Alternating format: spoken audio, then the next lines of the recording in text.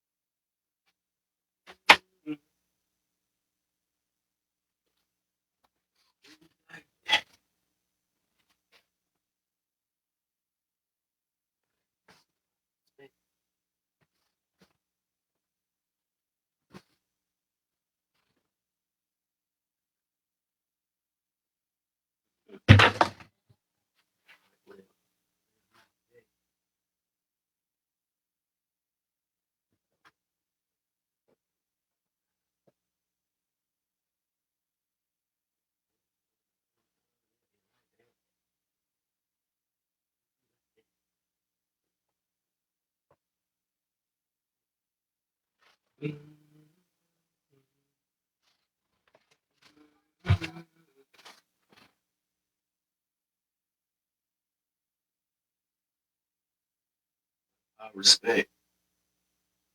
Excuse me.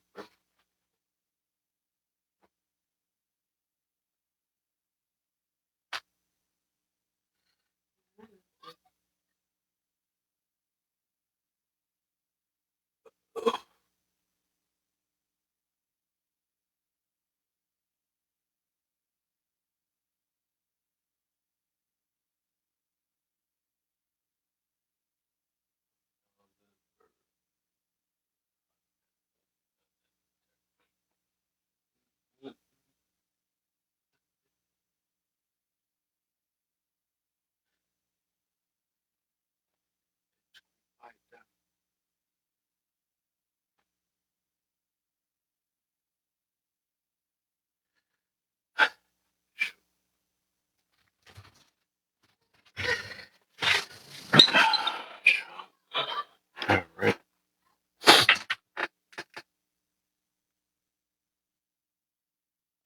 Uh,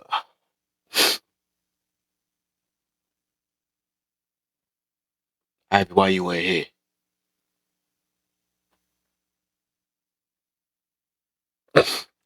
It's the deal, Jen in the building. We're doing a rerun. We're doing a couple reruns. Running this topic back again. Maybe get into a crowd. Women are being more masculine and men are becoming more feminine nowadays. Ain't that something? The roles are reversed. Boy, Usher said we trading places now.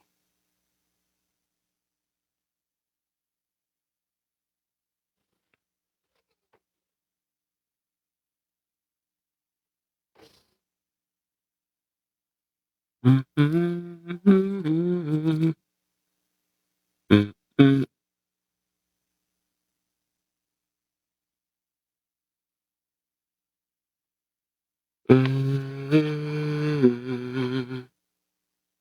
Mm-hmm. More power, respect. It's a lot of that. Uh-huh. That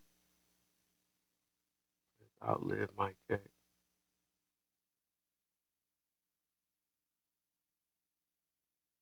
None of them dogs getting bird. If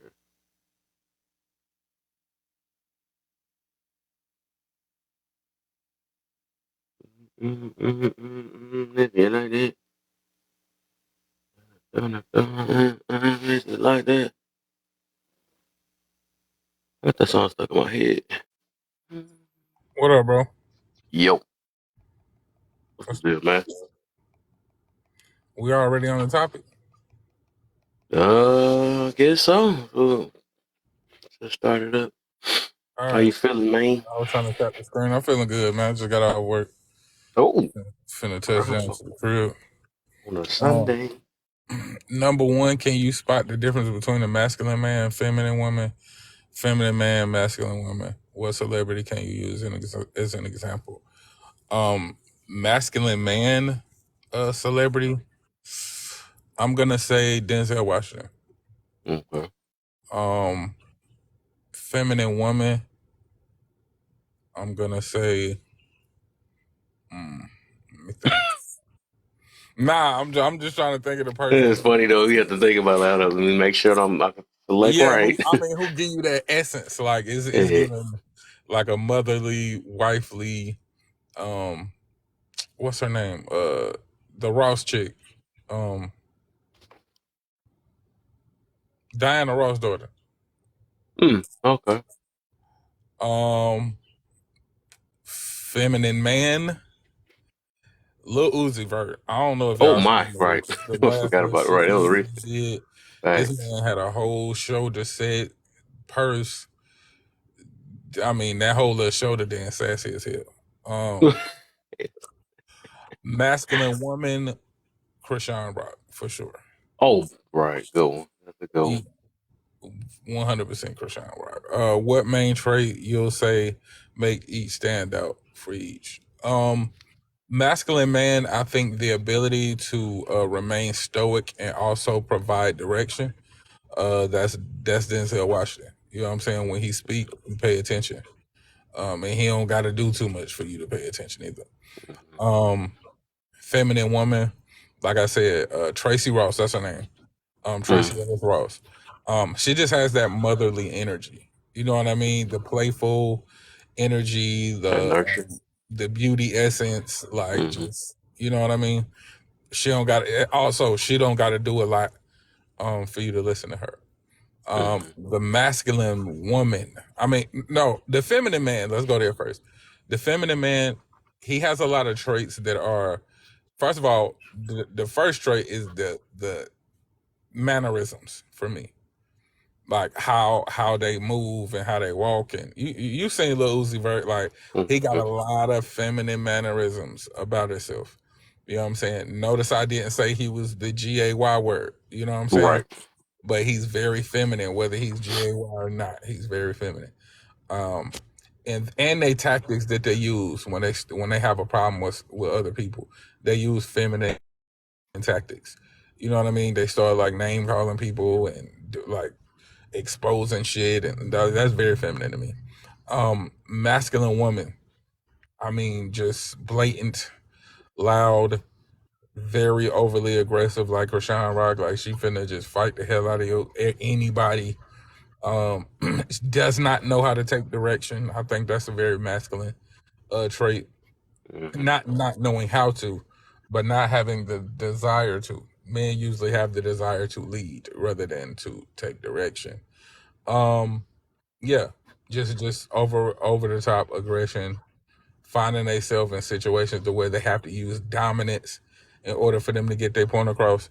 Like the opposite of Tracy Ellis Ross, I've never seen her have to use dominance. You know what I mean? Like Mm-hmm. dominate another woman to get her to understand her point. That's just weird. Number two is masculine and feminine, natural or constructed or conditioned. It's very natural. I do feel like there's a constructed or conditioned perception of it, and that's typically where people go wrong. People have a perception of masculine, a perception of feminine, and because of that, they like they either overdo it or they don't understand the true essence behind it. You know what I mean? Mm-hmm. And they just doing that just so they look masculine or they look feminine. And we can tell. We can tell when you're trying to be feminine and you're not. We can tell when you're trying to be masculine and you're not. And 9 times out of 10, a person will call you out straight to your face. Do you believe opposites attract? I believe, yeah, I definitely believe opposites attract. Did you Because do the number two? yeah, that was number two. Is masculine and feminine, natural or constructed? That was the last thing that I just was talking about. Oh I think dang. it is, I think it's natural, but I feel like the way people operate inside of it is constructed. If that makes sense. Like, Mm-hmm. Charleston White had this interview where he was talking about how the natural essence, feminine energy of a woman, just calls you to be calm. You know what I mean? Like, Mm-hmm. even if you was the thuggish dude, you got your pants sagging and shit. When a woman is Right. present, you change your language up. You don't really cuss and spit and all that in front of women. You ain't sagging your pants. You will pull your pants up. You know what I'm saying? Mm-hmm. When you're around a woman with natural feminine energy. Same thing with a dude with masculine energy. The men typically know that real masculine energy and they won't test that too much. Versus a person who's trying to act like they masculine, we gonna test that shit because I want to see if you really what you saying you trying to project you are. You know what I'm saying? Mm-hmm. But yeah. But number 3, do you believe opposites attract? Yeah, I definitely believe opposites attract. That's how balance works. Right. Mm-hmm. So negative balance is positive and vice versa. So to give you like a real world example is people who are not so good with finances, they typically pair well with people who are if they will allow them to control the finances or dictate the finances. You know what I mean? So I feel like opposites only attract when you're honest with yourself about who you really are. I think people be a lot more similar than they would like to agree they are. And then again, people be more opposite than they would like to agree they are. And because they're not honest about it, they don't attract the right people. Mm-hmm. Um, can a feminine man turn masculine with a wife? Can a masculine woman turn feminine with a husband? I believe that it is very, very, very rare. Mm-hmm. But I feel like there is a slight possibility. I'd say it's more of a possibility that a feminine man can turn masculine than a masculine woman will turn feminine, right? And that's not my bias. That's just how society constructs it, right? Right. So a feminine man, when he gets a wife, due to how society constructs that he will be or accepts him to be with a wife as well as the wife typically is going to hold him to masculine standards. That's just how that goes. On Mm-hmm. the very, very, very, very small off chance that she accepts his feminine ways and she doesn't address it at all, which that's Mm-hmm. typically not what's going to happen. But a man is more likely to accept a masculine woman than a woman is to accept a feminine man. If that makes sense. And because of that, like I said, uh, masculinity is so dominant that the recessive energy would be feminine. So if you're practicing masculine energy every day, all day, in all of your relationships, the likelihood that you're going to just all of a sudden revert to the recessive energy is highly unlikely. You're more than likely going to remain in your masculine energy until you lose said person. Mm-hmm. Um, Women are becoming more masculine, men are becoming more feminine. I disagree with that. I feel like women are say I don't want to sound biased. Um, but no, I won't be biased. What I'll say is this. You remember earlier when I said how we project those energies, feminine and masculine, our perception of them? I think we're operating more so inside of that. But I don't think that women are actually becoming masculine and men are actually becoming feminine. I feel like we're moving more so into the projection of it. But you'll find that women who we're saying are becoming more masculine, inside they don't really want to be masculine. If they had a chance, they'd fucking be feminine. They just don't know how to. Mm-hmm. And the same thing for a man. Inside, I don't think unless on either side they are, in that other community, that's something totally different. But hetero people, they more than likely want to operate in their assigned energy. Mm-hmm. If that makes sense. Um, but hey man, y'all need to be tapping the screen, man, and bring y'all flat booty asses up here, boys, so y'all can answer these questions, man. That'll be funny, my friend. Y'all in I here got a acting friend that be fine saying shit, boy. that. Millie, what's up? Miley in Hey, the babe. building. Hi, Kev. How are you What's the doing deal? tonight? Nothing much. Just chilling. I'm finished trying to finish up this documentation so I can go home. So I just decided to listen to you and check you out while I finish doing this. Bud show. I like your topic. I always like your topics, Kev. You got people thinking instead of just up here using the mindless part of their mind to have a conversation. They said they want to argue around here. That's why all the other rooms are so stacked up. Right. You know? What drama? What tea we gonna get today? Yes. It is what it So is, though. I want to answer your question, right? I know Ben was saying that he feels like we're kind of projecting in that way, progressing like towards that way, but he don't actually think that we are like that feminine and masculine. When I say this, I'm talking from our community. I'm talking maybe from my anecdotal experience growing up in the hood, and what I've seen. But I don't feel like necessarily um, when I think about what we consider what's masculine and what's feminine, right? I don't think necessarily, I just think people are talking about it more, but I don't think nothing has really changed about the actions, right? Um, when I was growing up, like just take my mom and dad, for instance, right? My mom worked 3 jobs, my dad worked 1 job, right? Mhm. Um, if we needed or wanted for anything, we would ask our mom. And I would never forget one Christmas when my mom had told us that she wasn't able to buy the things that we wanted, but we could Yeah. buy one thing, right? Me, my brother, and my sister, we understood that things were tight. My sister asked for a book. I asked for a new book bag. My brother asked for a wallet, right? And so we were fine with that. And we were children and we understood this. My dad, on the other hand, he was upset because he didn't get the Bose speakers for his Mm-hmm. car that my mama asked for. Very immature, like very childlike, things like this. And I'm not saying this is all situations, right? I'm just saying that you had a certain group of men that were always masculine, right? And they always took care of business. And then you had a certain set of men that wanted to be taken care of, and that's what they set in, right? And then you had a certain group of women that did the taking care of, um, and they worked and they did all of these things, right? And I think those are the ones that told their daughters to make sure you were independent, make sure that you had your own things like that. And then you had your very feminine women, right? Who did not have to work, or, they could sit in their feminine energy and whatnot. So I think we always had these groups.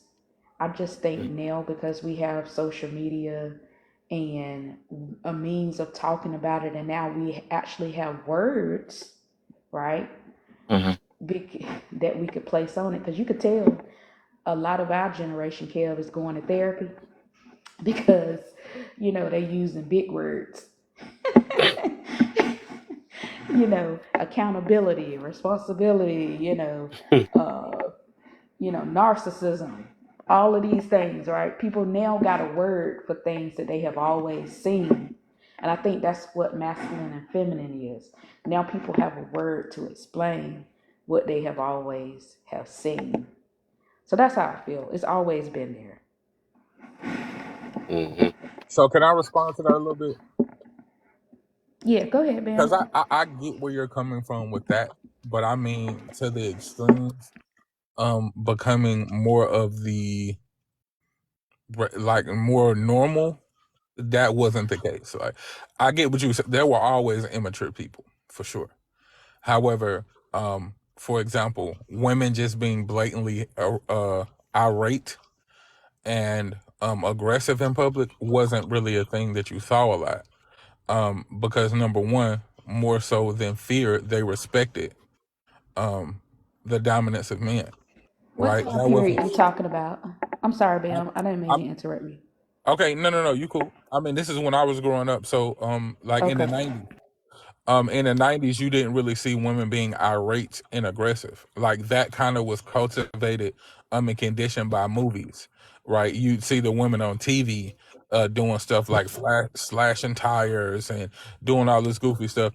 And women, you didn't see women in real life actually doing that. Not at this level. Now it's become socially normal and socially regularized. Um, regulated, that women operate this way. Like, I remember when Waiting to Exhale came out. That was insane. The story came out about Left Eye, what she did. That was insane. Now that's a regular Tuesday. Somebody setting somebody clothes on fire, or that you might get that recorded in the projects tomorrow. A woman seeing that a man did something that she didn't like, and she set up his clothes on fire, bleach his clothes, try to fight him. You ain't see that shit.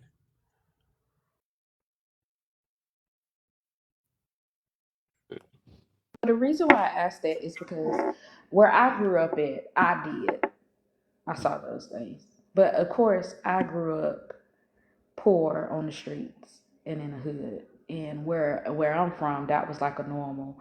Boys fought boys, girls fought girls, girls and boys fought each other. Like that was a thing. Like like the whole the whole thing of women walking out and being modest and things like that. We had hot pants and hoochie shirts. We used to, I don't know if you ever seen it, like where your little girls would like roll their t-shirt up and scoop it through the neck, the collar of their shirt, so it looked like like sort of like a bralette, like a crop top, whatever. Like, and this was 90s. This was like late 80s, And right? you got your ass toe up for doing that shit. Mess Well, around and be done forgot that you did that shit and go home with that and see if you don't get your ass go out in the 90s. See, now you can do it. yeah, You can buy the shirt as it is and wear it around. Back in the day, let one of your parents see you with that shit on, you getting your ass toe up. And that's what I mean. It right, wasn't socially normalized back then. right. Um, So Miss Yvette, she asked, why is masculine for a woman being self-sufficient? Well, they have these whole theories now on what are masculine traits and what are feminine traits. And so one of the things of a masculine trait is that whole thing of work ethic and things like that when it comes to that.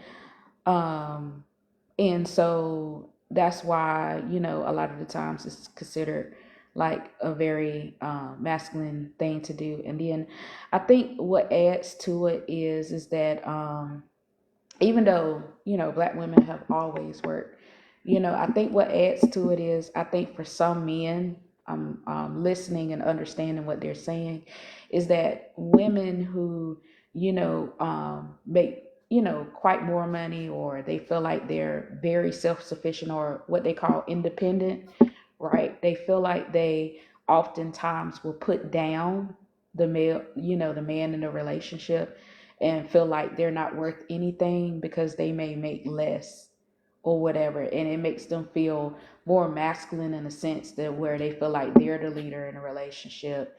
They the one that should be submitted to, things like that. So correct me if I'm wrong, Bam, but I think that's why, you know, a lot of the times they consider that more to be a masculine thing. Yeah, nah. It's like using it when you start using it as a qualifier as a woman. Like, that'll never be a qualifier for you, because if you have a man, he's not going to be waiting on you to provide for him. So using that as a qualifier in a relationship to a man is very masculine, because you don't have the responsibility of providing and protecting for me. So whoop de doo dah. I'm glad you're an adult, but at the end of the day, that's not going to affect me at all. Because if we be honest, most of those women, with that money and all of that, the assets that they acquired, they still don't present it as an option for the man to use. It's like, I got my own money, and then we get into a relationship, and now I'm gonna be like, okay, so we using that? No. She gonna look at you crazy as hell if you think, like, let's keep it 100. She gonna look at you crazy as hell if you think you finna act like you kind of count her money as a part of the house's money, or as a part of, you know what I'm saying, how we gonna operate. Hell no. She gonna say a wife ain't supposed to pay no bills. Exactly. Even though she making 50,000 Even if it's $40,000-$50,000 a year, still that ain't attributed to the household or to our survival. So like what is it for us to care about? And I know we have these TikTok streets and what we say on these TikTok streets, right? But do we really see that actualized in real life? You know how we'll say certain things, right? When we're in conversations and around people, but do we actually do that? Like the women that say that, right? Do they actually not contribute their check to the household? Do they not pay a bill, even though they may say, I don't want to do that, my money is my money? They just spewing this on the internet, right? Or do they actually do this in real Nah, life? that was in real life for me. That's why I've been single for 3 years. And I'm just being Not honest. only not only so them doing it and feeling it in real life is opposite or different than them actually being able to. So a lot of times you hear these women say this stuff on the internet, but how you see it translate in real life is they secretly hold resentment for their man because they can't do it. So they promoting this because that's what they would like to do, and they feel like it's okay to function that way. But because they can't, and they man like, look, we got to get this done. They'll go ahead and help him pay bills, but they gonna resent him the whole time, and they gonna treat him like they resent him, whether it's conscious or subconscious. So this is my question, Bam, and Spoken Truth, right? Because I know Spoken Truth said that he's seen it, right? And so my whole thing is because I'm all about perspectives, right? Um, because you may feel a certain way about yourself, right? You may displace that onto other people. Would you say that a little bit of that is actually some women doing that, saying that, and feeling that way, or do you feel like sometimes in some people, right, they just may be displacing their insecurities on how they feel about themselves onto other people? I'll answer that first. Nah, I don't can slightly be about an insecurity, but I think what it is more so is they are presenting the part of them that would like to indulge um in very selfish um kind of mindsets, right? So I'll give you this example. I'm a man. Now, if I have a woman. Now, if I were out here promoting everything um that I desire and that didn't match up, right?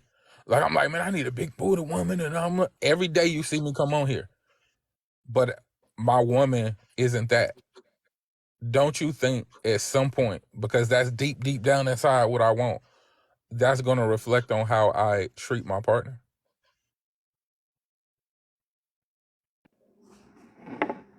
I mean, it's possible, but people have wants, right? But it's Possible. not this. It's possible. It's way possible because I see people settle all the time in relationships because either one, the person was conveniently there at a time when they were ready to be in a relationship, right? I've seen, and they're not actually the person that they dreamed about, or they're not actually the person that's good for them, right? And so later on in this relationship, whether they get married or whatever, and I'm not saying this to a very specific gender. I'm talking about this can be a man or a woman, right? You'll see that internally, maybe consciously, they have not projected it yet, like consciously in their mind to be aware that I'm doing this because I really don't like this person because it was not what I wanted.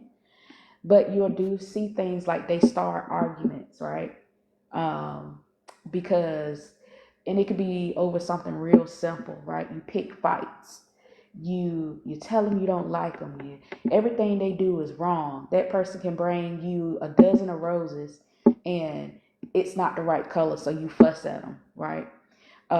She can come in and have you a warm bubble bath ready with maybe your second favorite dinner, which is chicken and potatoes, but it ain't steak and potatoes, so you piss, right?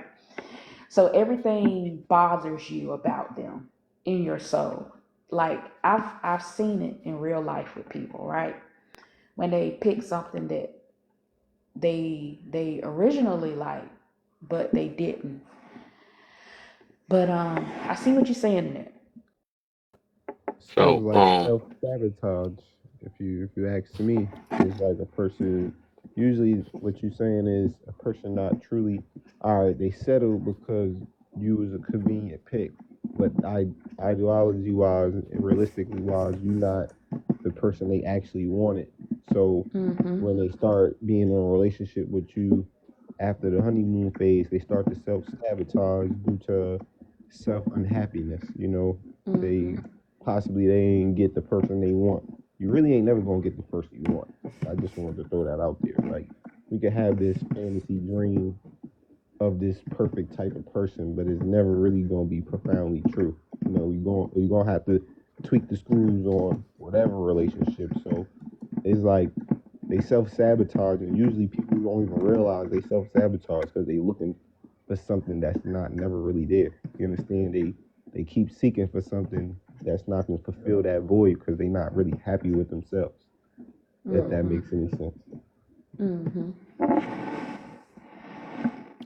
hey, I wanted to somebody was asking about the difference between, I guess they don't know. Some mentioned the traits are behind masculine and feminine energy, right?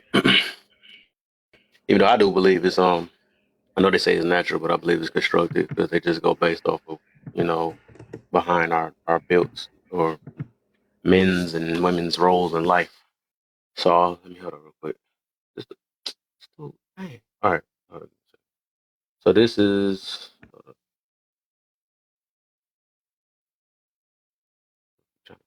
all right. So what's the phrase? So feminine energy, we got receptive, passive, contractive, intuitive, inward. Masculine, we got projective, active, giving, expansive, outward. Natural, feminine is unconditional love, stillness, understanding, flow, nurturing, radiance, tenderness, surrender, kindness, sensitive, intuitive, emotional, creative.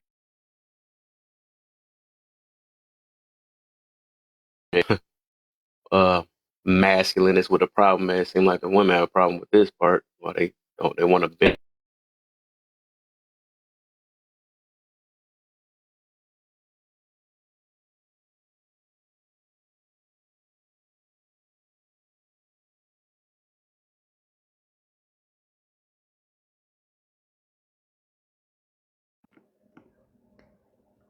Is it frozen? Are you still going, or is it just me?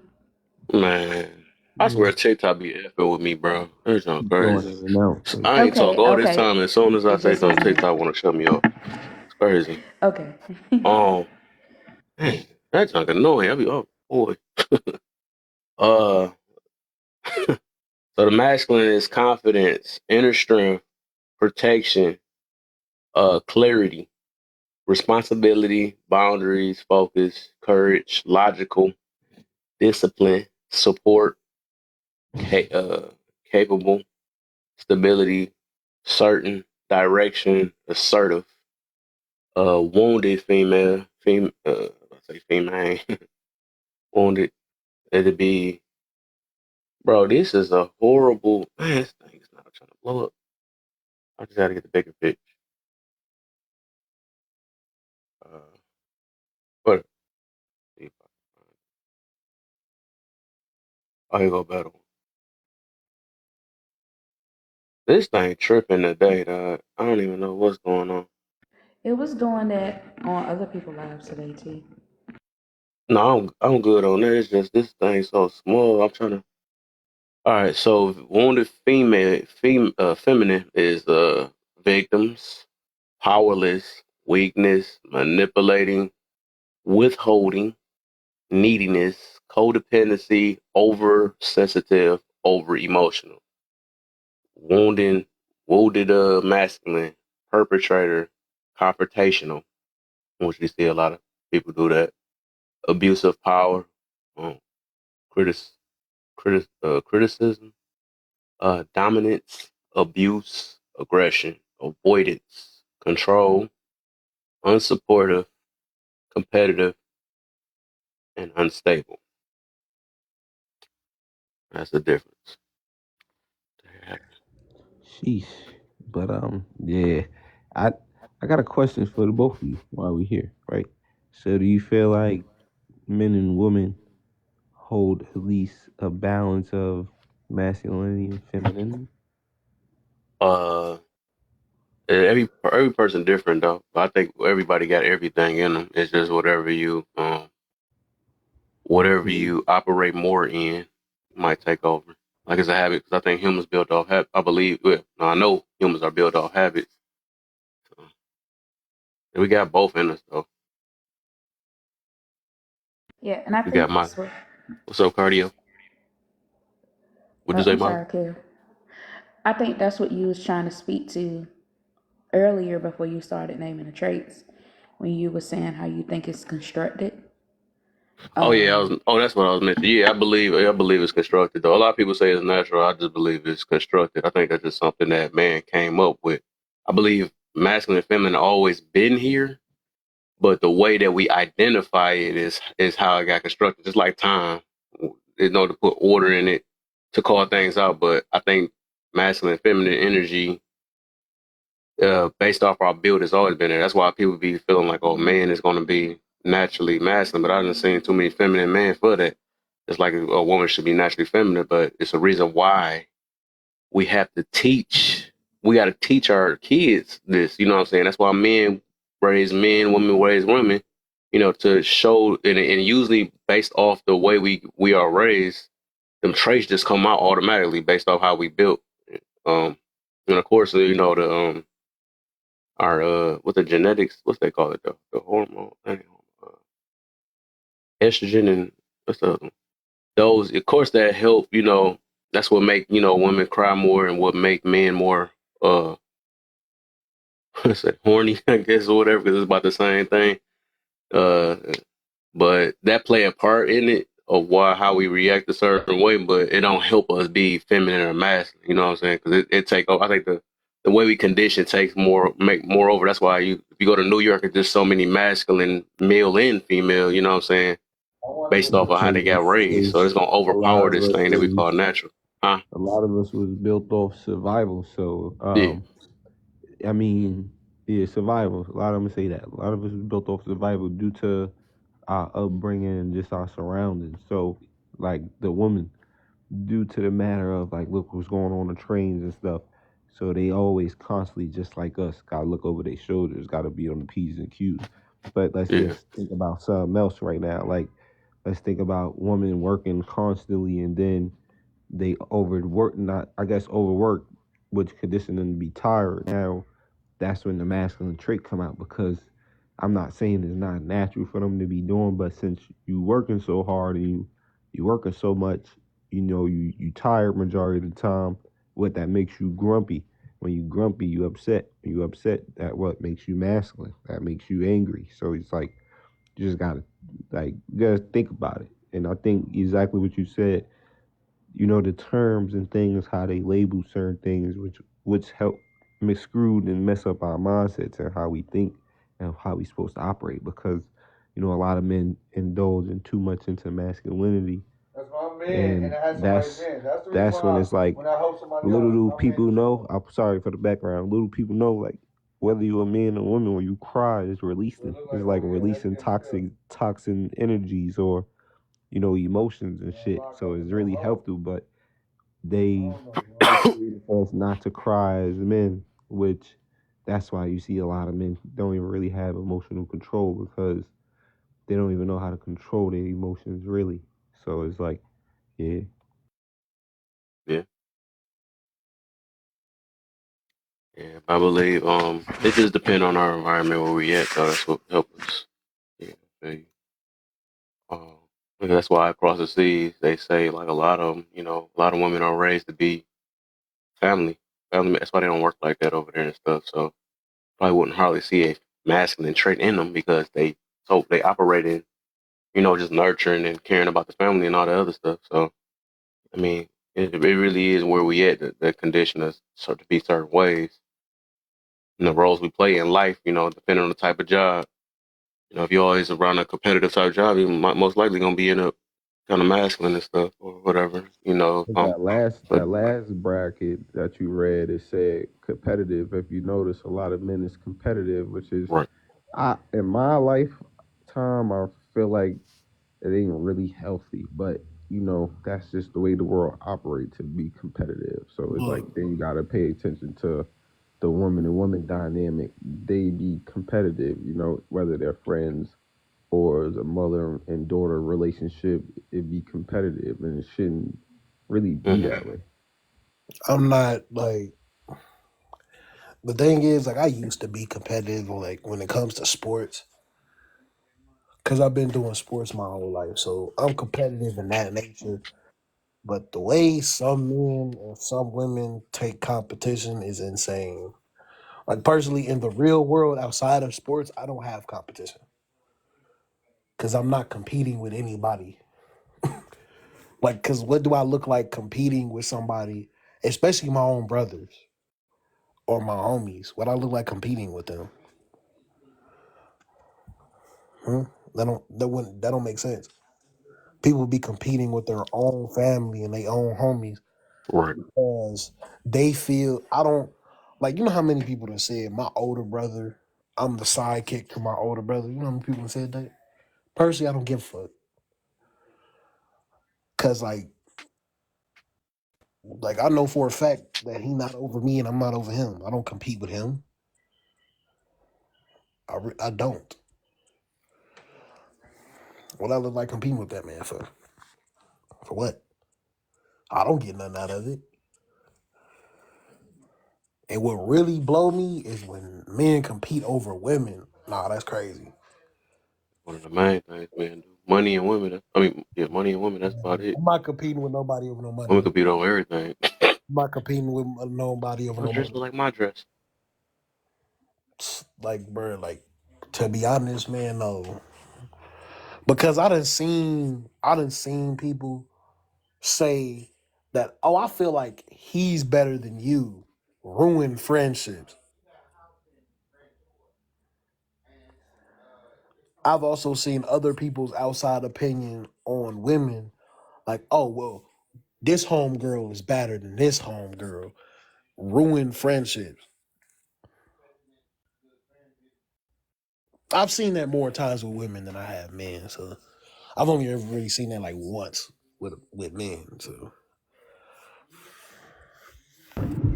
Well, this is how that divides women, right? I was speaking from a woman's perspective, right?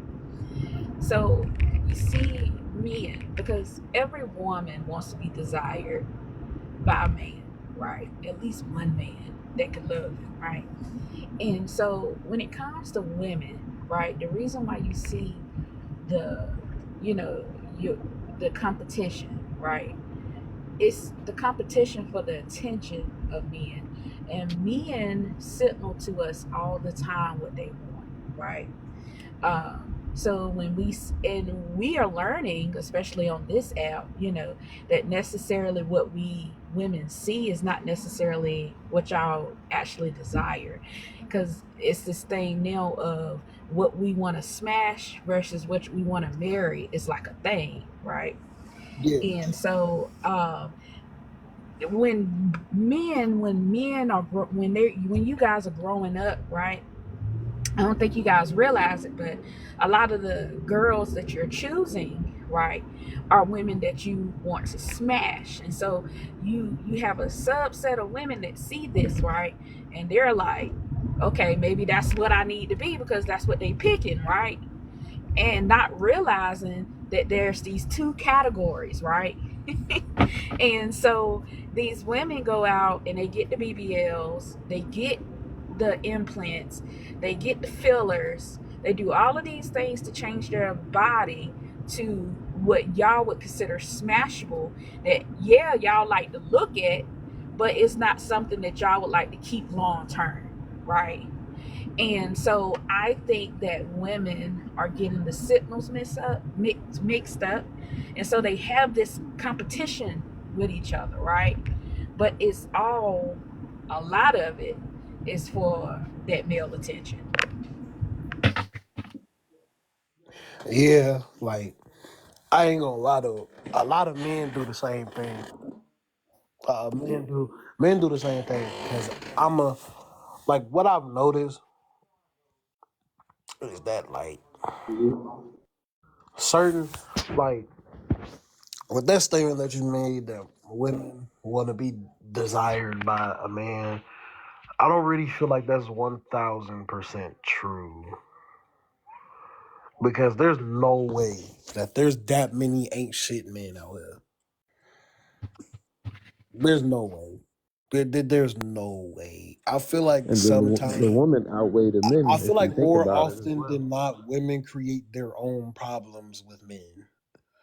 A lot of the problems that women complain about from men are usually caused by women. It may not have been you personally, but it was another woman that caused that. It could have been his mama. Hell, it could have been a woman he dated. It could have been somebody. I feel like vice But versa. but wouldn't that require him to do some self healing if Yeah, that's the I'm not case? saying that it don't. I'm not saying that it don't. But like my thing is like this. Like I've only ever been I've been on the planet for that long. I've But been on hold here on, yo, long. can I say something right quick? So, all Yeah. right, but with that theory, right? You can't you say that for women when they see guys with muscles or they dressed in Gucci and designer and stuff. You could say the same thing. You feel what I'm saying? So Yeah. it's like a But I was contradiction. like this no, I said vice versa after that. I don't know if you heard me say that, but I remember saying that. But thing is like now everybody goes through heartbreak, but there are too many people out here that's going through multiple of them. That don't make sense. That's not making sense. One is more than enough. Okay, one is more than enough. But But here's the but also here's the thing though, right? We already know that there are more women, right, than there are men, right? who So told you that? in the black community, No, there are more black. women, So if we're including Africa and other forms of blackness, there are more men than women, and there are more men than women on the planet. Maybe in the U.S. there are more women than men, which is true. There are more women than men in the U.S. yeah. Globally, there are more men than Hmm. women. Well, I'm just talking about here in the United States, right? The 13% that are considered black or African American that check that box, right? There are more men than there are women, right? Women outnumber men 3 to 5, right? So I have heard, even on this app, right, I have heard on this app, even from men, how they have fumbled the ball with multiple women, right? And I'm like, dang, y'all knew y'all had like good women, and I have been in a live, and I have, seen the little videos scrolling through of people that I frequent and see, right? And it's amongst the guys, and they're talking, yeah, I done fumbled the ball like 2 or 3 times, and they like, kind of giggling about it and laughing about it, and saying that they had some good girls that they, messed up. They didn't see their worth. But I rarely see, and I know it's women out there that say they messed up with a good guy, right? But I don't see this mass amount of women saying that they fumbled the ball with a good Right. guy. Like a lot of the The times, reason it's why like is because they're I've looking Because for noticed. them. that's Oh my bad. because they not The really Oh, they reason never why will. self-aware. A lot the of them. reason why that's the case is because I've noticed this in my lifetime. Women are a lot less honest with themselves than men are. Women prefer lying to themselves. Because I've seen stories. I've They don't even seen hold themselves accountable. You think they gonna now I've admit that they seen I've fumbled? seen women fumble. I've seen like this is the reason why I stopped having women as friends because it was this. Like my last homegirl that I ever had in my life made me damn near hate women. Like like having female friends will make you hate women. And this is the reason why. This woman would complain to me every fucking day about men she deal with. Talk about this man ain't shit. He don't do shit but cheat on me, this, that. But go back with the same dude like 30, 100 million times. And she would describe to me in detail. She has a whole list on her notes about her dream man. And then like her other boy best friend that she had, I looked at him. I took an honest look at him and I'm like, and then I looked at her list. I'm like, bitch, this is the nigga you talking about. The nigga you have in the friend zone right now is the nigga you are speaking of as your dream man. Bitch, if you don't open your eyes, how can I say that you don't? This man has everything you asked for, and I know this man like you. I know this man like you because he obviously has to. Because I hate your ass, and I don't even want to deal with you. I don't even want to deal with you. Like I know he because as much shit as you done told, as much shit that you done put on this man's life, I know for a fact he gotta love you. Man, give that man a chance, man. And then and then I'll be sitting up there wondering like, and then by the time she realized that he didn't even like her no more. He moved on. By the time she realized that he done moved on, that man had kids by the end. That man that got married and all that shit. Well, I could speak. I could speak. Well, first off, let me say this before I could speak to that. A little while ago, you said that a lot of the times when men, do what they do, right, it's because of some female in their life, right, that has made them upset, whether it's their mother, it could have been a previous girlfriend, it could have been them, right? And so to me, that says I'm not taking accountability, right, over my actions. And that my actions are okay because someone else made me feel a certain way, right? And so, just as in this situation, you said that this, a girl that she kept going back to a situation that she said that she didn't like, right? And then in this situation, right, you had one that she basically fumbled the ball, she messed it up, right? Because you couldn't understand because this man was supposed to have everything that you wanted, right? And I can say this to that because I see men and women make this mistake, right? A lot of men and women, when it comes to dating and relationships, they have desires and they have wants, but they don't necessarily know what they need from another person, right? Until they get into it, right? Until they get into a relationship, they realize that what they thought they wanted was not what they exactly needed. Like one of the things I hear when coming from men on the app is that they desire a lot of smicks, right? But it's not really the smicks that you're desiring that you need, right? You desire it, but it's not the need. The need is that you seek intimacy, right? And specs allowed you to feel vulnerability, right? And so you need to look for other ways of intimacy, right?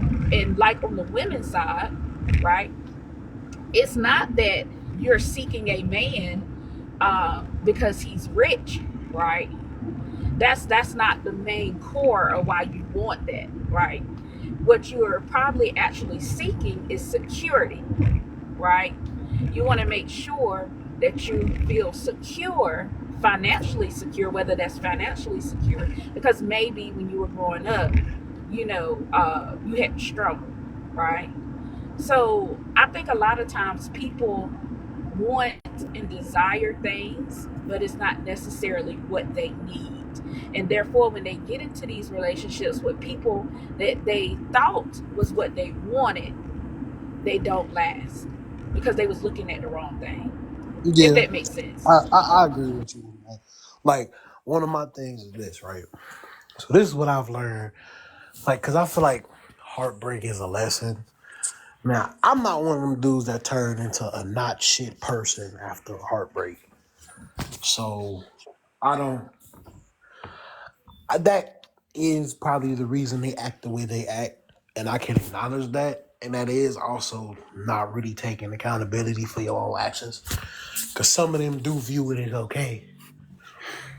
But like what I learned is that like I only really had as much love as I gave that woman. I only had that one time. I can't really like. I just learned to just be by myself. So I'm really choosing to be by myself because after that, all I can really see in people is their flaws. I can't really see because the bad always outweighs the good with people now. So there's no point in getting into relationships anymore.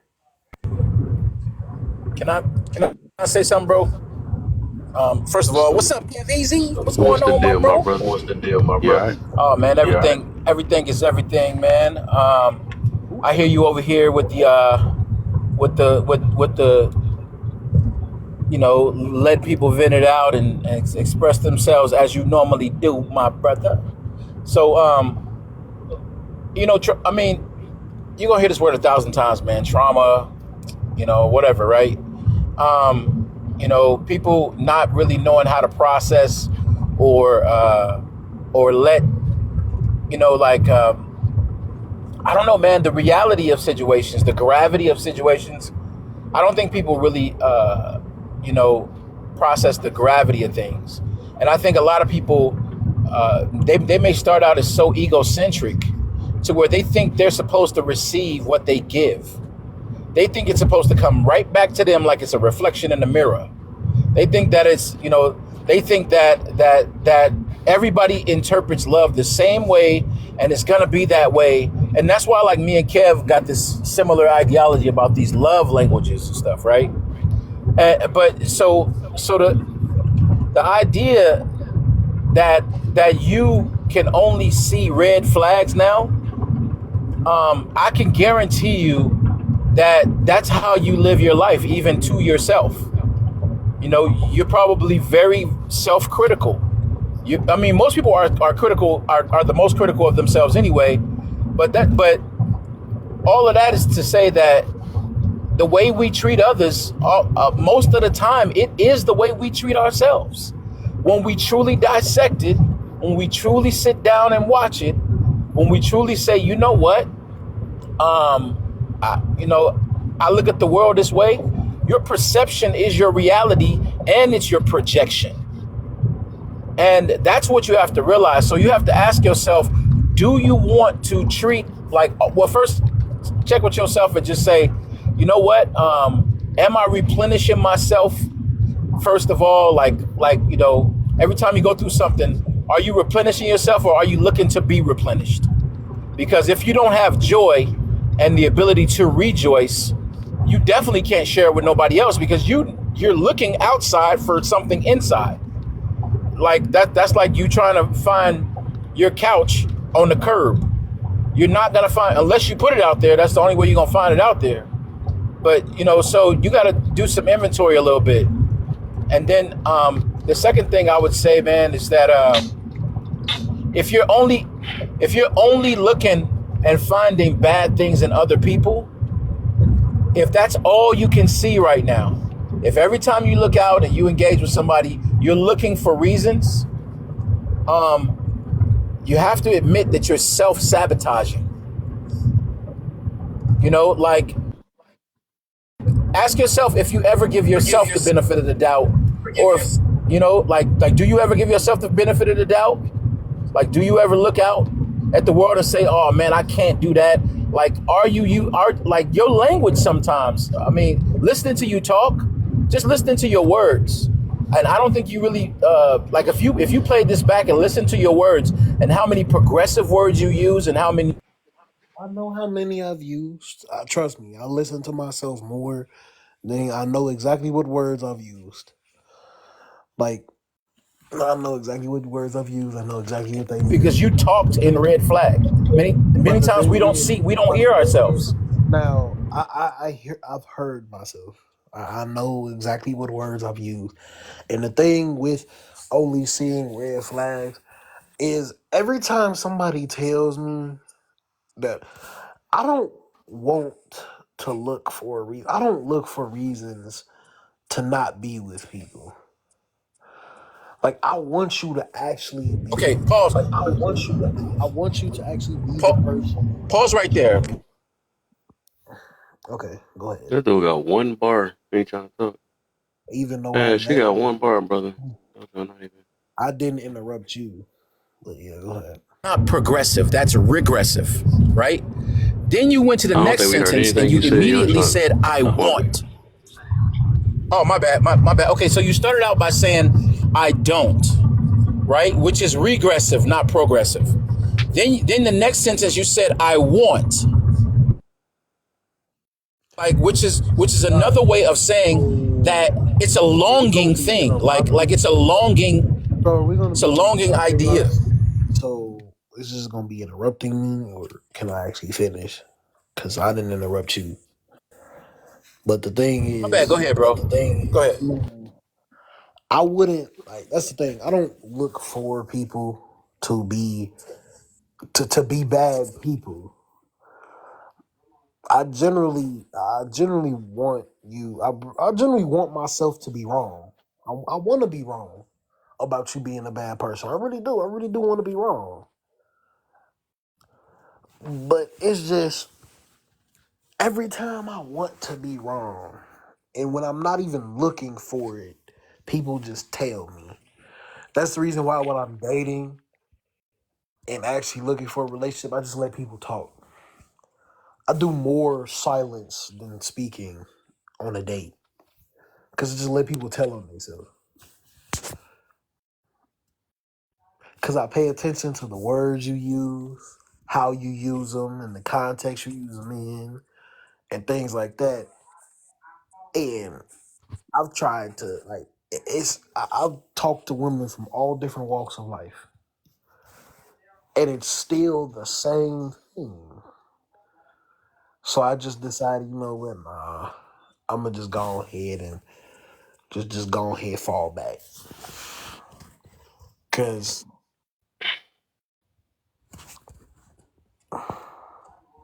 they say you attract what you are, but I'm the type of person that can honestly look at my. I have a whole notes list of things that are flaws that I have. So I know the flaws that I have. And none of those match the people that I'm with or that I talk to because they don't know how to take accountability for their actions. They think that everything that they do bad to people is okay, and they like to lie to themselves.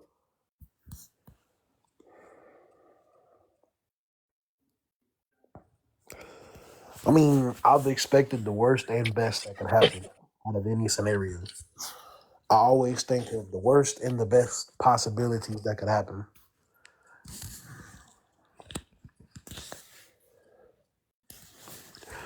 So when I see a person, I think of what's the best that could come of this and what's the worst that could come of this.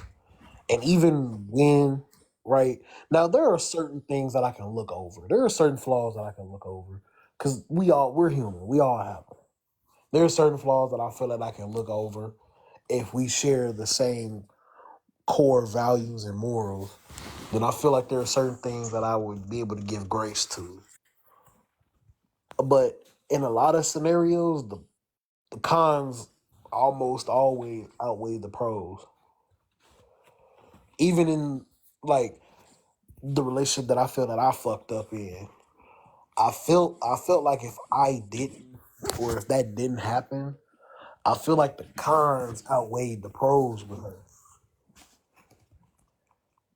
Now that I actually look at it,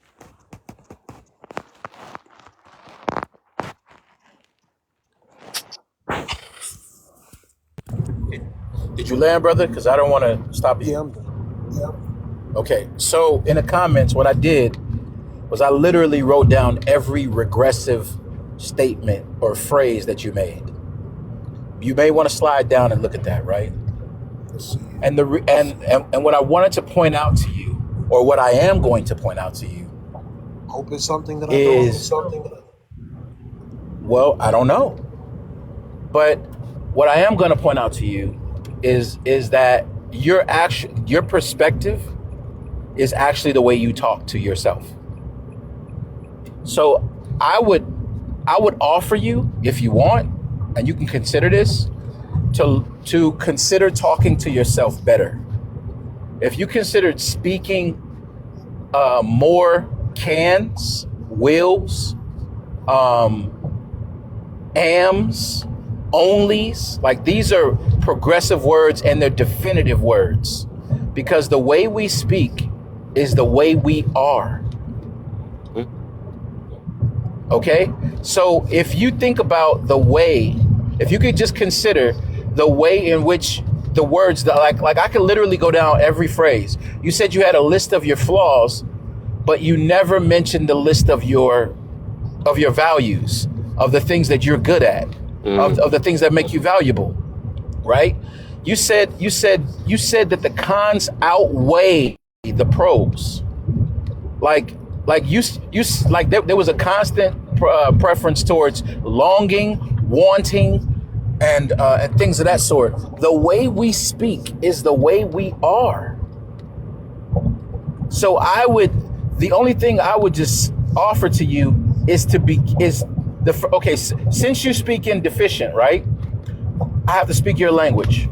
Remove the couldn't, the wouldn't, the want, the can't, the don't. If you can remove these certain words from your vocabulary, your life is going to change. I can 100% guarantee you that. I said couldn't, wouldn't, can't, don't, won't, and then add only, am, will, working, building. Like add these words to your vocabulary. I couldn't listen to you no more. You see what I'm saying? Yeah, I guess he couldn't. And not today. I need to embrace this. I mean, well, our language, man. Our language is the building blocks of our perception. I always tell people I'm big on wording. It's the building blocks. I could tell when a person is trying to change. If a person's trying to become better, all that based off how they words, man. Yeah. And I offered it to him, and I asked him if he wanted it, and he never responded. But I hope that he received some of it, right? Because I said, if I can offer it, can I offer it? And he never responded. I asked the question. And the reason why I asked that question was because I don't like sometimes people, I know some people aren't ready to change. They aren't ready to grow. They aren't ready for these things, right? But I can't sit, and this is my deficiency right here, right? I have to feed you, but I can only water the seeds that are there. I'm a believer in watering seeds, not dirt. Some people want to water dirt and they think that something's going to happen. Nothing happens when you water dirt except for mud. So when I came here and I listened and I just kept listening, and I said, why is this guy, like, it was irking me some to hear him speaking in a way. And then when he came to the conclusion of what he was saying, I only see red flags. I said, this makes total sense. He gave himself all the answers. I said, so let me, sometimes we have to think backwards to go forward. If you want to find your way, happiness is the place you start. That's not the place you finish. Happiness is not something that you have to go out and find. It's something you have to go home to. You have to begin with it and then say, you know what? I can work that problem backwards. You know, like, I mean, I learned from mentors that if you start your day with completing things, you're gonna ultimately you'll finish your day with completing things. That's like what happens to most people. That's why one of the first things I teach my son is, hey, make your bed. Make your bed, do some push-ups. You know what I'm saying? Make your bed, do some push-ups, do some sit-ups. Okay, you can't do that, you tired? Okay. As soon as you brush your teeth, I need you to grab those little 5 pounds, those 10-pound dumbbells, make your bed, do your push-ups, do your sit-ups, or grab those 5 or 10-pound dumbbells. Don't just sit in front of the TV without grabbing without grabbing that dumbbell. Like, you know what I'm saying? Like, it's because I'm trying to get him, like, the more you do, the more you'll be. And the more you do, the more you do. People don't just, life ain't a lottery ticket. It ain't a scratcher either. You don't become something suddenly. In most cases, we don't become anything suddenly. We become the accumulation, and most people don't like that. Some people don't like to hear that. Life is an addition. It's not multiplication. If you add up all your life and all the positive things, pretty much you're gonna tell yourself where you're gonna go. If you just add it up. It's like you read 5 pages a day, you'll probably finish a 500 page book in about 100 days. It's just adding it up. You know, so I wanted to really speak life into him, and I wanted to, I tried to speak life into him. You know, I did speak life into him. You know, it's a correction of my own.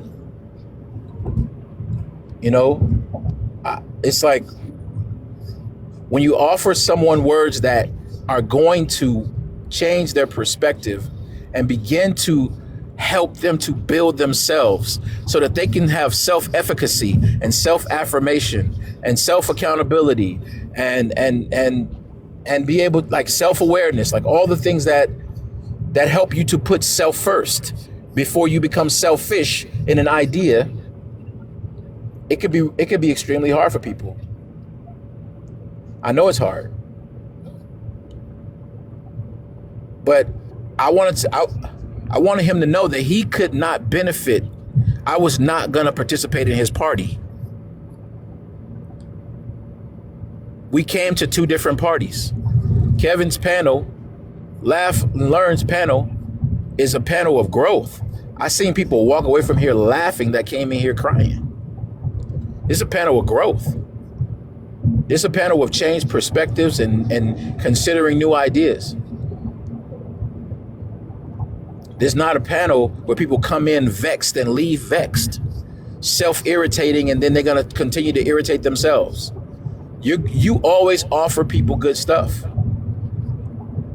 You say, hey, man, I ain't trying to change you, but this is what I offer you, or consider this, or think about it this way.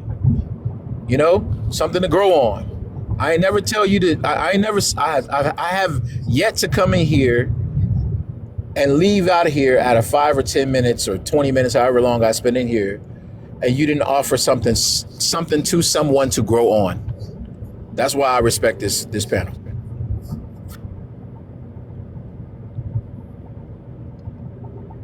Oh, yeah, man. Appreciate it. Yeah, it's sad that he had to go, and I hope he's in the comments reading his words that I wrote down, because those weren't my words; those were his words. And I hope,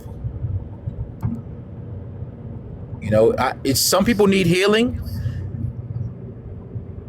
I don't think he's one of them. I don't think he needs to heal. I think he needs guidance. Right. Hey, Kev, can I Because say I don't it think. before you go? What you got, mother? I'm sorry, hashtag. I just want to say to hashtags that everything, I agree with everything he said, but it's just one little thing that I have to disagree with him on. And that is the fact that he said all of that in 8 and did not sing it. Like, He He said spoke what? that He you said wouldn't what? expect it. He said what? I missed Um, that. I missed that. I'm sorry. I said the only thing that I didn't like about what you said was that you didn't sing it while Wow. you was while you was saying. Oh, but when I said you hashtag, I had some of the same thoughts, but I felt like as a woman, if I would have said that, considering already how he was viewing, women that he have come across, I felt like he would have been on the defense. So I just left it alone. I'm so glad you came up and said the things that you said, because sometimes it takes a man to talk to another man, right? Or to a boy, to get it across. But you ate with that. I loved everything you said. So, yum, yum, yum. Yeah, I just, I mean, I really hope he seeks mentorship and guidance from someone. I really do. I think that would benefit him because, in all honesty, I didn't hear hurt. I didn't hear hurt. I think he thinks that he got hurt. I don't think he got hurt. I think he had a dose of reality, but I don't think he got hurt. I don't think he's a hurt person going around here hurting, and I'm hurting. I don't think that's what's like. I didn't hear hurt because I didn't hear him.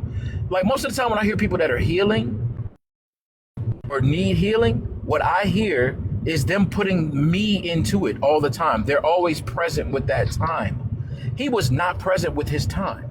He was very removed from what happened to him. He was very removed. It was something he could just, he was spurring it off like it was a rap in his notebook. It wasn't no, you know what I'm saying? It wasn't no attachment to that. He wasn't hurting. If y'all heard hurt, I'm sorry, but I didn't hear any hurt from him. What I heard was him deciding, like he decided to be pessimistic. You got to understand that, you know what? Like, okay, imagine you break a leg, right? You break a leg, and then you heal the leg, but you heal the leg and it's crooked. Your leg ain't broke no more. It's crooked. So what has to happen?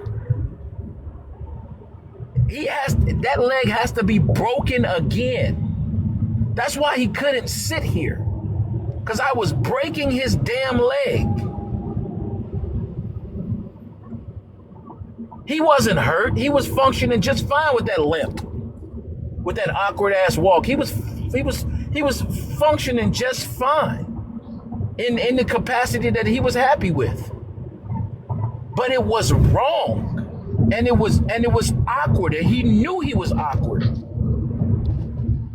If a doc, it's kind of this thing to where you get comfortable sitting on a nail because it's your favorite chair. It was a story about a dog who had a favorite spot on the porch, and the owner noticed that the board kept curling because the dog was getting fat. So the owner decided one day to pull up the plank that was on the porch. When he pulled it up, his nails there, obviously, right? And he told the dog beat him to the porch, sat down in the spot on the damn nails. And the dog was just sitting there on the nails because it was his favorite spot. And the owner said, and the man's friend came to visit him the next day. He said, "Man, why your dog sitting there howling?" He said, "Because his dumbass won't get up."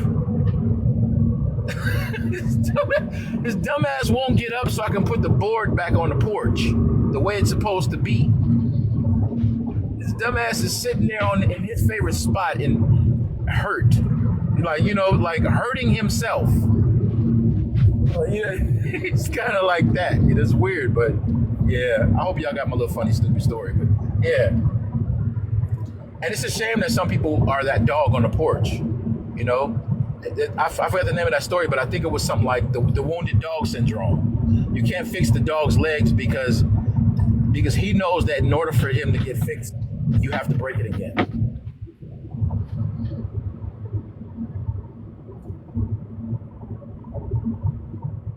It grew wrong, you know, and that's okay. He just grew wrong. I mean, shit. I'm an amateur gardener. I had to cut limbs. That's out of the bundle all the time. You growing wrong. It's okay. Just gotta grow right. You need somebody to trim his damn hedges. That's all. We all need that sometimes. Shit, I need that. I be talking to older, more experienced men and women. They be trimming my hedges all the damn time. But I'm not afraid of it though. I know I'm gonna grow right. What part of growth is scary for you, Kev? Has there ever been an uncomfortable growth for you, bro?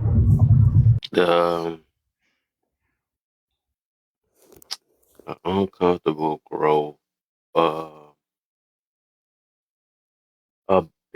Being putting my ego to the side. Probably one of my biggest ones. I ain't feel right. I never liked that feeling of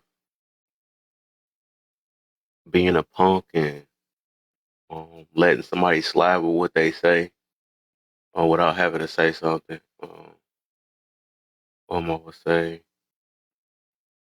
And then it was also going against me at the same time too. But I think when I realized like what is this stuff really for and what I'm gonna get myself into if I keep focusing on that.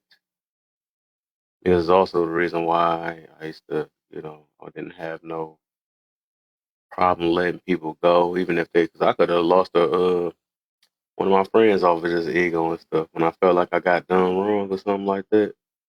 And uh, I'm like, bro, man, I would literally not talk to you. But I was always that weak person where if, not weak like that, but if somebody did say something, I'd probably be back. So I knew I had at least a heart in me, So, yeah, I was that type, like, sure, as long as I ain't saying nothing to you, I can live without you type situation and stuff. But a good thing my friend was a bigger person some of the time. Because, yeah, that's one of my things. And I think, like, my whole family kind of like that. That's the reason why a lot of them get into it with each other because of that ego and pride. And that's something, I think I work on that. Even. Well, it depends on the areas. It ain't as bad, but um, I would say it was one of the most uncomfortable because I felt like there was something missing. Like, I could let something get away with that, or gotta, I feel like I had to prove myself and all the other stuff. So I think that was one of the biggest things I had to kind of grow from. I would say, talking about healing. I guess healing, you would say, it's just, uh, hmm. I guess another one is the admit that some of these situations that I had got myself into, I had to be accountable for it, even if I didn't feel like it. That's another one. That was very uncomfortable, but it helped me heal from my situations and made me look at things differently. So I say that. How about you, NWA, man? It's uncomfortable growth, bro. Dealing with coworkers that I dislike.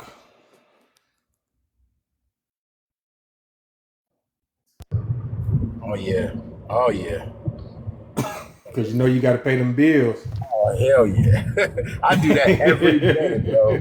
I do that every single day, man. Like, I'm sometimes on the phone, sometimes, you know what I'm saying? Everything. Yeah, it's a trip, especially as I get older, because my mind doesn't. I don't see things. It's so many different. The world changes, or it just starts to evolve, and as you get older, as I get older, the younger generation comes in, and with the younger generation, see, I make pizza, And I work at Domino's, and with the younger generation coming in, you got so many different personalities. And with the different personalities, you got so many different, and how the world is, just what the world is dealing with these. And I can't say youngsters, but I mean, because, you know, I'm so much older than them and I got to do so much supervising, is dealing with so many different personalities in these youngsters nowadays. And so it's just, you know, it's difficult because you got to not cater to them, but in a sense, you don't want to see nobody hurt out there on the street, you know, because unless somebody does something that's just out of line, just straight out of line to where they say, you know what, you can't work here no more, you got to go. Then it's like, you know what, I know you got bills to pay. There's some kind of way you got to deal through this, some kind of way you got to deal with this. Dealing with customer service, period. You know, everybody's done it in life. So it's just dealing with it. So it's challenging at the same time. I guess it's, you know, it's just, yeah, it's challenging. And then it has to do with me not doing what I was supposed to, what I said I was going to do growing up. You know, that's why I'm still in the same business I am. But, you know, it's got to work with what I got. But I'm blessed to have the job, though. You know what I mean? I hear you, bro. I hear you. I'll give you one before I hit Millie, because I know Millie got a good one. This was an uncomfortable, and this is simple, right? I think it was simple for a lot of, I think this might sound simple to a lot of people, but an uncomfortable growth for me was reading and following instructions. That was some uncomfortable shit. I'm gonna be honest. Like, I promise you, I used to look at the boxes of things that I would buy and just put the shit together like I thought it should go. And then I started reading the instructions. One day I put some shit and I could not get this damn desk together. I was putting it together. I could not get the desk together. It was horrible. And I felt just so incompetent. I was like, man, this is stupid. This is stupid. I wanted to wreck the new shit I had just bought. I wanted to wreck it. You know what I'm saying? I wanted to tear it down, bro. But I could not get it to get together like the picture. And I just finally picked up the damn instructions. Actually, my wife said, why don't you just read the instructions? And that really pissed me off. And I just took a deep breath and I grabbed the instructions and I started reading it. It was an uncomfortable growth, man. But that growth allows me to lead better because I'm willing to follow instructions, if that makes sense.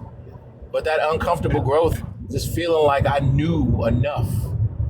Like sometimes you just don't know enough. You got to follow somebody else's instructions. You know, you gotta just follow somebody else's lead or instructions or somebody else's idea. You got to do it. Just humble down and do it. So it saved me in a lot of situations. I don't think if I hadn't got that lesson, and I had, you know, that was one of those lessons that I think I had to keep relearning in different places. So go ahead, Millie. Uncomfortable growth. Go for it. Yeah, so my uncomfortable growth came with me when I learned through seeking therapy, right, as I became an adult, because I grew up in a poor Black neighborhood, you know, with organizations and all of that, basically the hood, right? And for me, my uncomfortable growth was when I went to therapy and I realized that everything that I thought was my personality and my character traits were all tools or resources that I used to survive, right? So what do I mean by that? So I was a yes person, right? Because growing up and being, you know, basically, I'm not for sure, Kylie. Sorry, I just got back to the house for my job. But, you know, growing up and being, you know, and being I'm trying to find the correct TikTok word for it. Like being hold on one second. So I had to whip that belt out. So I'm talking to let me see. So I'm about to change the topic again. I'm doing reruns. Reruns. Okay, I'm sorry. My little one, she's still up, and when she hears me on the phone or talking to anybody, all of a sudden now she has so much she wants to say to me. But anyways, like one of the things that I became was a yes person, right? I would always say yes to it. Whenever somebody asked me to do something, I would All you always gotta say yes. do it. And I just thought that maybe I was like this nice person, right? But it came from this need that when I was growing up and, being, beat or whatever, right? That I thought that it was a longing to be accepted, right?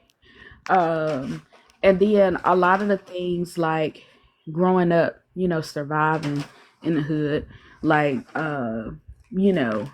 being argumentative, you know, um, feeling like you always right, your ego, you know, uh everything. Like one of the things I learned was everything isn't an argument, everything is in a debate. It can be an exchange of ideas and maybe things that you can learn from, right? And so going to going to therapy and making a transition in my life from having tools and resources, right, to survive the environment that I was in, I did not have to bring them into the new environment, the new path that I was taking in my life, right? And so that for me was uncomfortable because one, I had to be in a not in a literal sense, but uh in a mental, spiritual way, I had to become naked, right? I had to unclothe myself with the clothes that I had been wearing. And now I had to clean myself, like take a shower, whatever. And then I had to dress myself up with my new self, right? With the new characteristics, with the new personality, that I have. Um, and learning that those things that I used to do or whatever was just things to help me survive for where I was, and that I no longer need those tools or resources. And even with my husband and us coming from the same place, because he experienced a lot of the same things, so he was in therapy as well, because we bought a lot of that to our relationship. We knew that we loved each other and we wanted it to work, right? We knew that part, but we didn't know how to make it work. So that's why in the early stages, when we were younger and we were no longer at home, we sought professional, help to help get through those things. So it was it was it was very it was very it could be a traumatic experience.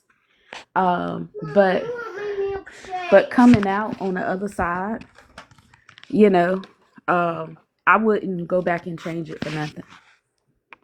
Cause like hashtag said, he had to re-break the leg to get it back right? And so that just described, where I came from decades ago, to where I am now. And so sometimes people fear the process of the breaking the leg, but understanding that it's something better on the other side. I think that's the difference between, weakness. Well, not weakness. I would say strength and courage, right? We can always fear things, right? But it takes courage sometimes to go through things so that you could be better on the other side. So yeah, that's my that's mine.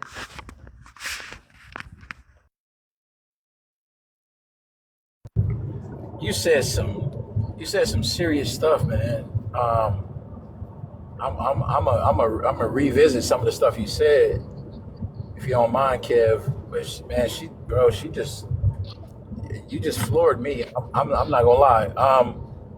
You said you said you basically had to um, ask yourself if your personality was a survival tactic or your actual personality. That was heavy. Because I think a lot of people's personalities are reactions, not their reality. Does that make sense? Yep. And so when I hear people say like what you said, like that's the way I interpreted it. Like, damn, her personality was a reaction. Then I heard you say that you were asking yourself if you needed to bring, well, you realized you didn't need certain things in this new area that you were at or going to. And there's an analogy that that when you move into a new stage of your life, you should only take what you know you need, right? And I promise you, sometimes people are so used to needing everything that they can't enjoy the new stuff because they don't have space for it because they brought old stuff. Imagine moving into a new house that has all new appliances and everything, and then you brought a refrigerator, you brought your old refrigerator, you brought your old microwave, you brought your old dishwasher, you brought your old whatever it was, and this house has new everything, but you brought all your old stuff, and you bring it and try to put it in the same places where it was in the last place. Like, how ridiculous is that gonna look, right? You got your old washer, your old dryer, you got new appliances, you got all new Whirlpool everything, right? And you bring in everything that's old into this new space and trying to set it up in the same spaces. Like, that would look crazy as hell. 2 microwaves on top of each other in the kitchen. 2 dishwashers on top of each other in the kitchen. 2 stoves on top of each other in the kitchen, or next to each other in the kitchen.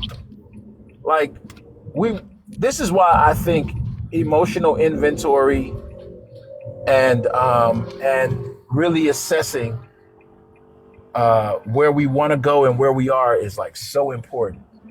And I take time out. I be taking these breaks, man. I be taking these breaks. And I ask myself sometimes, or actually I ground myself first and I remind myself where I'm at and what I'm doing. There's a concept in like trauma psychology. It's like the people that have gone through accidents and stuff, right? I don't know if it's called trauma, but it's like occupational therapists. There you go. So there's this exercise that my friend was telling me about called jolted, right? And what that basically means is the person no longer has a concept of presence. And so you have to get yourself back to the present because you're not here today, right now, doing what you're doing.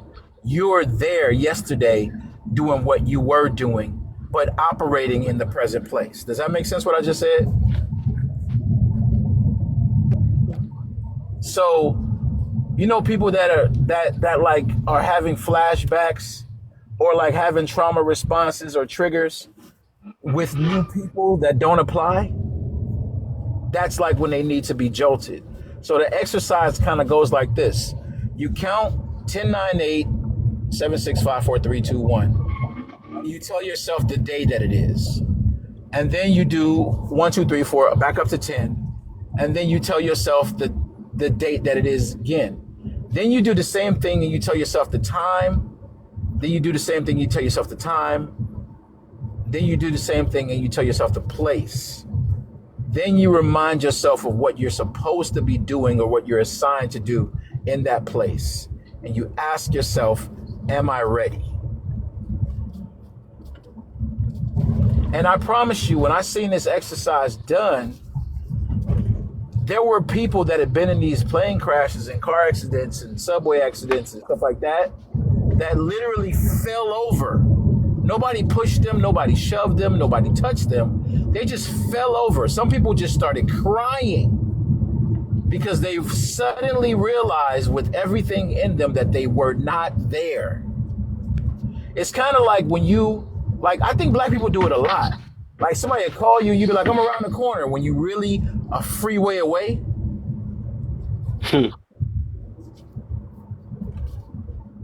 And then you ask the person, well, how far are you? They'd be like 10 minutes when you really an hour away.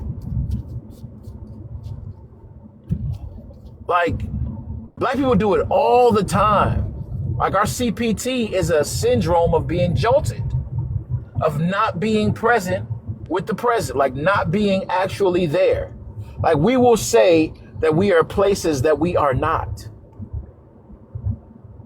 an assumption that we'll be there. But then if I asked you where you were, for a lot of people, they can't even tell you where they are. They'll still be talking about like right now I'm about to pass State Street, right? I'm about to pass State Street. I'm present, right? So, but some people will be like they'll say it in a whole nother way. They won't say I'm about to pass, whatever. They'll be 2 blocks, 3 blocks, 5 miles from State and still say that they're about to pass State Street.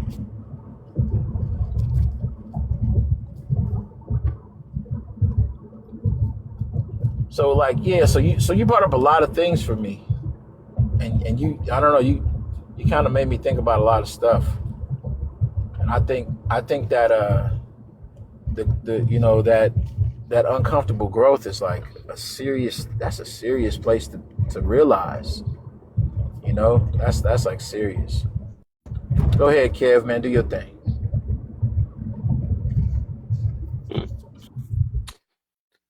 All right. Hey, Kev. Yeah, what's the deal? That last prompt you had with the masculine and the celebrity. Yeah. The one thing I want to say was Will Smith. I think Will Smith's the epitome of the masculine and the feminine male. One that can show his emotions and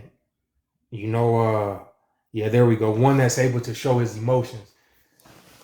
Because I'm stuck on there's no such thing as a feminine man, a feminine male, and a masculine female.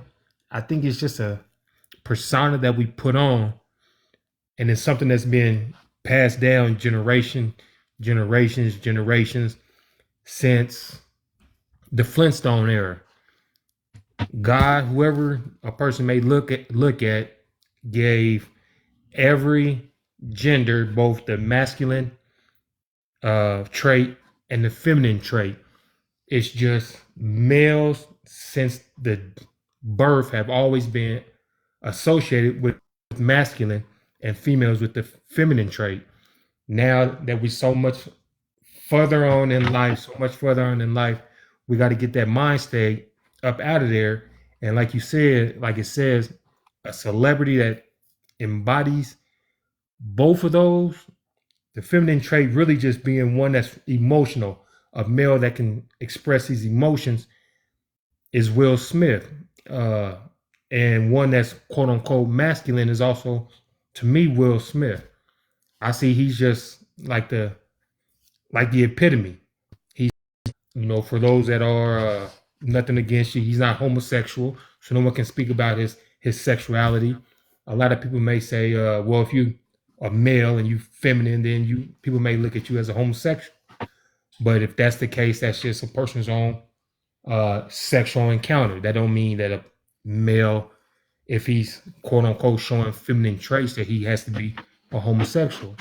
Again, to me, it's just a male that's willing to show his emotions. Will Smith, male that's not scared, willing to show his emotions, and he also possesses that masculine trait. But when I seen that prompt, I said, yeah, I got to hurry up and get into that. But yeah, that and a celebrity that shows that, I think that embodies that, I think, is Will Smith. You know who I thought of? Terry Crews. Oh hell no. I thought of Terry Crews. Let me tell you why I thought of Terry Crews. Because Terry Crews literally was a football player, right? He was a damn Ram. He was a Los Angeles Ram, you know, and I mean he was in the most, you know, one of the most ultra masculine sports that we can consider outside of boxing, right? And then at the same time was also part of the Me Too movement and expressed that he didn't like the way he was treated and approached by someone. And then we see him in roles like the one he did on Friday, where he was a quote unquote, you know, guy from straight from jail. And then we see him on Everybody Hates Chris as the responsible father working 2 and 3 jobs.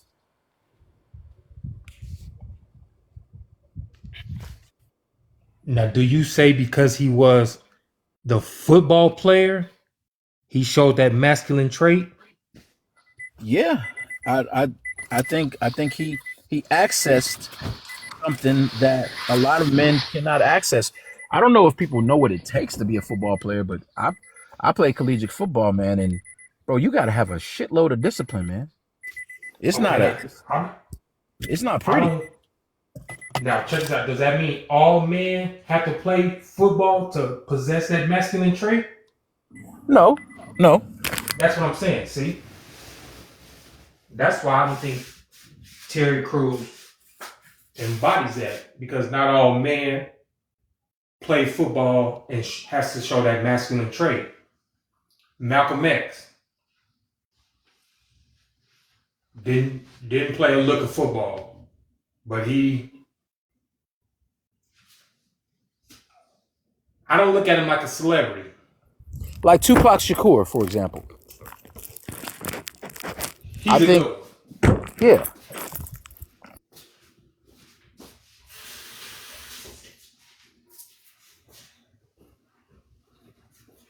But he also, I don't know, he was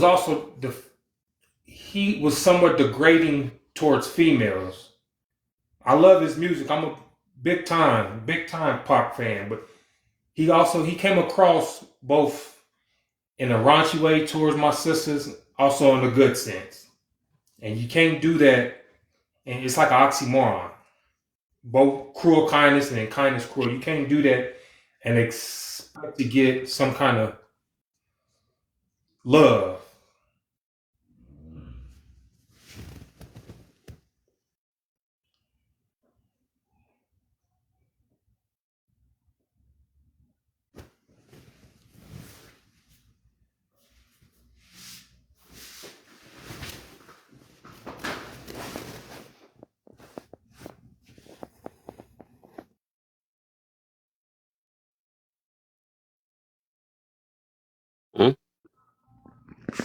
I think NWA, because I grew up in the 90s, and I think when people, well, how old are you, NWA? How about that before? I was born in 81, sweetie. I'm 42. Oh yeah. Okay, we about the same age. I was gonna say, okay. I think what we saw was not Tupac like necessarily being contradictory of himself. I think we saw growth. right? Just looking at, when he did those songs, and when he started making songs where more he celebrated, black women. I think it was more when what we were seeing were growth, and instead of him being contradictory. How you see some artists, they grow up with their music, you know and so I think that's what we were experiencing, if that makes sense.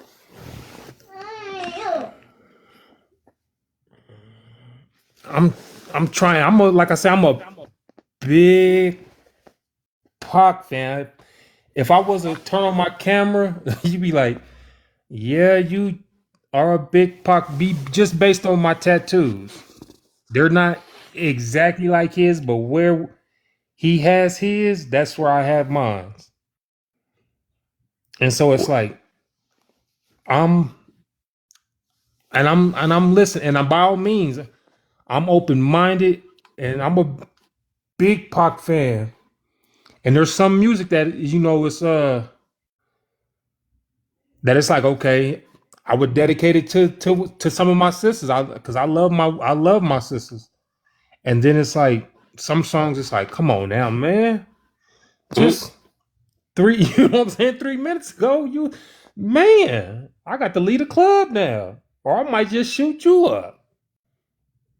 Oh my. But I mean, I understand what you're saying. Hey, after you get I done, I'm understand, gonna but just do a quick refresh.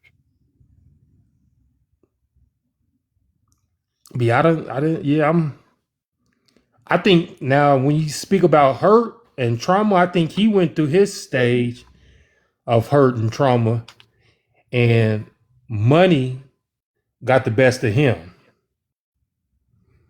He was trying to satisfy all his entire audience. Again, like people that I think he was just trying to satisfy everybody and anybody at all costs. And he was seeing that he was able to do it, and he just tried to stay on top of it. But I mean, I understand what you're saying. Like you say, growth in it. I think he was trying to satisfy everybody at the same time, and it hurt, because you could go to a party of his and be like, yeah, I'm going to the party, and we talking about you know toss it up. We talking about toss it up, but in that same album, he talking about or in that same concert, he talking about uh uh Brenda's got a baby, or dear mama, or something. And it's like, man, let's run the streets. And so it's like, yeah, I mean, I'm with you, but it's like this, Millie. If you with it, it's like, all right, I'll buy you a ticket. Let's go. Because again, if I was to cut on my camera, you see my tattoos, you'd be like, yeah, you are. Then again, I grew up in the '90s, so that's what I listen to, and that I'm like you say, I'm from the neighborhood. And that's what me and all mines. That's pretty much that's where my NWA came from.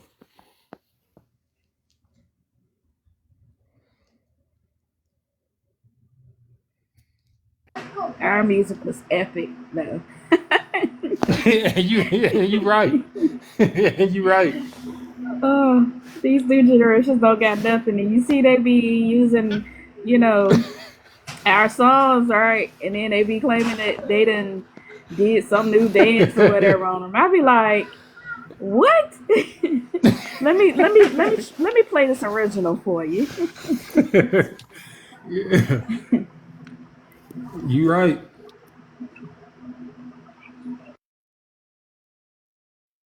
But yeah, Kev, I seen that last prompt, and I said, yeah, I just wanted to say that about Will Smith. Oh yeah, I never finished this one. I wanted to finish that topic. We can't get to the last two. Ooh, a little small.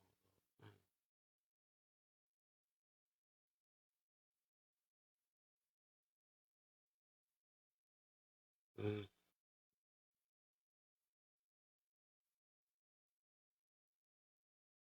This thing been tripping, dog. It keep kicking me out every. Especially when I start talking, I notice. Oh, TikTok, you're talking now? Okay. Let's go ahead and boot you real quick.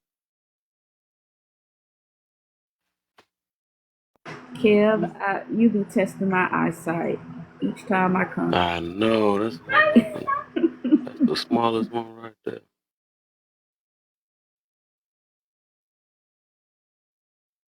Let's see.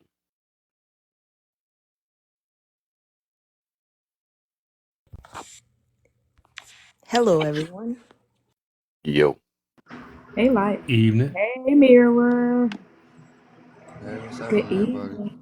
I ain't The came up here. mirror. I'm on up here. I just had to come up here and talk junk to Kev. Welcome to my world. Now you know how I feel. Man, they kept doing that to me Friday. They Yeah, that keep junk kicking been me out, going crazy. man. I was thinking about that too. That junk keep doing that junk to me for the past month. But it's But getting worse though. yeah, when I come back in on Mirror, though, I got a new soundboard and mic. Yeah, it's time to Ooh, climb. my boy, Yeah, upgrade. Alexa, I got play got Beyonce, upgrade you. nah. Yeah, so My boy about to I'll be tell in here Kev how to like. play with it though. Excellent.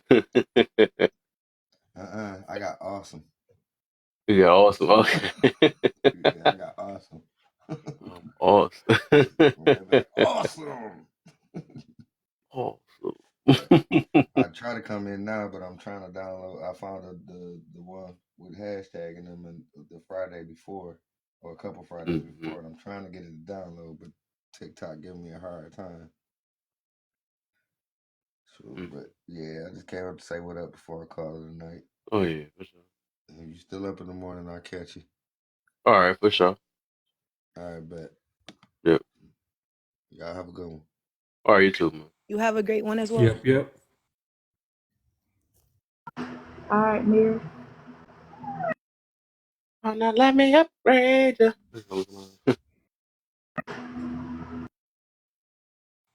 So, how has everyone been? Hey, Light. I've been divine. That's use your favorite word. Been blessed. Blessed. Yep. Divinely blessed. Divinely guided and protected. Yeah, there we go. There we go. Oh, yeah. So I where the used. heck did I put this? Yeah, I wanted to finish this topic up before. I never got through. I actually didn't never make it to the last two. What was the last three? I don't know. But it's no crew in here. I think no, did we talk about? No, I think NWA was here. But we act like it's no. Uh, so selective outrage. How y'all feel about that, man? We pick and choose what we want to be mad about and say what's destroying the black community. This don't destroy the black community. This does. So, Well, hmm? I can start off here. Hmm? I don't know. You may disagree with me this, all right? So, selective That's nothing outrage. new. What the heck? The fire Um, starter. but honestly, I think selective outrage is used as a mechanism by the listener to react to what someone is saying, right? Um, it's almost to sort of prove what it is they're trying to say. Let me say that, right?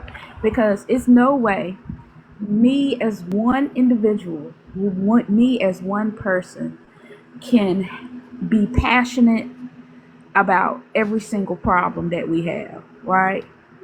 I don't have the mental capacity to, right?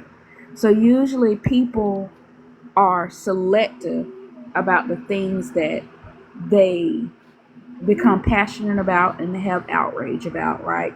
Whether it's your focus is on racial issues, right? Whether your issues is child CA, you know, or whether it's essay, or whether it's DV, you know, it's so many issues.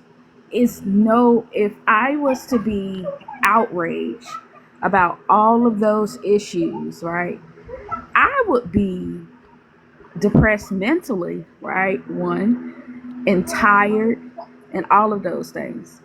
I don't think one single person, right? It's okay to get like upset about things, but to have this outrage, or maybe I'm thinking about it in too of a complex way, right?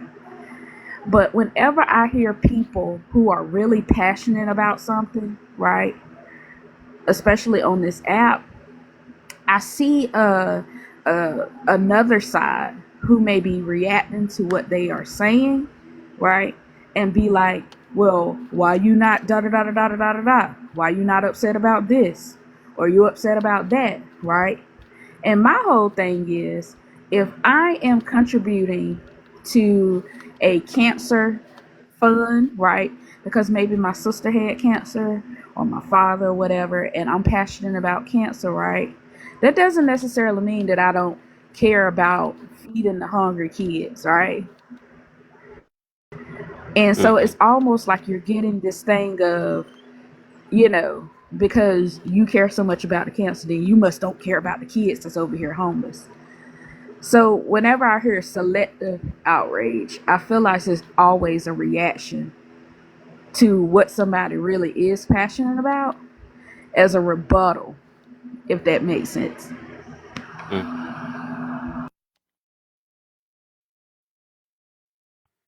For me, I think one of the reasons a lot of people use it is really simple. They want to be able to um, express and condemn what they believe you are presenting is like not factual, or it contradicts what they believe, instead of believing that two people can both believe contradicting things and both of them be true.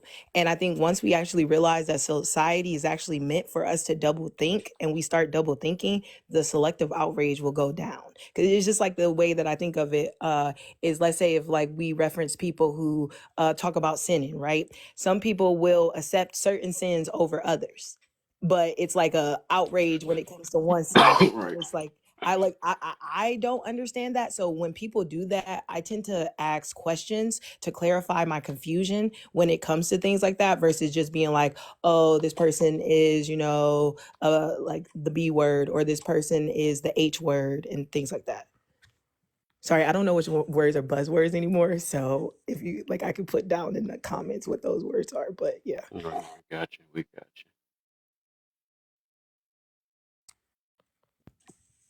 So it's what do we? I'm still kind of selective outrage. What will I get pissed about for the most part, and why is it? Or what do I choose to get upset about? you. Yeah, or society, how they work. You know, they pick and choose Oh yeah, what's like the pick and choose. most damaging to the community, but then support other things that's damaging to the community. That's so funny to me. Yeah. I I think the one thing that damages the community the most is the lack of communication. I think if just communication altogether, if although we might not see eye to eye and we won't on anything and everything, just and that's probably the best thing because you're gonna learn more from those that you're going to, I don't know, I guess argue from. I think you'll learn more from those that you argue from or that you have disagreements with more than those that who are on your side. Those that are on your side, I think those are the ones that's gonna hold you accountable because they've been with you through thick and thin. So I think the more you communicate just with those that you don't see eye to eye, I think those are the ones. I think you'll have more success, especially in the community and looking to grow. If that made any sense. Mm. Got you. Got you. What? All right. So that's what we got on the topic so far. So let's get it now. Um, dude with the booty in the face. Good looks. Smiling. I just wanted to see you some love if I got out of here, Kev. All I'm right. about to hit the sack. Oh yeah, I feel it, man. I feel it. About to be Monday and all that. I get you. I feel it. Good night. Appreciate you. Right. All right. Good night, y'all. Good night. Good night. Uh, so with the all right for the next let's get it now. So this topic kind of came from what's his name? Uh, Dr. Umar. He was talking about how I think he was mentioning about Kevin Samuels, and he was like how basically people they say how he's so harming for he's so harming to the community, but then we can listen to people like Future and all that stuff, putting thumbs in the button, all that stuff, and saying that's not harming to the community and support it. So, basically, this question is: how is Kevin Samuels, Andrew Tate, and Candace Owens hurting the Black community more than Sexy Red, Future, and entertainment itself? Then from there, you could just say like how y'all think people view these things and what actually each one may be doing to affect the community if they is. I mean, I don't think any of them are hurting the community. I guess like I look at hurting as subjectivity. So the thing is, if you believe that they're hurting the community, then you have to have your validity for, to support that. But for me, it's more like I believe and I think just from listening to all of them is that they all have things that you can learn, and you can learn either to like apply them to your life, or you can choose to not apply them to your life. It's whatever you choose. Because like the thing is, if you develop a mindset that doesn't align with who you are, that is definitely going to hurt you regardless of who you listen to. So it's all about like, what's your intentions when listening to these people? What type of information are you absorbing, and is it conducive to your life? Mm. Okay, what you got for us, NWA? Yes, 1,000%. I think, like with Kevin Samuels, um, I do not like that man. I do not like that man whatsoever. And like I said, you can learn so much from those that you dislike and how he's able to come across, especially with just his rhetoric. I think, or I know this is the most powerful tool ever made was the brain. And with that, he's able to deceive and manipulate others to get them to think how he perceives things, like how he would speak about the Black woman, how he would degrade them, and how he would degrade them, and how he would degrade them. But yet, in a sense, he spoke on classism. So with him speaking on classism, it's like, well, I'm gonna make fun of you people, you sisters, but yet still I'm gonna uplift you sisters. So when it comes down to it, I'm not doing nothing wrong because I'm still working with the sisters. With the brothers, if you're not this type of brother, then you no good. But if you this brother, then you ain't no good. So when it comes down to it, I'm helping out the community. He, I think, was the most, not the most, but next to a dictator. The longer he could have stayed in power, should we say, or the longer he could have stayed where he was, he could have influenced more people. No different than Hitler, but on a TikTok scale. Candace Owens, I think Candace Owens was horrible. She put her own self, she would speak so highly.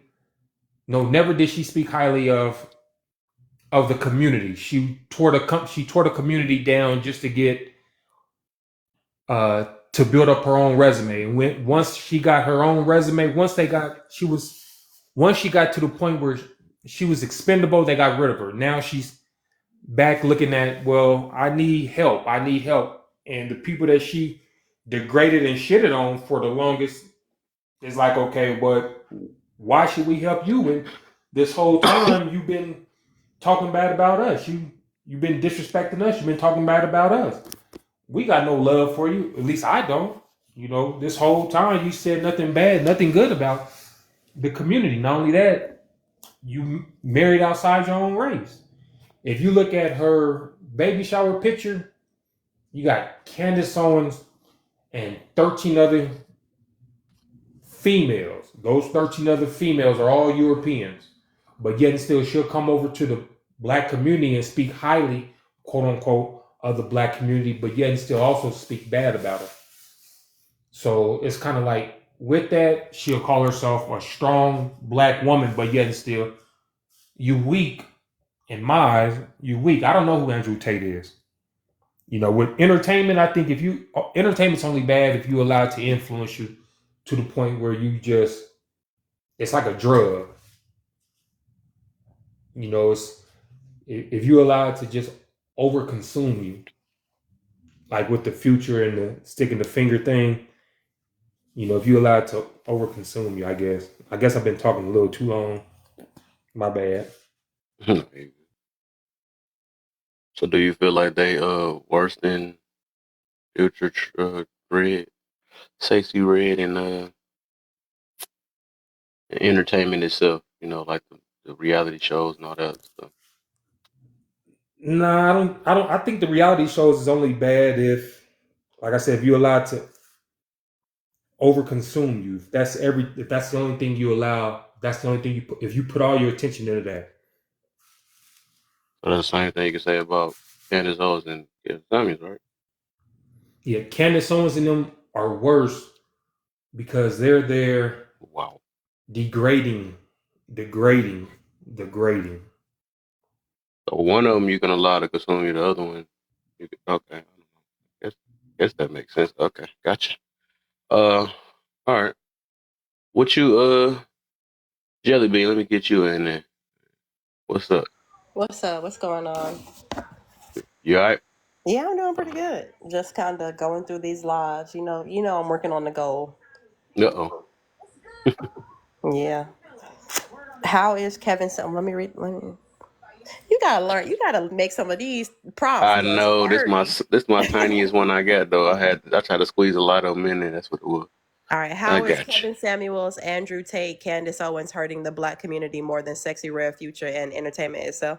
I don't think that they're hurting the now Andrew Tate is different, but I don't think that they're actually hurting the black community more. I think that the tokenism is blowing up in their face, and that's just a problem.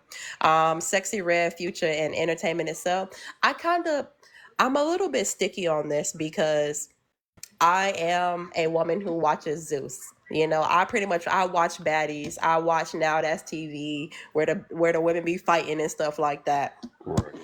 And it's a catch-22 because on one side, those two networks are black owned. Period. We don't have any other networks that are black owned.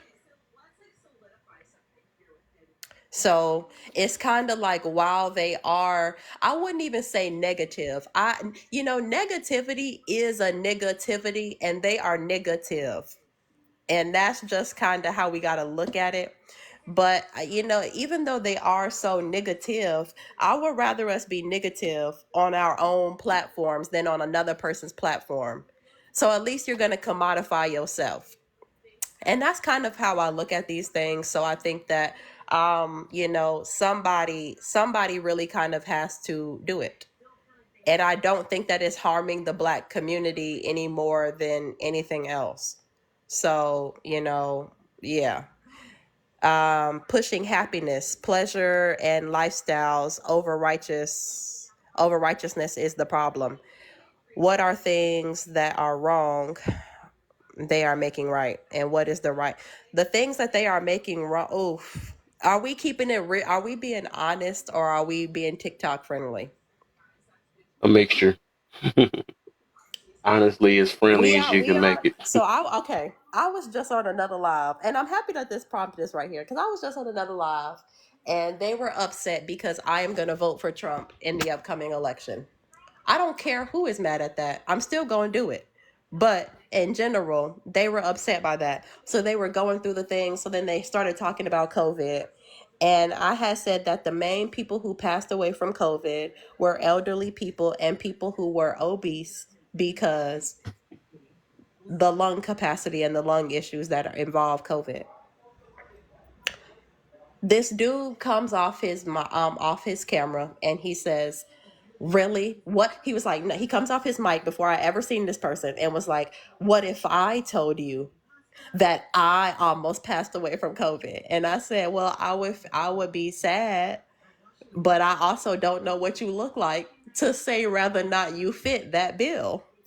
So he comes off camera, everybody, and this man is overweight. And so, so then I'm just kind of sitting there like, yeah, you are the archetype for the people who don't make it, you know? So then I have to be the asshole to say, yeah, that sounds about right, you know? And it's not that it's wrong, but it's just like, that's like a diabetic person being like, my foot, yeah, what if I told you my foot was sleep? We know your foot gonna be sleep. If anybody else is in this motherfucker, it's gonna be yours. So I think, to answer your question plainly, we are making the things that we are making right that are not okay. It is not okay to be overly overweight. That's not okay. It is not okay to let men believe that they can transition into being women because they fail at what it means to be a man. That is not Mm, okay. We don't need to be embracing that. It is not okay for women to just be advocating for the annihilation of your babies. That is not okay.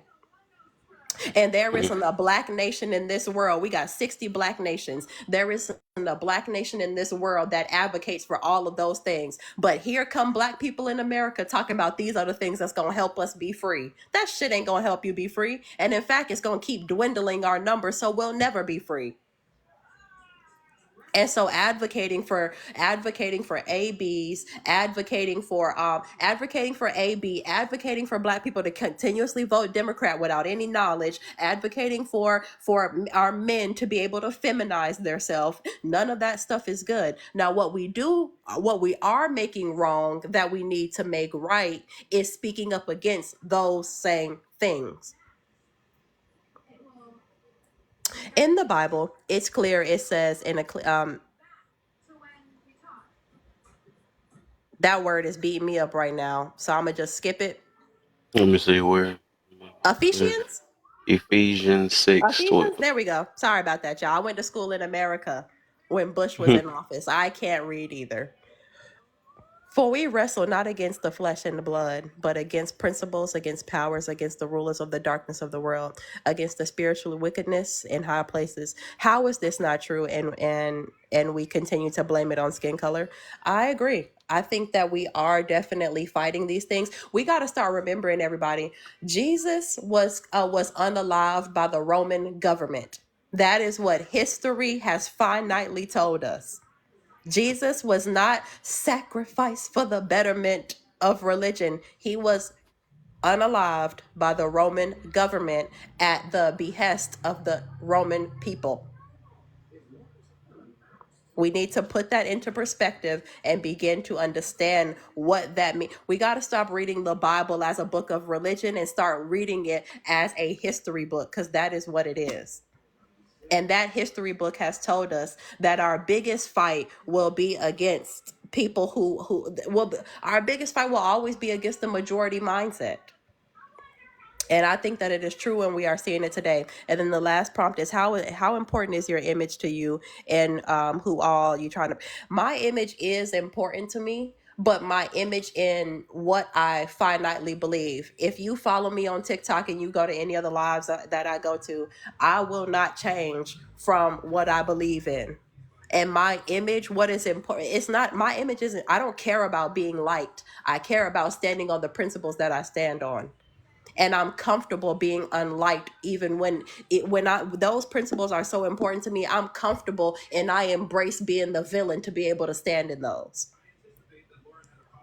And the only people that I'm trying to please are the people who align with those morals. If you don't align with that, I don't care what you think too much. And in fact, for the most part, I probably look down on you because you don't align with those morals. I'm gonna land that there.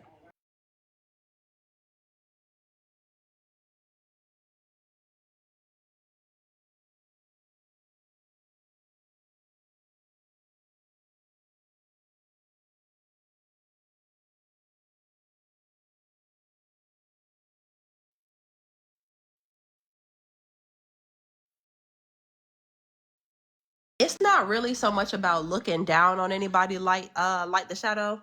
It's about how I perceive you once okay, for example, I see a lot of people on a lot of women on spaces advocating SMEX work is work, right? And if I hear that, I do not hold that value. And when I begin to hear women advocate for that, naturally I begin to look at them a certain way. Because why are you advocating for that? And so because their moral is to advocate for women further commodifying themselves, I view that in a certain light.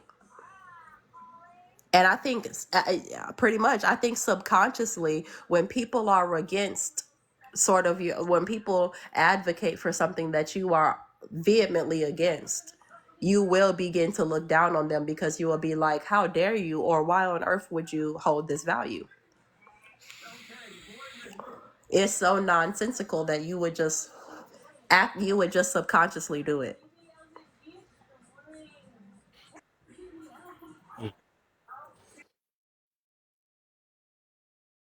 That's another thing that we're trying to make right that needs to stay exactly how it is. What? No, that SMEX work is not work. Well, it Right. is work because you do, but it's not something that we should accept. Right. Based on the definition of work, yes, we would consider it work, but we do not need to accept or normalize that. How is that work? I'm trying to see how that works. It's really just work because you get in a paid to do it.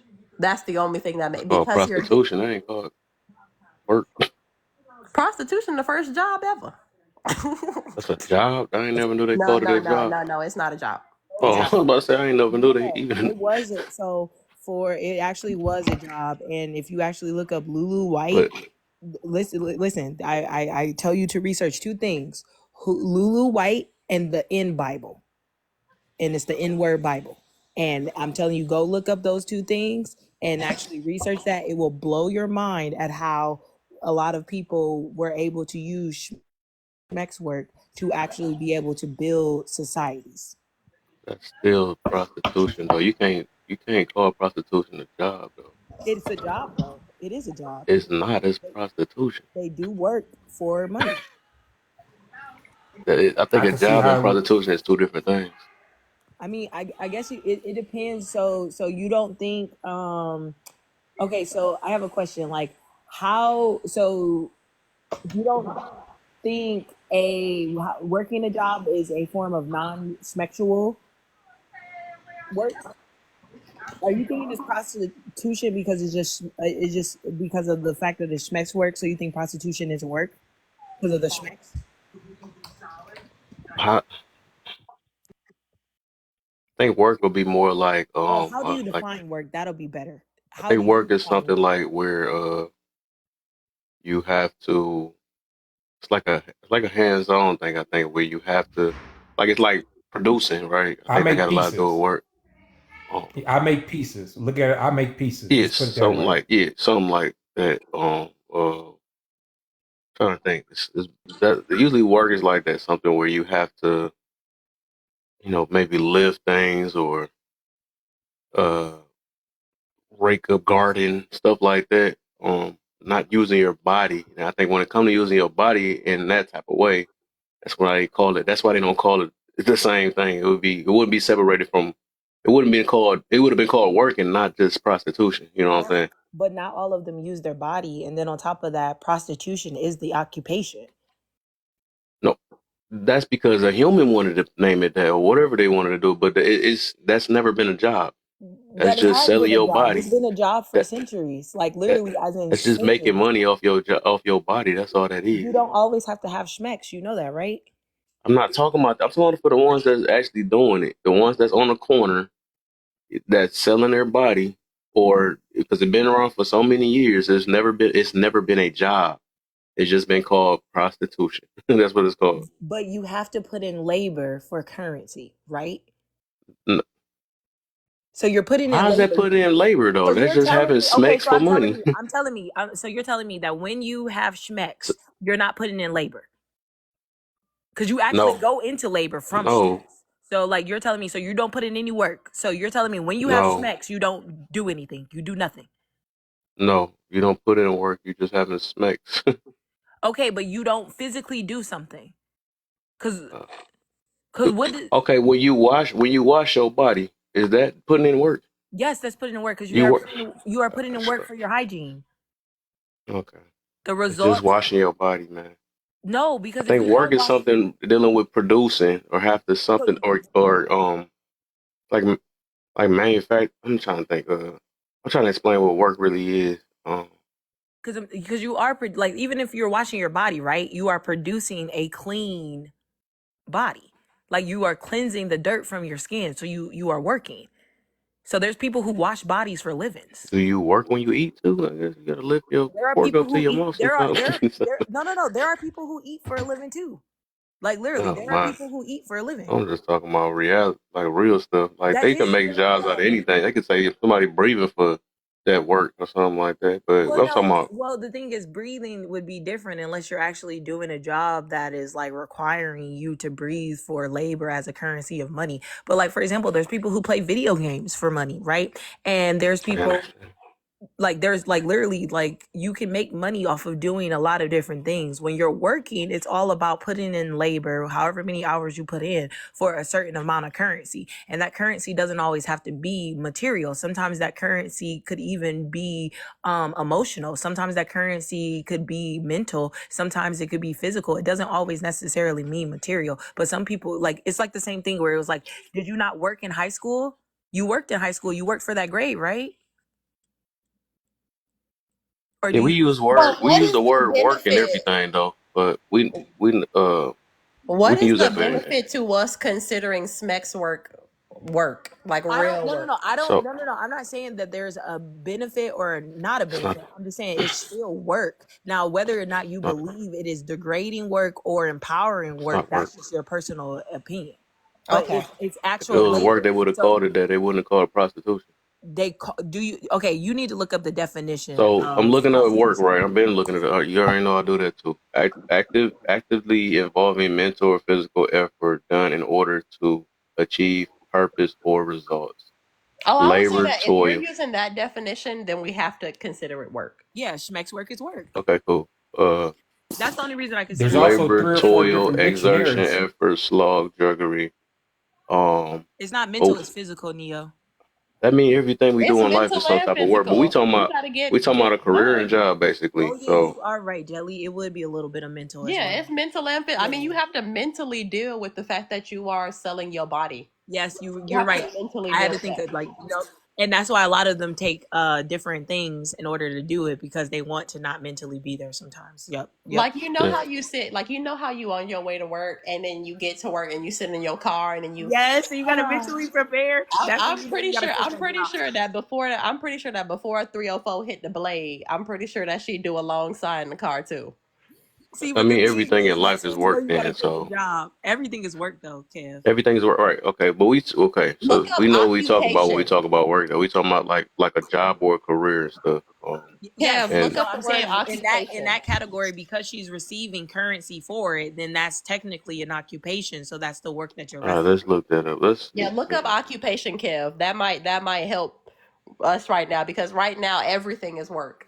yeah, Oh yeah, everything literally work, right? Your body working even like when you even what sleep. you're If doing that's right the now, case. Kev, this is work.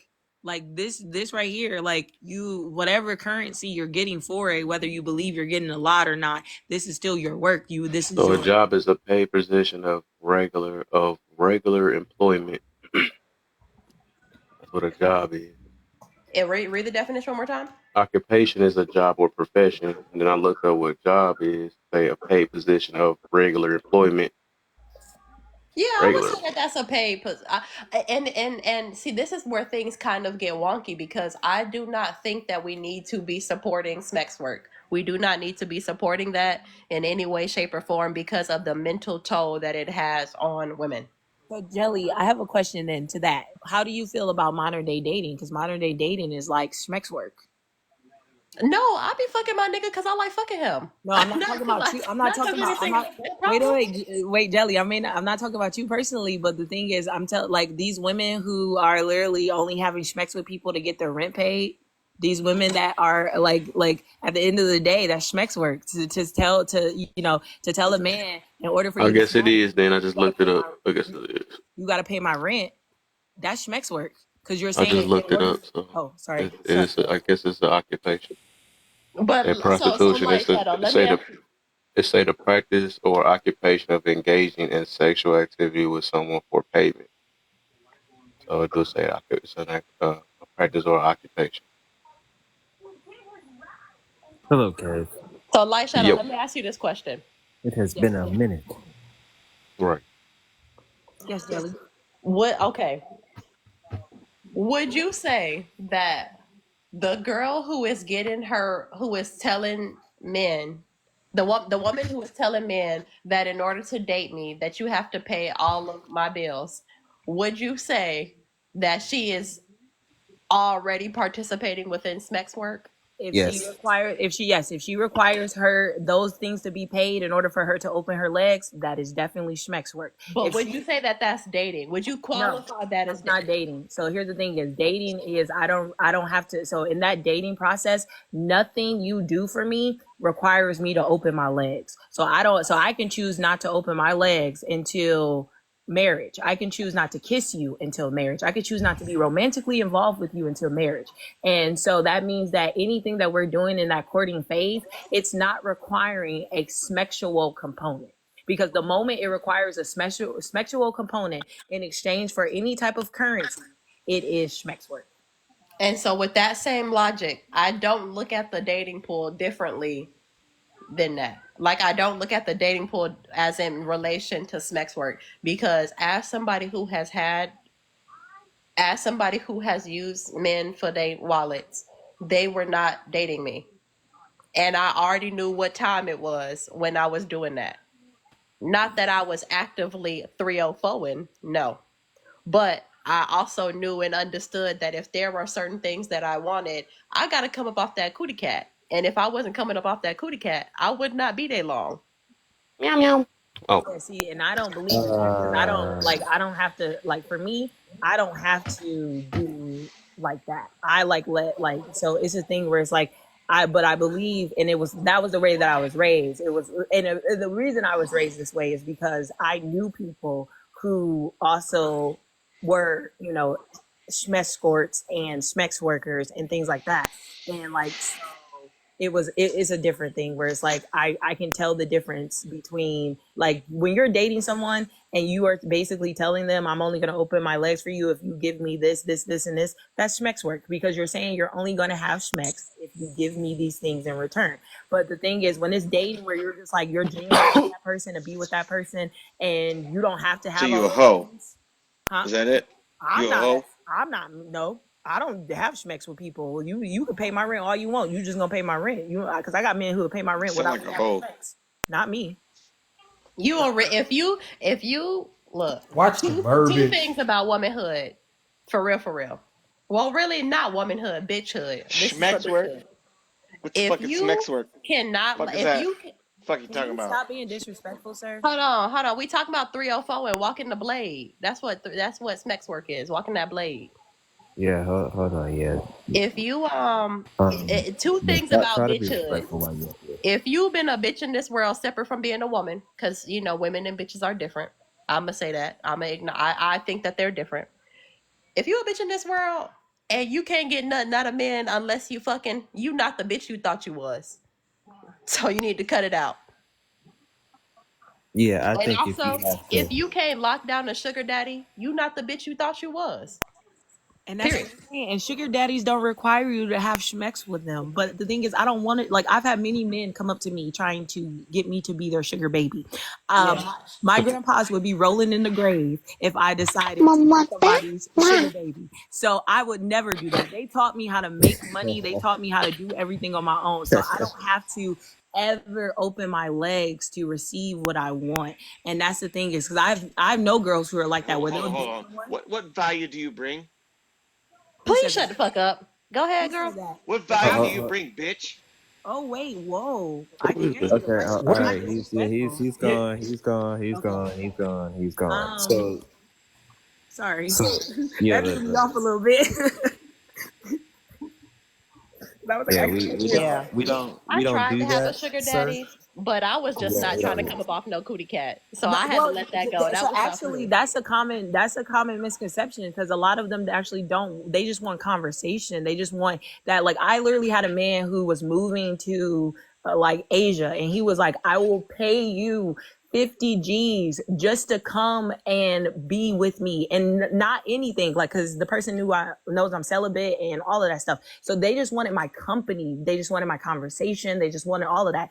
For me though, that is like no, and it's not because it's schmex work or anything. It's just to me, it's like I think about the film Taken, and even though I knew this person and things like that, I was just thinking like I'm gonna go to that country, and then it's like my father is not Liam Neeson, so I'm not gonna get found. So I was just like, I'm good. I will, I can make that 50 G's a different way. It will be presented to me a different way. So it's just like a thing where like but also I don't judge my friends who had to do what they had to do in order to get what they needed to get because, I do. I mean, everybody, I just don't judge I was about to anybody, say, right? yeah, I And the thing definitely do. is, I had to learn, You, like, the thing is, I had to learn I you not to am Peter judge. sucker. definitely. Wait, wait, stop. Y'all are killing me. Sorry, y'all are underlining me right now. I had to learn to not judge people. When I went to, so the thing is, I know that I am different than a lot of people, and people have literally made fun of me all my life for all the different things that I am. And so, what that had taught me was not to get angry at people or anything like that or become judgmental and everything. It actually taught me not to judge people and let people know that, okay, you might be a little weirdo to somebody else, but it's okay. Come be a little weirdo right here. Just drop your mask and be your most authentic self. And I'll accept you for whoever you are. So if you think you're a creep, then okay, then you are a creep. And I accept the fact that you are creepy. I respect the fact that you are creepy, and I will figure out where to put you in my life. And that's just how it is. I had to learn that, like, if we sit here and we characterize people as good and bad, we start to lose out on what they can truly teach us. Like, for example, I was completely blocked from Alive due to the fact that the guy was upset that I didn't want to be friends after I realized that there was no type of relationship that we would be able to create. Because I had told him, I was like, if we're not getting married, you don't need to be talking to me. I don't have friends. And he couldn't understand that. And I said, I'll still be cordial with you. I'll still be everything like that, but I will not be your friend. And then so it just came to a thing where he couldn't get that because a lot of people, for example, Kevin Samuels and Andrew Tate and Candace Owens, they'll talk about all of these people that are, doing this, this, and this, and this. And then when they meet an anomaly, they're like, oh no, wait, they don't know how to deal with that. So like for me, they don't know how to deal with a woman who is okay and accepts every single person and understands, all right, that's not for me and I'm gonna let it be. Or I'm not gonna argue with you about it. Or if you want to have a conversation, we can have a conversation about it. But what I'm not gonna do is I know what I want and I stand 10 toes down on it. And so I had to learn that about people. So even though we, may form an opinion about something, that doesn't mean that our opinion is 100% correct. All right, Lord Pickle, you go ahead. What you got to say, brother? What you got to say? Okay. The first one. And I have to agree, Sexy Red Future and the entertainment itself does more harm than Kevin Samuels, Andrew Tate, and Candace Owens, right? Let's think about it. Anytime you got a chick rapping and talking about her booty hole's brown, I mean, that's a problem. I mean, we got to look at it from an overall standpoint. I mean, we don't need 304s or unproductive to a community building. Just saying. And I mean, I hate this thing where we say we shouldn't judge. We judge. We all judge. Even the people that say they don't judge, judge. So it's cap. People need to stop the cap about that, right? That's what kills me, right? I look at somebody like Andrew Tate and they misrepresent him in the media and stuff.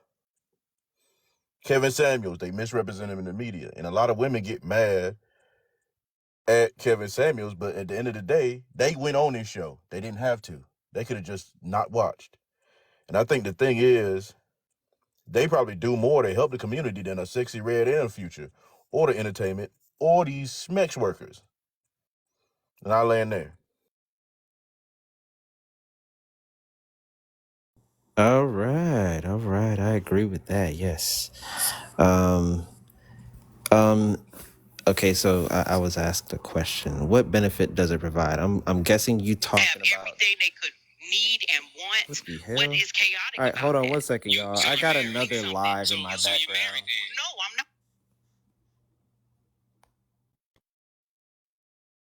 So I will say this, not everyone judges. Too often people think because the majority of society is typical that everyone has developed that possibility to judge, when in reality not all of us judge.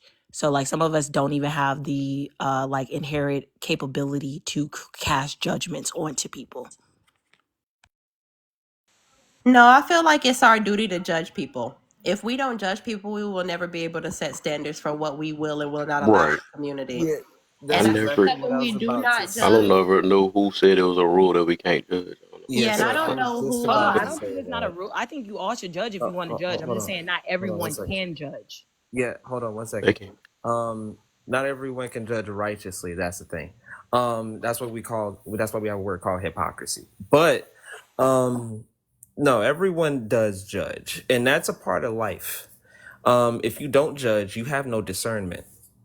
If you can't decipher what's good and bad, you have no moral compass, which means you don't know what is good or bad, which means you don't know if crimes are good or bad or if they are doable. And guess what that causes? Chaos. It means you have to accept everything. So, yes, on a natural level, you do judge. You may not judge on a bigger level, you tolerate. You do judge, you just tolerate. Don't worry. Yeah, that's really what it is. I'll just say that, I guess, for people. You do judge, you just tolerate more than what people that do judge and would say, yeah, no, you tolerate that. That's all. Because you have to make a judgment call to tolerate something. So no, you do judge. Um and Lord Pickle. So I liked your answer. I liked your answer to the what's called. I would agree.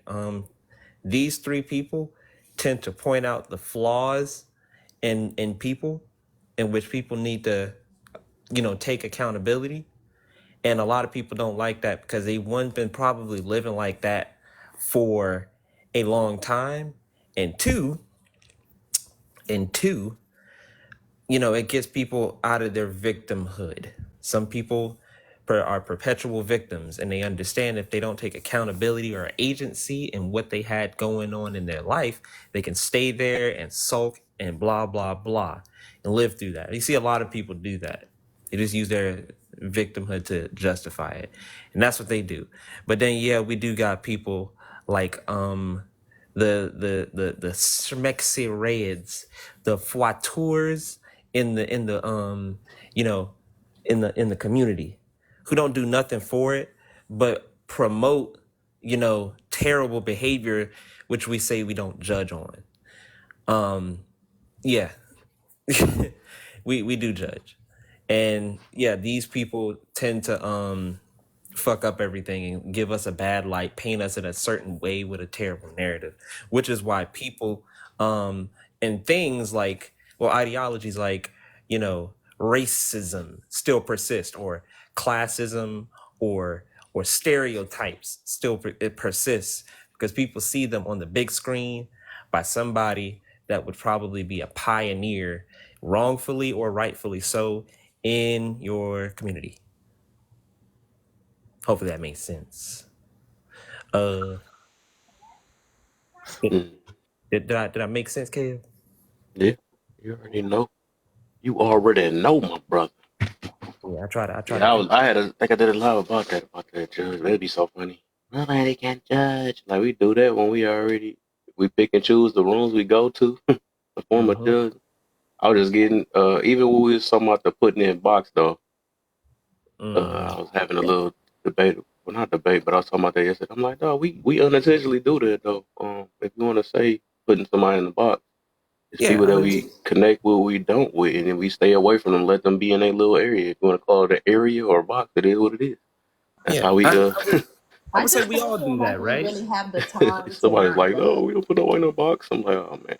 Yeah, Like I we all do really that. don't feel like we don't have the if I didn't judge anything or reduce anything, I'd have to going through everybody's everything anecdotally, all these other things and try to find out all these facts. That is an inconvenience to me.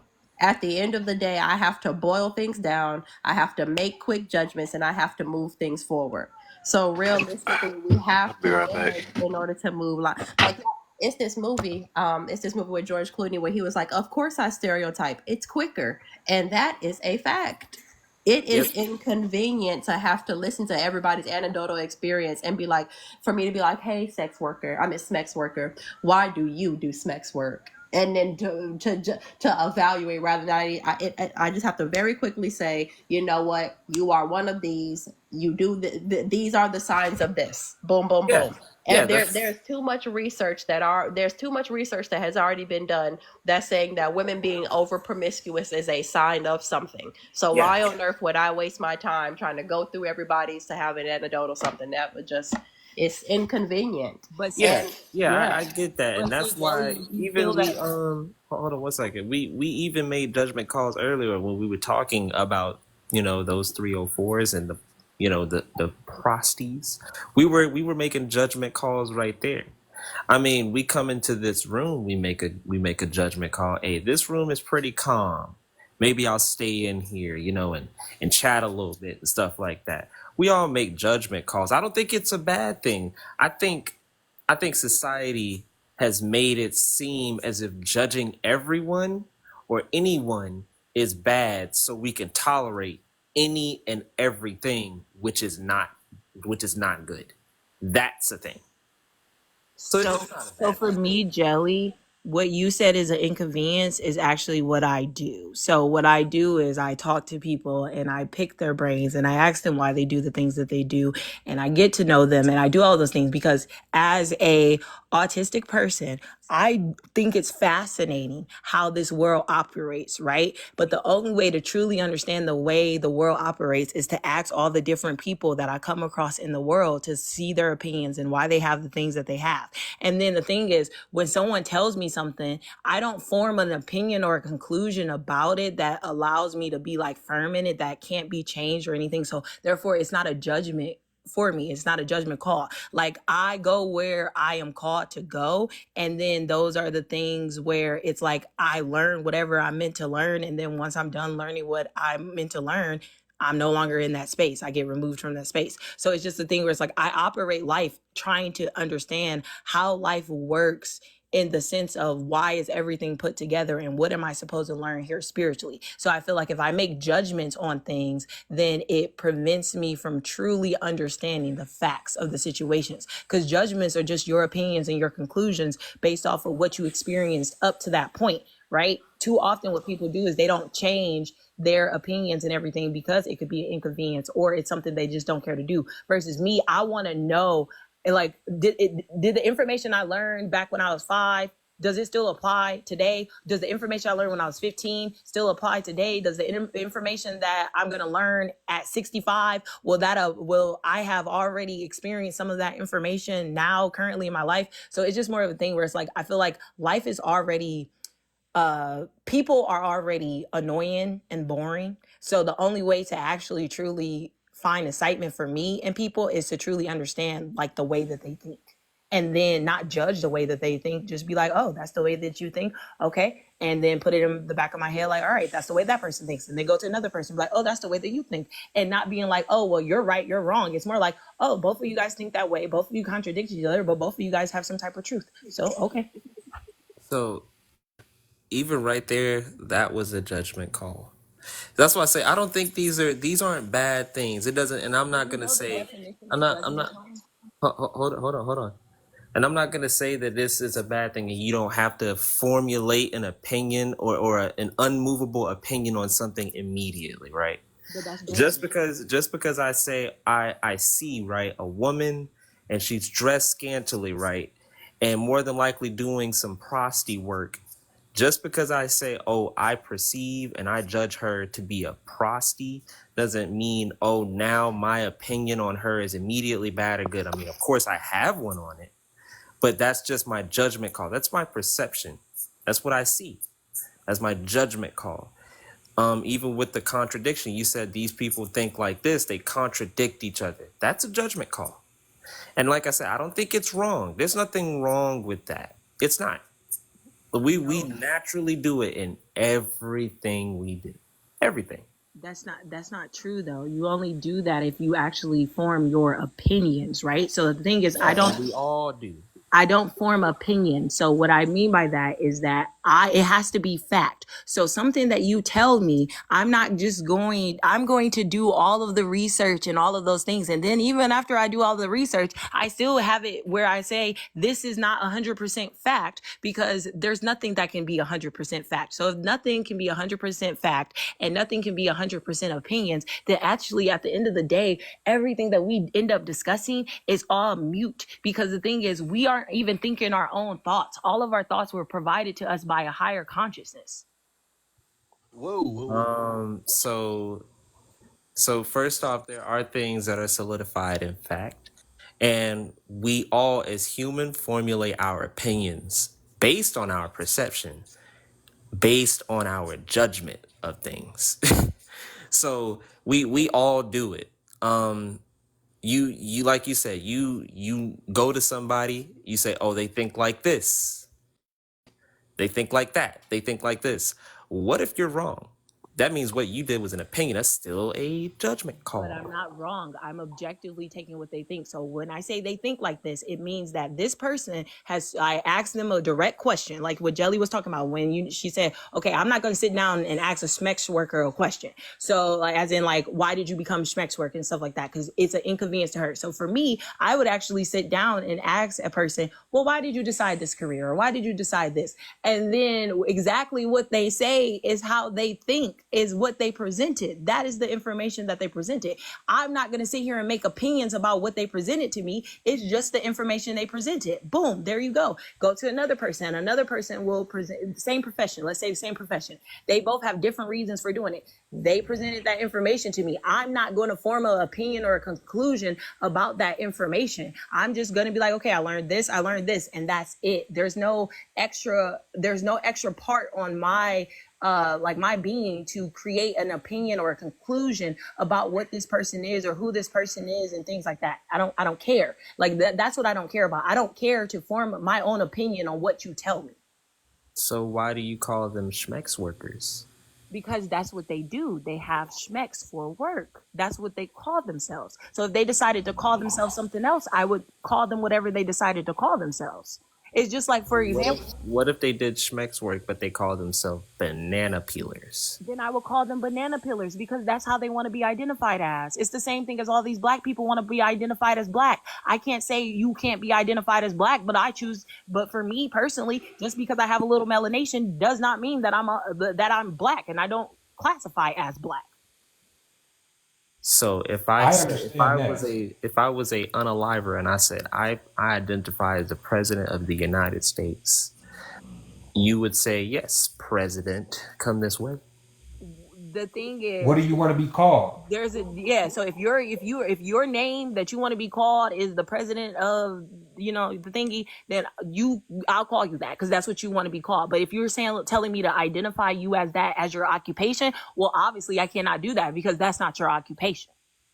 Because of why? Yeah, I mean, I Because think it's not your things are very, occupation, very because the person simple. whose occupation it is the person. So here's the thing is, you're trying to mix up objectivity and subjectivity, right?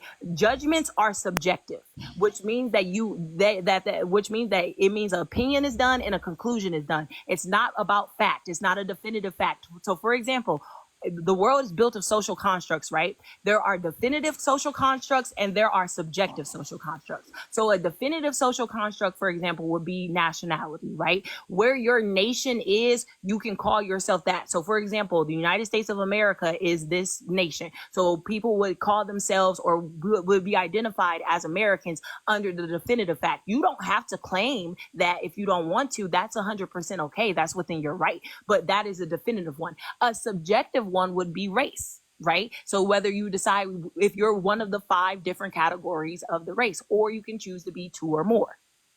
So for me, when I select everything, I'm 2 or more. But here's the thing is there are people out there who have that control where they will sit there and you will put 2 or more and they will look at you and be like, no, I'm going to put you as this, or I'm going to put you as this, or I'm going to put you as this, because they, at the end of the day, have their autonomy of choice. The whole reason why we have what we have when it comes to even what we look like the census, it used to be you got marked what you looked like. They didn't care about where you came from. They didn't care about the fact that your lineage might have been here before they got here or none of that. They marked you what you looked like. And then it became a discrepancy when they realized that there are people who have a lot of melanation, but yet they're not in the stereotypical, back then it was the N word. So they're not, and I'm not talking about the N-I-G-G-E-R word. I'm talking about the N-E-G-R-O word. So when they were talking about that, it was a thing where it was like, okay, they're calling you that because of how you look. They're saying, well, these are the stereotypical things that these people look like, and they call you like that. But then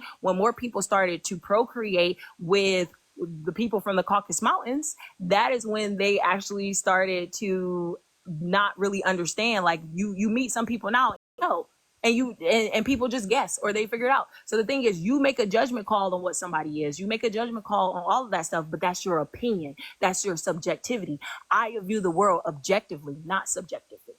So you just proved my point. But Kev, can you make yourself the large screen again? Yeah, we gonna get back to the topic. Pushing happiness, pleasure, and lifestyle over righteousness is the problem. Damn, let me put my damn glasses on. Please do. And while you do it, let me ask Light a question right quick. Light, now when you get on the panel, well, wait a minute, my man. Hold on. Light, let me finish. when you get on the panel, hold on. okay, but I want to ask Light a question. Yeah, I got before you. you move on. Okay, so Light, when you get on the panel and you see all the pictures and you see the names, do you make a judgment on what people are? So when the mod is trying to talk, you give them the space to talk. Yeah, I just wanted to read the question real quick. And I ain't even gonna answer it yet. I'm gonna let you, guys. So, this is the question we're on, y'all. Pushing happiness, pleasure, and lifestyle over righteousness is the problem. What things that are wrong are we making right? I guess that's what we're saying. And what things right are we making wrong nowadays? That's the question we're on. But go ahead, NDWA.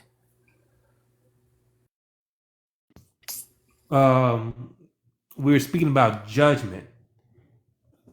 And I had asked, and I was wondering, when you get to a platform and you see names and you see pictures and you see faces, do you ever make an assumption or a judgment on what the people are, or what they might say, or how they might act? No. You come open, it's open, honest, open-minded, just straight out? Quit it. Yes. Okay. There's no way a human cannot make a judgment. Quit it. Yeah, like I said, she's already proved this point. I don't know. I think I know she didn't just, and that has nothing to do with feelings or empathy. I think right there, that's just how you all have been trained, and you all have. No, I mean, don't you go? You said you come in a debate, right? You let her finish. Go ahead, say what you were just saying. So the thing is, I think that's just how all of you have been trained and have been raised. I'm not letting you slide on this. Hold on.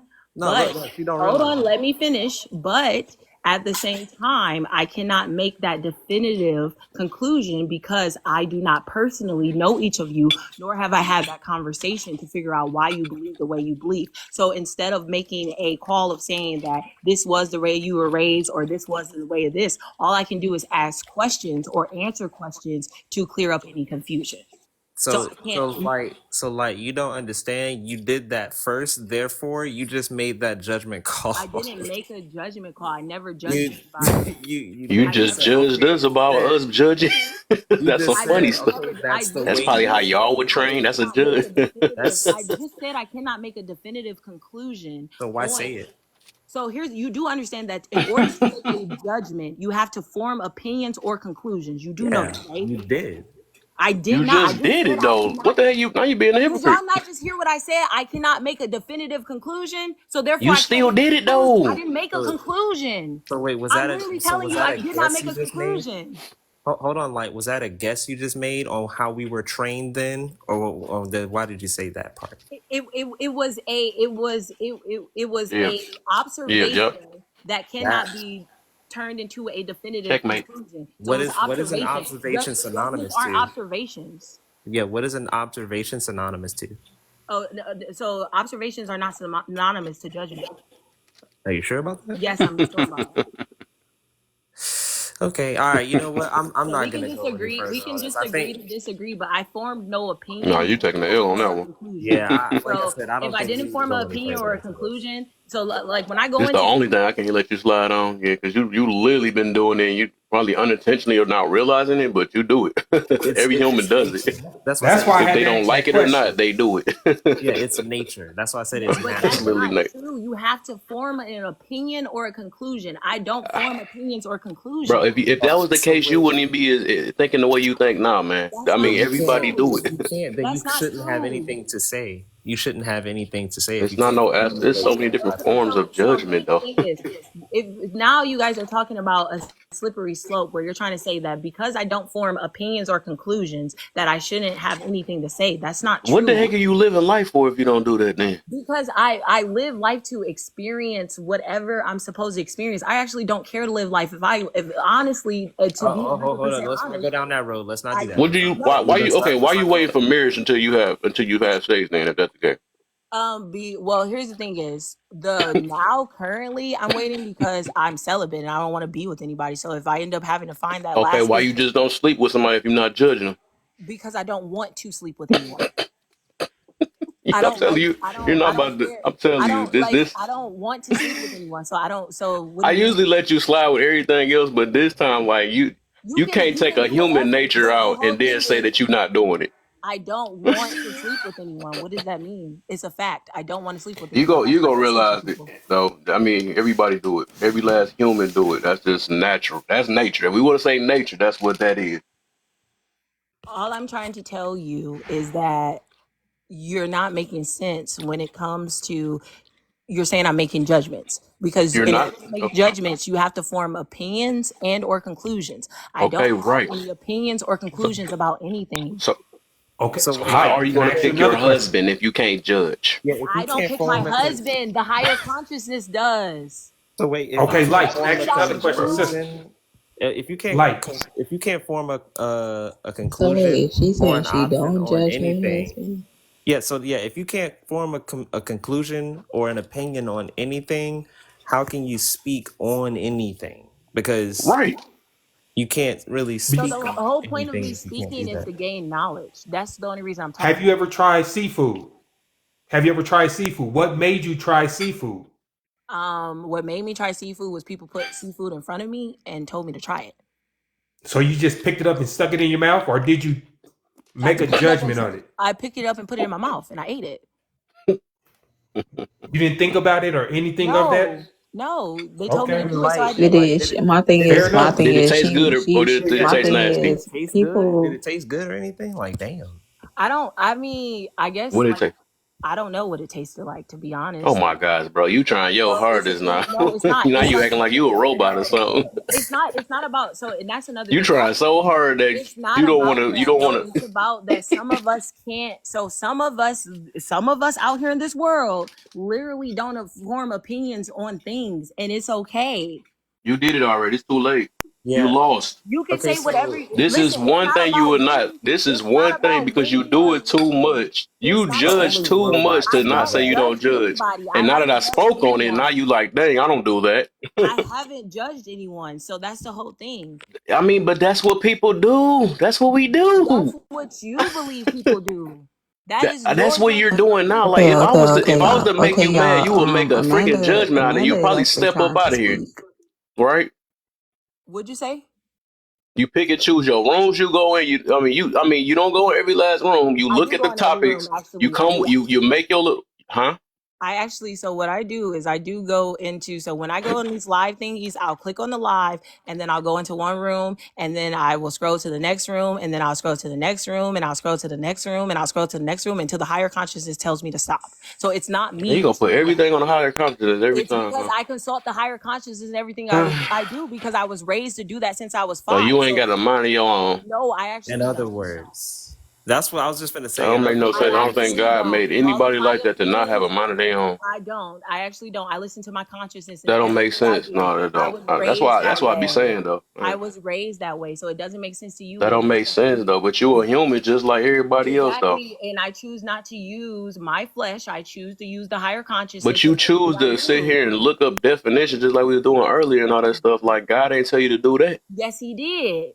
Oh my gosh, bro. You can't even conversating with you right now. What I'm saying to you right now is what God is telling me to say to you. Because to be honest, Lord if I was Jesus, do not put that on God, girl. All right, I so didn't whatever. tell We you gonna to. Nicole let her. has You So the that's how can't floor. you keep saying believe. You don't have okay. a because mind at of the your end of own, the day, God. Is, You're hold on, basically God. God. You're That's what guys it keep is. So saying no, I'm because not at the saying end of that. the You day, guys that is your own operate in a personal different way. thoughts. So some of you operate from a You're biblical God. operating off your own personal I'm thoughts. not operating The off my best own thing personal God gave thoughts. us was to make a choice. So at the end of the day, And it's I not choose to about listen. oh at the end of the day, it's not about your personal thoughts. It's you don't even understand. You're not even operating off of God. When people operate off of God, they are operating to obey His word. You're not doing that. Yes, So I at am. the end of the day, you're making self choices, self decisions. When you saying that you ate seafood, God ain't tell you eat that damn sweet seafood. You chose to eat that seafood because you liked it, the texture, you liked it, it looked, it actually probably smelled good to you, whatever case may be. Like be real with yourself. I am Yeah, being and in the raised. So Leviticus. I was raised a Hold different on, way where I was raised to hold on, like, and even in Leviticus law, God tells us not to eat seafood. So that's how I know you're lying. You're not supposed to eat so I shellfish. didn't say I believe in a biblical God. So you do understand there's over 10,000 religions. And then on top of Wait, that, I said God is a higher didn't you say consciousness. So just Lilith because you was your believe in a God? biblical God, your God is not the only God that exists. Understand that. Didn't you say You you believe that believe is in your you Lilith and though? there's no like so there's no disrespect in this when I say this, but So your your God just God. did you give you no brain, huh? So the thing is, my thing is, I have a Okay, collective let's go. consciousness that I follow. So we could just keep Okay, the Because we okay. disagreement got somebody when it else that comes want to to those say religious something. parts. So here's the thing: is what I'm not gonna do is have this conversation with. Yeah, you ain't have Okay, to worry about what him. So we're we go to the going next to anyway. do is sit up here and give other people a chance to speak because somebody else wants to talk. Amanda been trying to talk. Hi, how is How everyone you doing? doing, Amanda? Good. How is everyone doing? I'm blessed. I'm blessed. We're well. Good. I just want to say, in America, okay, I'm born Black American, San Diego, 1970s. Okay, in America, people who create policies and enforce policies determine whiteness. Okay, in the United States of America, people who create policy and enforce policy determine whiteness. Okay, so if we do not create policy and we don't have the power to enforce policy, we do not have the power to determine whiteness in the United States of America. Okay, I just have to make that clear. And what that means is understanding how power functions safely in the United States of America as people of color, whether we consider ourselves to be Black or not. They determine how they're going to treat us in the United States of America. So if they want to treat you like a Black person, they Wait, can. what this got to do with the topic? Oh, okay. I just want to make sure I know what the topic is. I see it, but I need my glasses so We we can. started talking about black people. That just called me off guard. I ain't know it. What the heck? Oh, that's okay. Okay. Yeah, he threw me off. I'm like, you came Yeah, with your well, own yeah. topic, So I was huh? saying, Okay, I see. I feel you. okay. I heard what the young lady was saying. I heard what the young lady was saying. Oh yeah, And we gonna leave her alone. Yeah, she doing her things. okay, You know, let she let Oh God Lord, operate through what her. okay. happened? I just want So to make sure people can safely navigate our country, Tisby, because they don't care. You know what I'm saying, brother. They do not care what you identify as. They gonna treat you the way they want to because they have the power to enforce. So I just had to give that disclaimer. They have the power to create policy and enforce it. So it's not about what you identify. You know, they ain't living in our head. They living in their own head, and they're gonna determine that. But I want to go back to the topic here. Okay, how Kevin Samuels it's so tiny. Can you explain? Can you? I got you. I got you. Because not even my Uh, glasses are working on that one. yeah, this is my tiniest one I made ever, probably because I wanted to squeeze so much on it. So, shoot, how is Kevin Samuels, Andrew Tate, and Candace Owens hurting the black community? I guess we can mention that more than Sexy Red, Future, and entertainment itself. I hear so many people talking about these people are hurting us. We got to talk against this. So, all right, how they hurting the community more? I don't think Who's they smoking? hurt. I think they have an opinion. God bless their souls. They have an opinion and they have a right to their opinions. We have a right to disagree.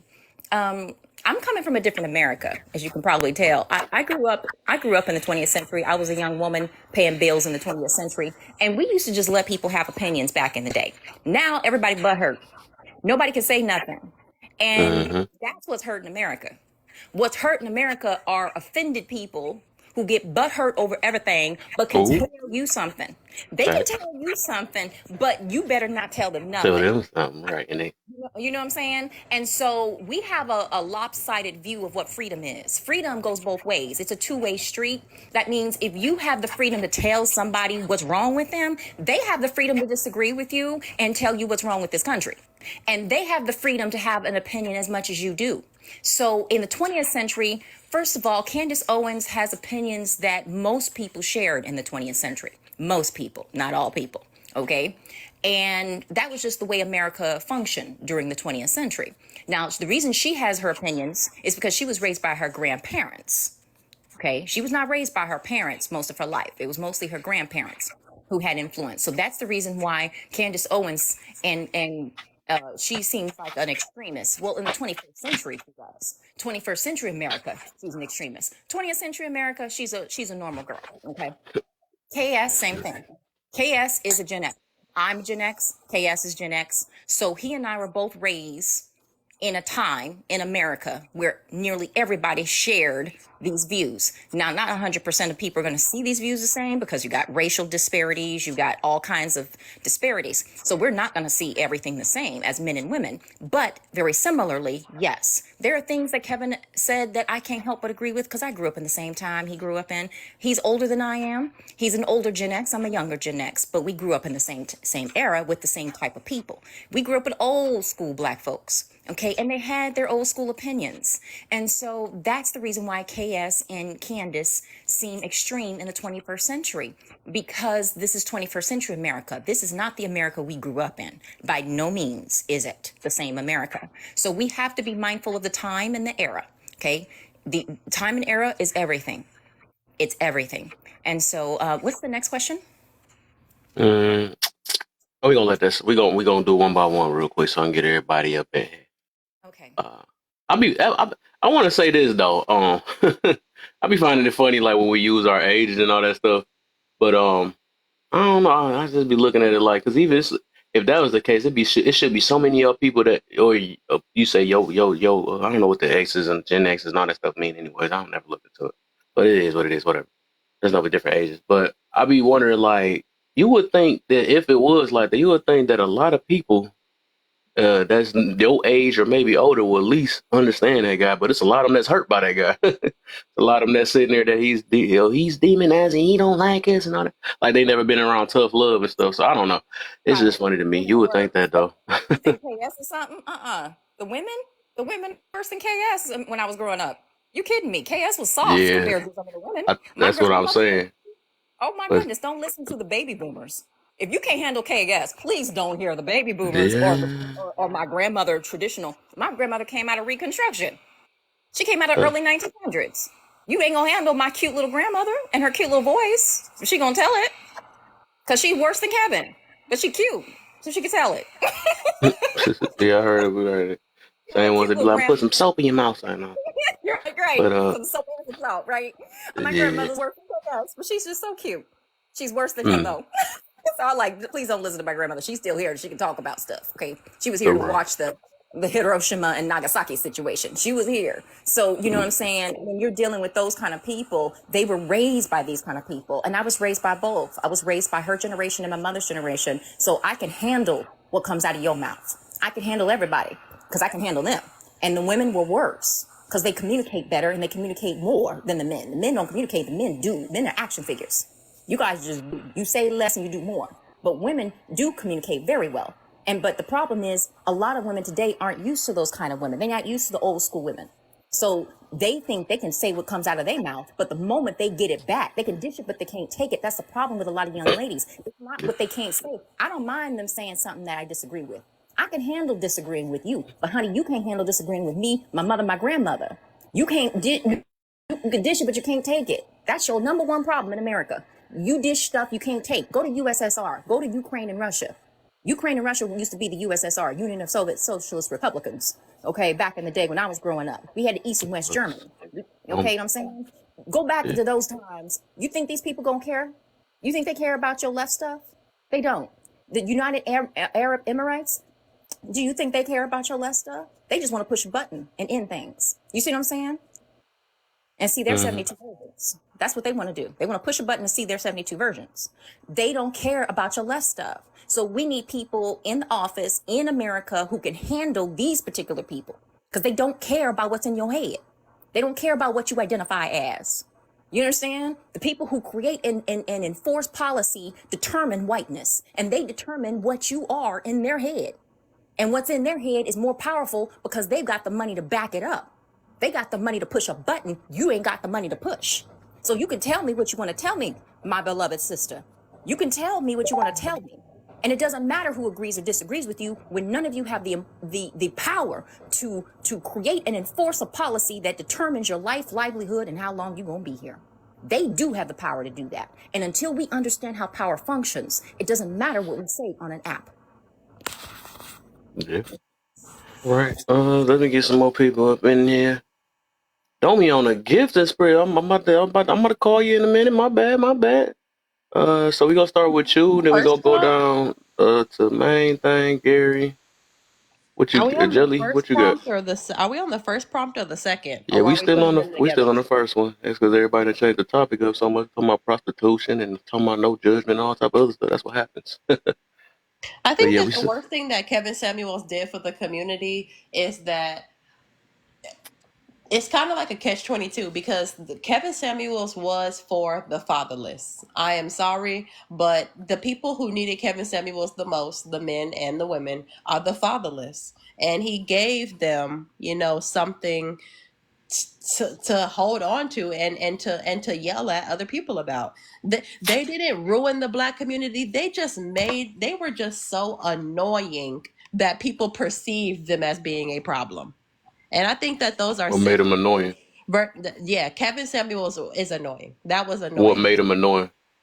It's annoying. What made him annoying is the battery that he put in the fatherless's back. Like And what? like for example, there should never be a fucking time where there should never be a time where men in their 30s are talking about being high value, or there should never be a time where men in their older men are telling younger women about being in their prime. That is so freaking creepy. Mm. And that is detrimental because one, it made a lot of these men seem more predatorial than a lot of them are. And two, That's all you got out of his situation. That's all you got out of him. well, the thing that I got out of the most You of must have watched clips too, though. I think what I got the I most listened to a out. few of y'all was talking about Kevin. I'm like, dang, what the heck? Y'all must never watch them or something. The thing that I got the most from Kevin Samuels is that this is what happens when people don't have fathers. That is the thing that I got the most. There is nothing else that I absorbed that I didn't already know. I just chopped it up to, this is for people with no father. They needed this. And it's so That's many cool, people right? And they without probably a admit father that that too, they though. did need that. And I So think how's it that was annoying? sad. Well, How's that annoying if they needed a father and he was the father because I figure they didn't needed? realize how many people didn't have a father, and I also What? didn't realize how many people were just lost. I did not I realize mean, this if many everybody people were lost something, actually I lost. don't know why we acting like we any better than anybody else, though. Everybody got something that they slacking in. Some people, that's why we make silly and dumb decisions we make now, because some of our parents didn't know any better and stuff. But I don't get the point of saying because they had no father. Okay, so somebody mothers picked the wrong person. That's why there's a lot of single mothers out here to this day. Yeah. And I But didn't realize all the problems that single mother, you know what? yeah, that's called No, reality. I didn't realize the problem with single mothers until I started realizing how much men needed Kevin Samuels. There we go. Wow. So how old are you? You 26. you walking in a new world, huh? You said 26. Yeah, but I'm from a Oh, okay, I community. got you then. Okay, I'm from a you must be. You community like like this stuff new to you. That's I funny. mean, but I'm Yeah, from a this stuff been like this for a minute. I mean, Kev, but I'm from a community where we look down on you if your father not in your life. We Yeah, don't yeah, I distinguish, understand that though, I'm but from one of those type of it's communities. America, man. Welcome to America. That's just a lot of, and that's why we talking to, and that's why Kevin Samuels was talking to them because they needed a father in their life. So No, I I'm don't see from how that's America. annoying, right? Because he actually filled in for their less fatherly roles, which is needed.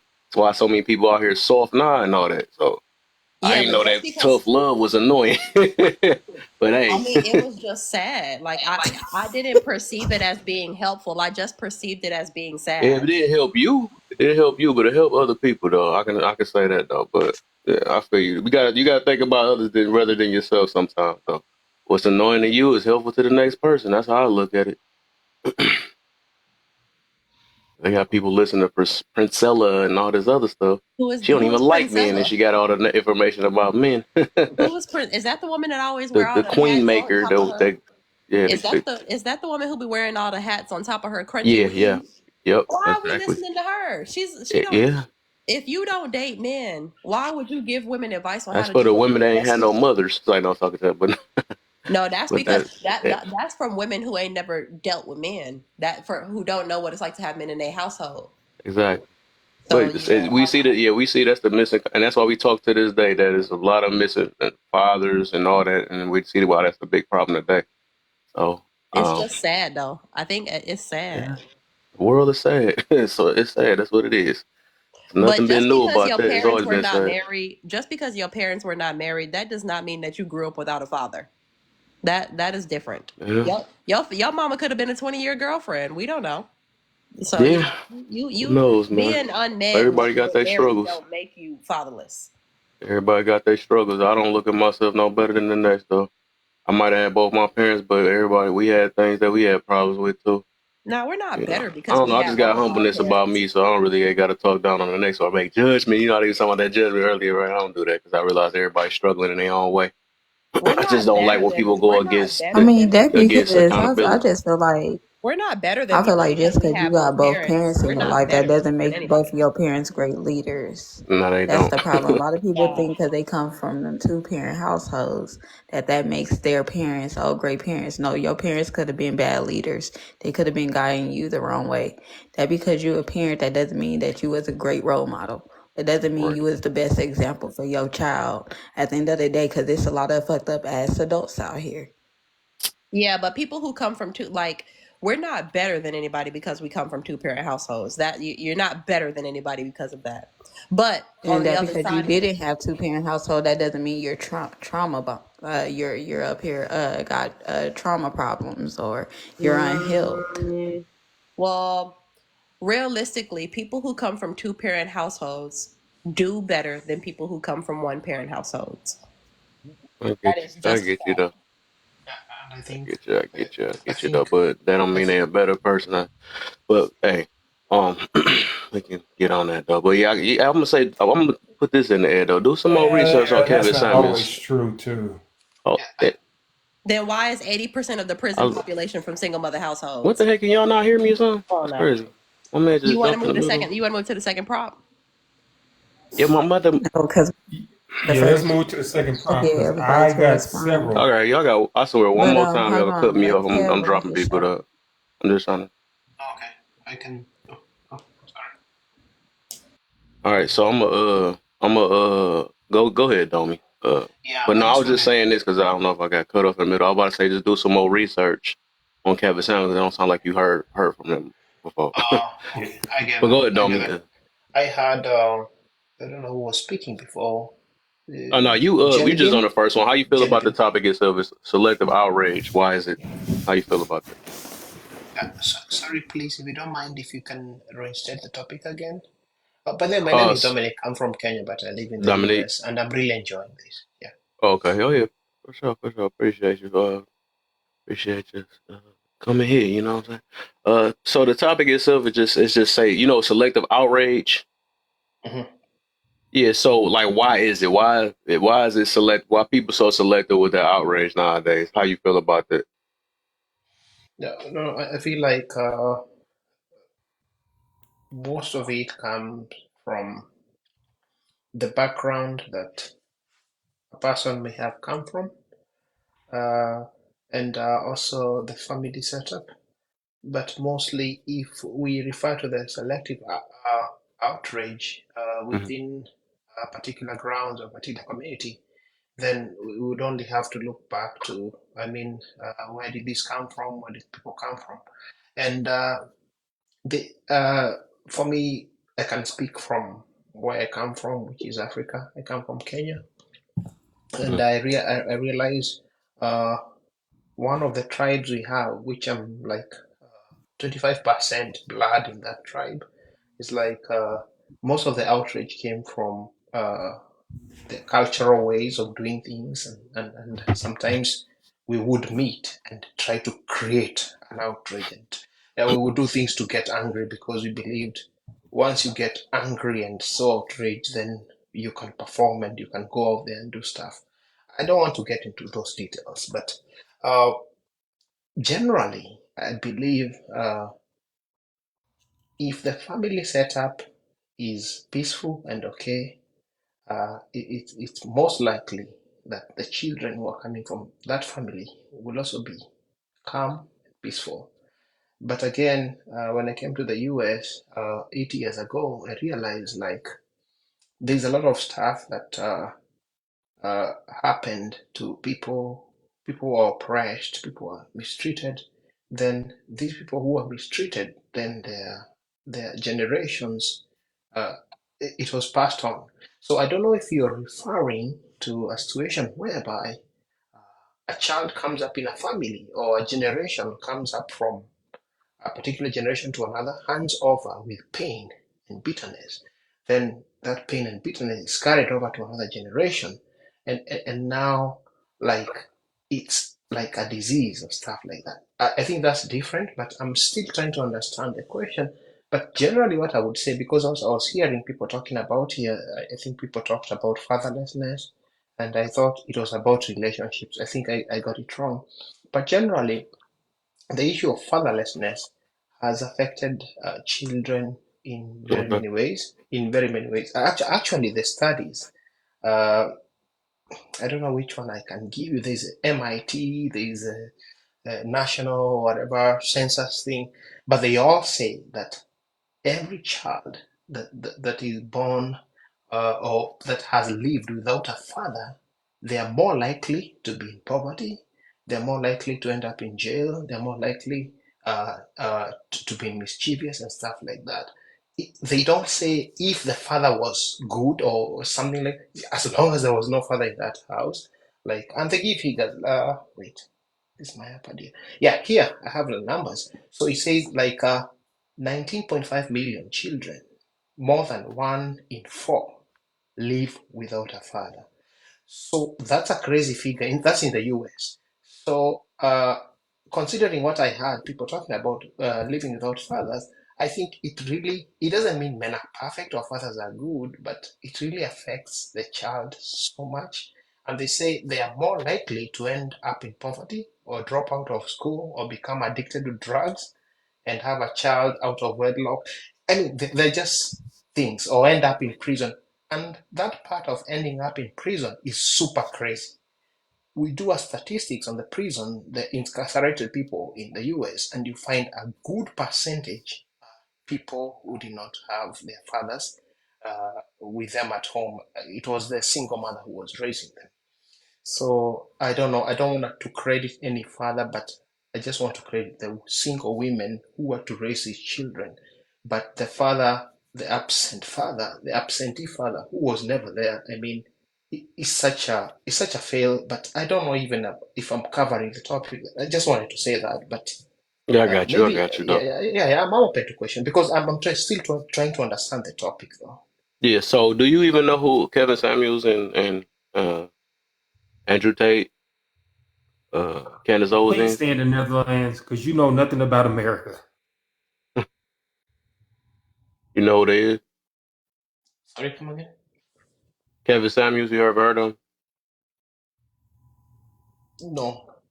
Okay. All right. So yeah. I'm gonna let you. I'm gonna let you catch up on the next prompt then. Yeah. Just stick around. I'm gonna get you on the next prompt though. So you gave some information out there we needed anyways. But yeah, we know for sure. I think we talk about that a lot on this app. That we know how life affect a lot of families without who are missing fathers, because there's a lot of single mothers out here, and it's still progressing to this day. But they get mad at it. They don't want to do the right things, but they want to live their own life. But they want, but whatever. That's a whole another thing. Though they get mad at it at their decision, but don't want to take accountability for it. So main thing, you next. Um, how is Kevin Samuels understanding Candace Owens hurting the black community more than they not hurting the black community? They actually woke to what's going on. They actually aware more Waking than them up. sexy. Okay. You said what? So they waking them up, huh? Okay, I hear you. Yeah, it's like they're more aware of what's really going on into society. They're looking at what's most important in our world. I don't think that they're hurting the community. The community is just too hurt to actually comprehend what they're saying. They're too hurt behind the tone of these influencers. Like they're sitting up here not understanding that they're trying to give you the blueprint to being in a successful relationship or to be around people that you just can get along with. Everybody want to sit up here and take someone's opinion as negative, as if they're being attacked or triggered. And it's not even, it don't have to do nothing with none of that. They ain't trying to purposely hurt your feelings. If you cannot handle the heat, what they say, get the hell out the kitchen. Because this isn't a topic for you. This isn't something that your energy can't handle. If you can get sensitive behind someone's thoughts, clearly you need to go do some healing. Clearly, you need to go be around some people that you can talk to, going to cater to your feelings or your thoughts. Because honestly, you cannot handle people who can speak the truth and your ass not sit up here and try to look for ways to insult them or to look down on their intelligence. Like you try to sit up here and do that when you don't even realize that you're the person that's triggered. You're the person that's hurt behind these words. You're the ones that don't like what this person got to say because it got to do something with you, some way, shape, or form. Little do you know, a hit dog don't holler because they're not bothered. They holler because they hurt, because they're bothered by it. That's the problem. But yeah, I'm going to land there.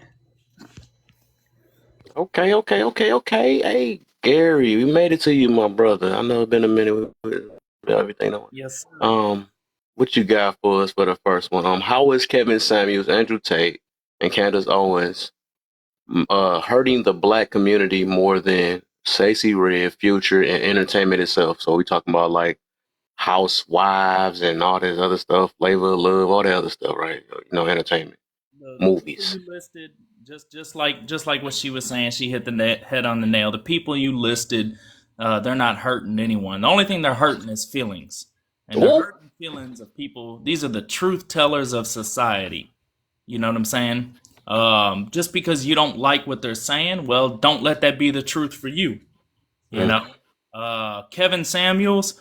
A lot of people didn't like him A lot of those people probably guilty of a lot of the things that he spoke on. I've never seen him lie, and a lot of women particularly dislike him because they would see a couple of small clips from him that seems like he's bashing women, but honestly he's just keeping it real and bringing a lot of people back down to earth that are, I don't know, somewhere off in La La Land. There's also several videos of him being harsh with men, and bringing them back down to reality.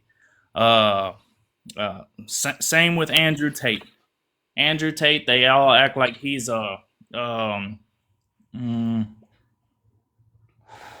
misguidance to young men, and I don't believe he is. He promotes, hey, get out there, work your tail off, do the best you can to be a protector and a provider, and make yourself a valuable asset. Which is not a bad thing. But of course, they got to flop it to a bad thing because, men can be emotional and this, that, and the other, and blah, blah, blah. Well, yeah, you can, but an emotional man is a dangerous man. Men are we are to keep our emotions in check. We are to be logical. We can't make decisions based on emotions or out of emotions because that ends up in some kind of rage and bad things happen. So who else we got on here? Candace Owens. She's another truth teller.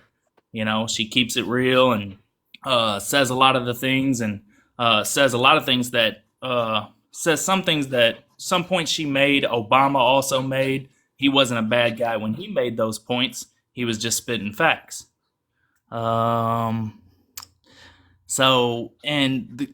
Everyone's society is kind of crumbling in my opinion because it's a new think. This whole Miss Independent don't need a man rhetoric is nonsense. It's further separating families, creating more single parent households, things of that nature. And who benefits off of that? Well, the government.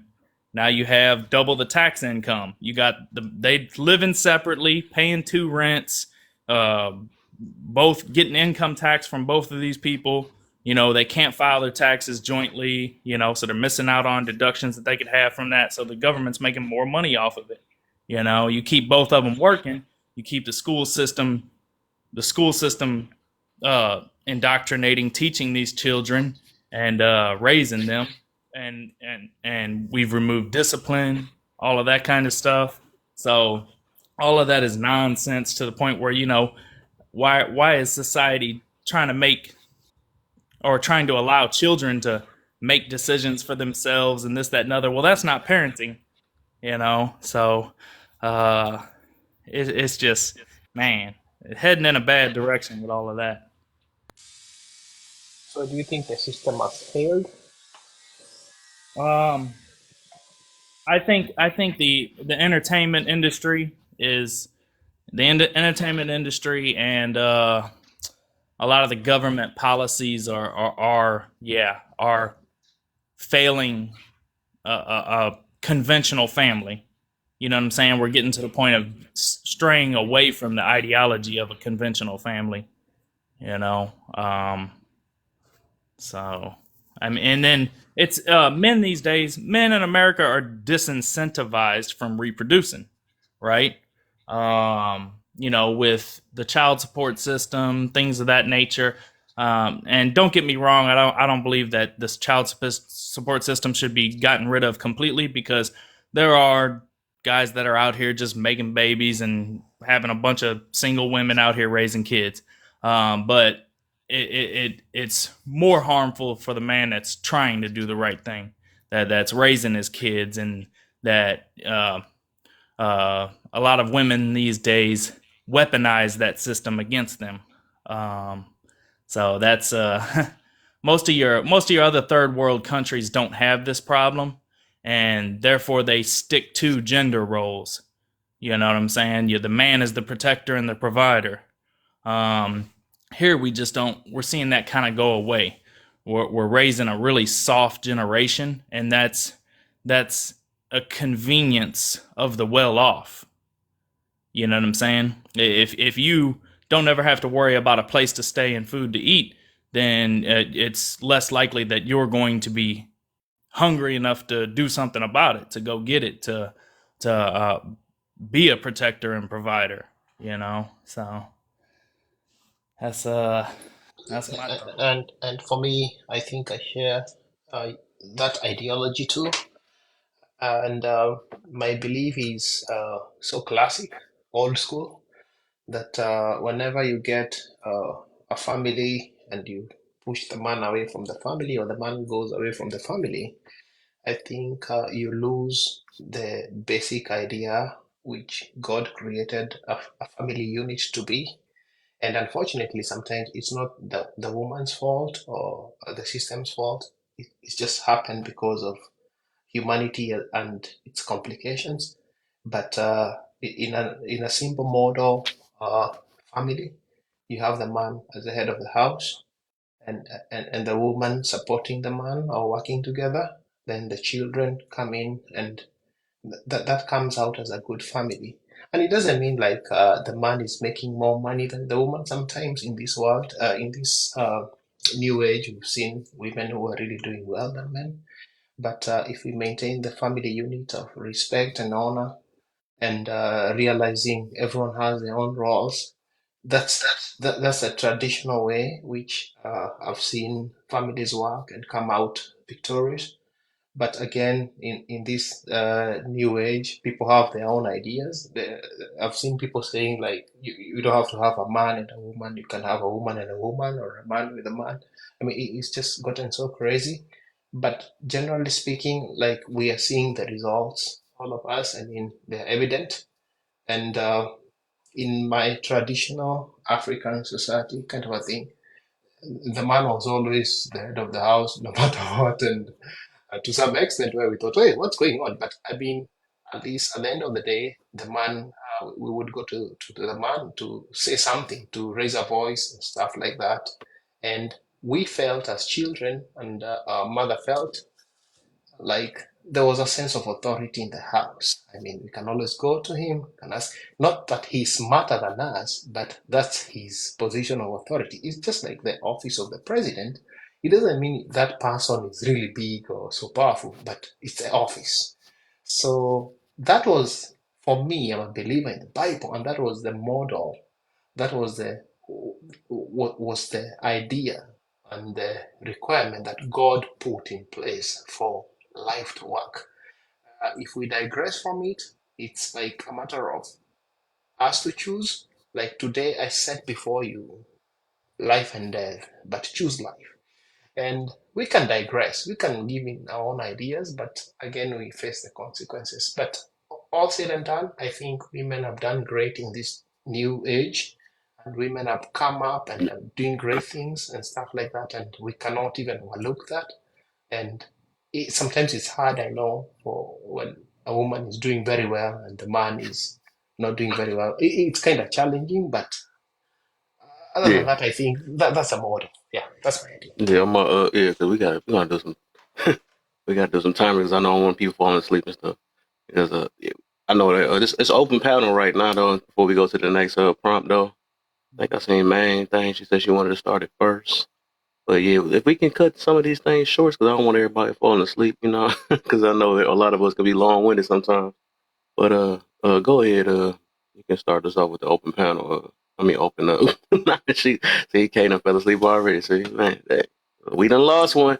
I'm trying to hang in there. I'm trying, y'all.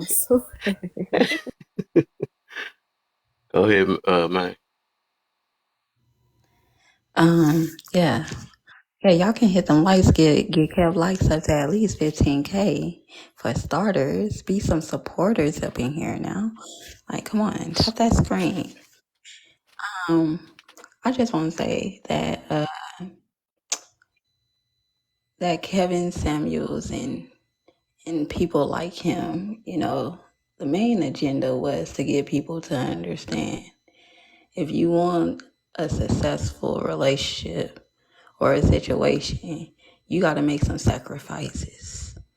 And looking at the people that they done talked to, a lot of people wasn't in a sacrifice kind of mindset. They're like, oh, I don't want to compromise. Oh, you're speaking delusional. Oh, if he said that your man would want a fit woman, oh no, he got to accept me for who I am, as I am, how I am. And it's like, well, with that mindset, clearly we see how far that's getting you in the dating pool. And clearly it's not working out because you're obviously here on the show. And that's what it shows. It's clearly like, oh, why come up here if you feel like you got it figured out? If you're just going to rebuttal everything that a person tells you, if you're not even going to put the advice that is given to use. It's like almost like did you come here to waste your own time? Did you come here just to insult and not learn anything, or not to be open-minded about anything? I just felt like their shows were actually exposing the women who weren't built for the relationship. Because if you were built, you would look at the advice that is given and be like, oh, well, you do have a point. Maybe if I do take a different approach to certain people or to certain things, maybe I would have more success in certain areas. But instead of that, they didn't want to do that. It was more like, no, you're sus. You're disgusting. I don't like the tone. Why are you down talking women? It was more of that type of energy. And like I said, it just shows that a lot of people are very, very weak-minded because you're easily in the mindset of a negativity of just fragile type of thinking. So yeah, anybody else want to rebuttal or respond to that, you can, or just give your opinion. And I'll land. Yeah, it's just a matter of people understanding that while they have loud opinions, everybody has a loud opinion, but the moment a truther has a loud opinion, all of a sudden, you're just so insensitive. Oh, they're troublemakers. How come KS and what's her name, Candace Owens is a troublemaker for actually stating what is going on? They're just stating what's happening. Preach. You know what I'm saying? I mean, really, that if they were in the But they rather 20th do busted century, challenges. That's the truth now, huh? they were normal back in the day. They would not be considered influencers. Nothing wrong. That's just fun. They're just normal. See, when I was growing up, these people were normal. Everybody was thinking like Candace. Everybody was thinking like KS back in the day, because that was normal.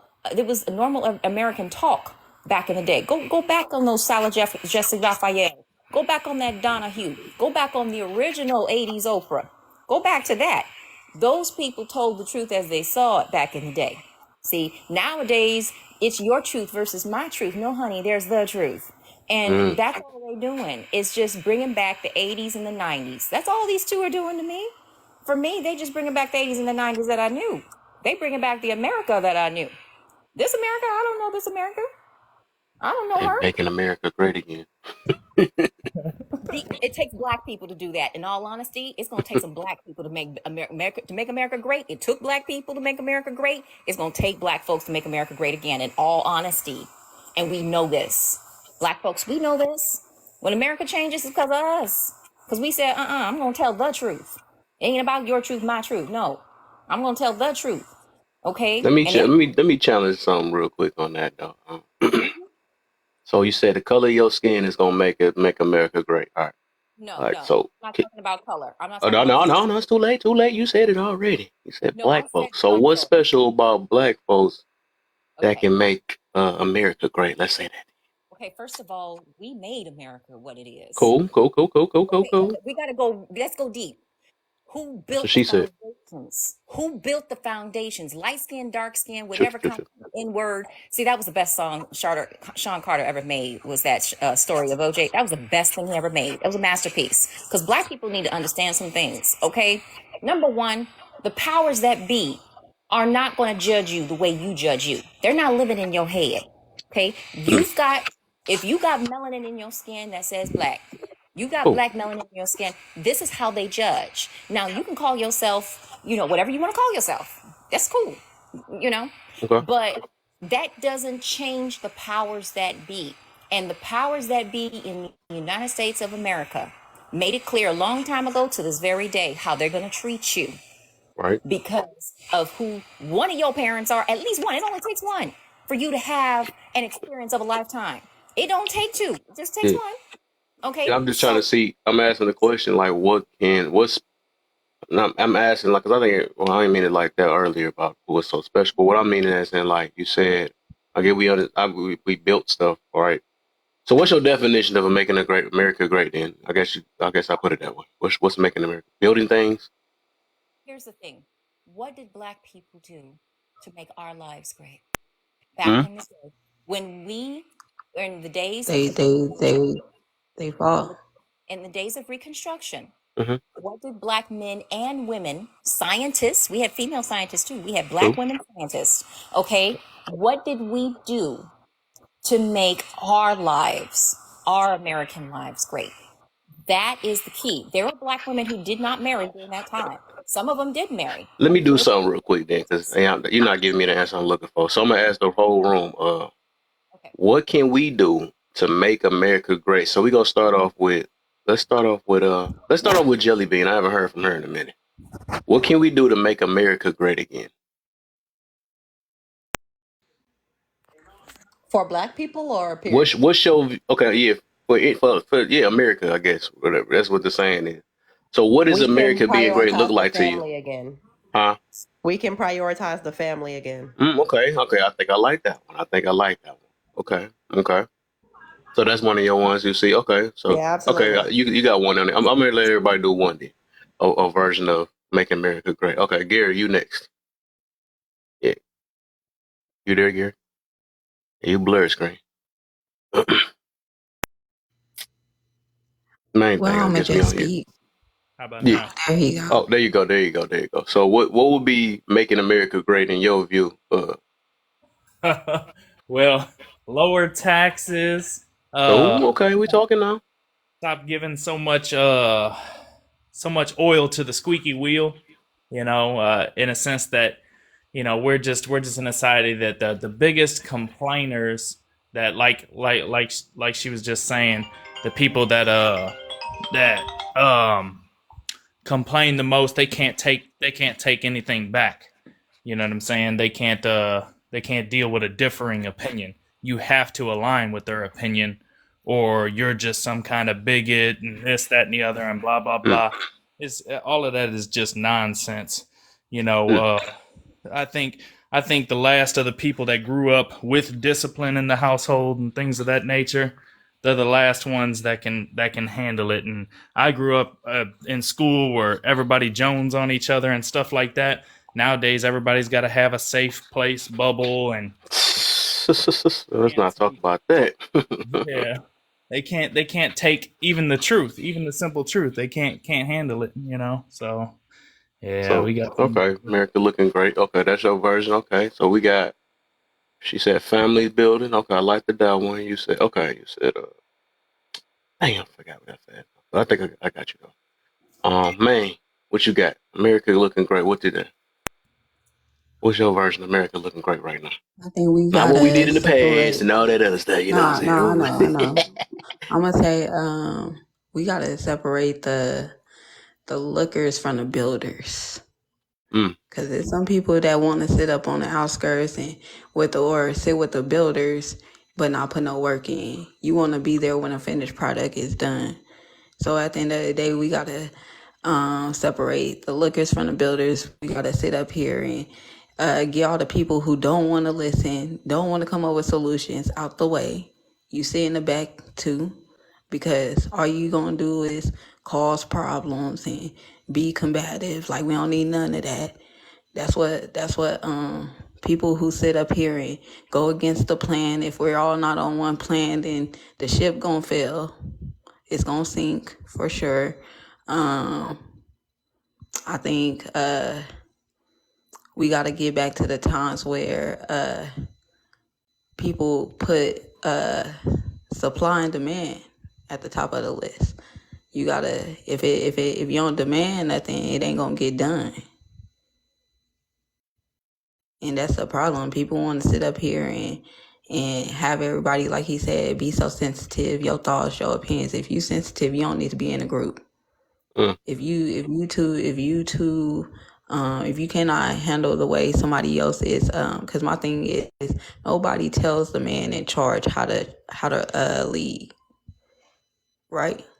So first, the people, you got to get those people who's willing to follow the leadership of the people behind the plan. You got a plan and you trying to get people on board, then you got some people on board, but you still got those in the background talking about, oh nah, don't follow his way of thinking. His way of thinking is wrong. Don't follow her way of doing things because she only going off of him and what he think. At the end of the day, get those people out of here. We don't need them. Mm. So yeah, I'm gonna land it there though. So I'm gonna take out of that less sensitive. That's another. Okay, I'll take that out of that though. Okay.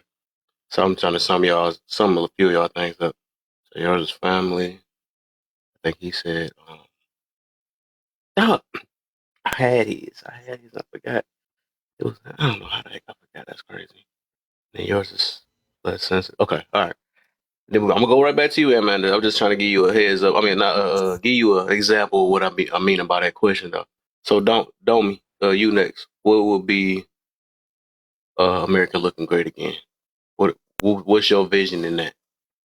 We still need our black scientists, both male and female. We Don't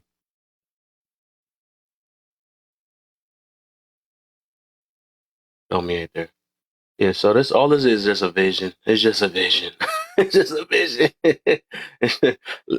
All right, go ahead, Amanda. Go ahead, Amanda. What's a vision of America looking great to you, man? Then I give an example of mine. I think you gotta unmute. Oh, I work with black people throughout my life who fit these descriptions. Okay, Gotcha. black engineers. I've dated black engineers. Um, you know, people. These are the black people I've worked with, and I'm coming from. And so this is what I know to be true. Yes, we need families, but we need money supporting these families. We need these families to not be in poverty. That's huge. We need black families in upper middle class, wealthy status, and we're getting more and more families in that status. But we got to take our time. We got to be patient, and we got to take our time. And that's been the issue. Everybody wants everything right here, right now, and that's not how it works. In order to build power, it takes time.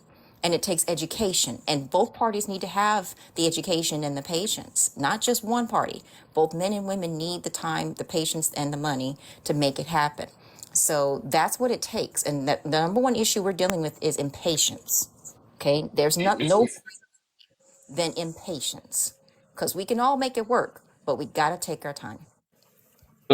Okay. yeah, So dating black engineers is America's great again. Okay, and patience and impatient. Okay, I got you. There's a lot of them So out I'm there. gonna tell you my version of just hold on, my view sister. of America looking great. Oh, you back, Domi? Now you not you back now? Big Oh, close to sorry, the sorry, I water. was off. I'm gonna wait until my turn. I'm Do sorry, you I know even? that. You're not even in America, is you? No, I'm in Appleton, Wisconsin. Sorry. Oh, okay, never mind. So I ain't gonna ask you that question. So my version of America looking great again. Just this simple. I would just say I'm not talking about what we need or not. Of course we need some stuff. But my version would be it's kind of mixed in what they were saying, like a little less sensitive, knowing how to work with one another, able to accept, and that's what he said, the difference of opinions. That's what Gary said. I knew it was something. Able to accept. So like they say some golden ones, I ain't gonna lie. So that I would say that most definitely that too. Um um always finding some way to hold each other accountable more often, right? Instead of letting women get away with stuff because they're women and all that stuff. You don't want to hurt their feelings and all that stuff or whatever, right? You know, same way we get on the man here, you know what I'm saying? So stuff like that, I think that will make America great again. And the families, just like really the family, like Jelly was talking about, for sure. That's one of the main ones. I think with that, anything can happen. And It's just really just wishful thinking. That's all it is.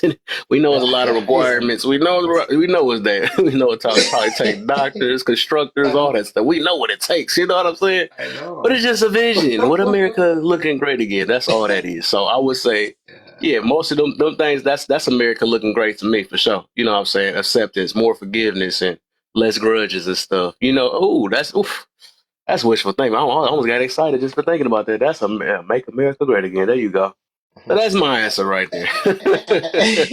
And I think for me, there's one thing that you can never separate America from, like the humanity they show to people, like how giving they Ooh, are. let me do one more. We'll make it burn though, because I don't go against different. Me myself, I believe I feel like we in a mental and Mm. spiritual war, not a skin war. But we gonna get to that because we ain't get to that way yet. That's gonna be funny. That's funny how she mentioned the black people, though, the blacks against whites, and whatever it is. We're more better and all that other stuff. I love you did that though, because we got to get to that question. But me myself, even that, we'll be able to get along with people that don't look like us. Ooh, I had to add that cherry on top. Yeah, I don't know y'all. I know y'all don't like to hear that one. Make it Yeah. burn. But hey, that's what happened when you have a when you built your heart up off of love instead of hatred.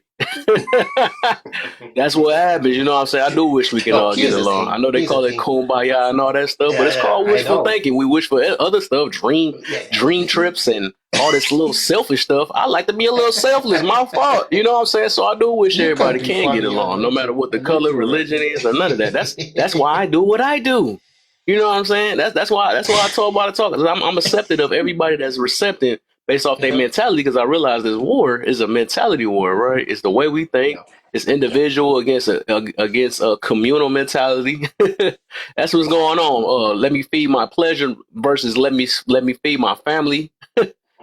That's true. mentality that's That's going true. on. Yeah, yeah, that's how Yeah, deep it is though. So yeah, yeah, yeah, that's my America, make America great again. yeah, Yeah. yeah. And I was about to ask you.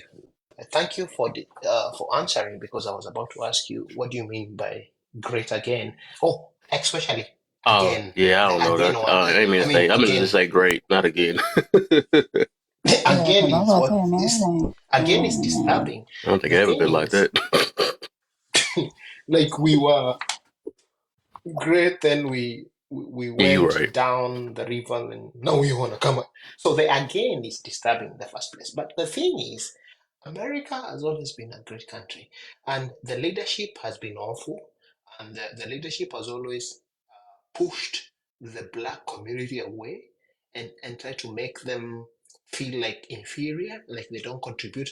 But I was sitting with the Olympics committee, because my brother-in-law is one of the chairs of the Nike Olympic, and we were looking at who are the people who are representing America.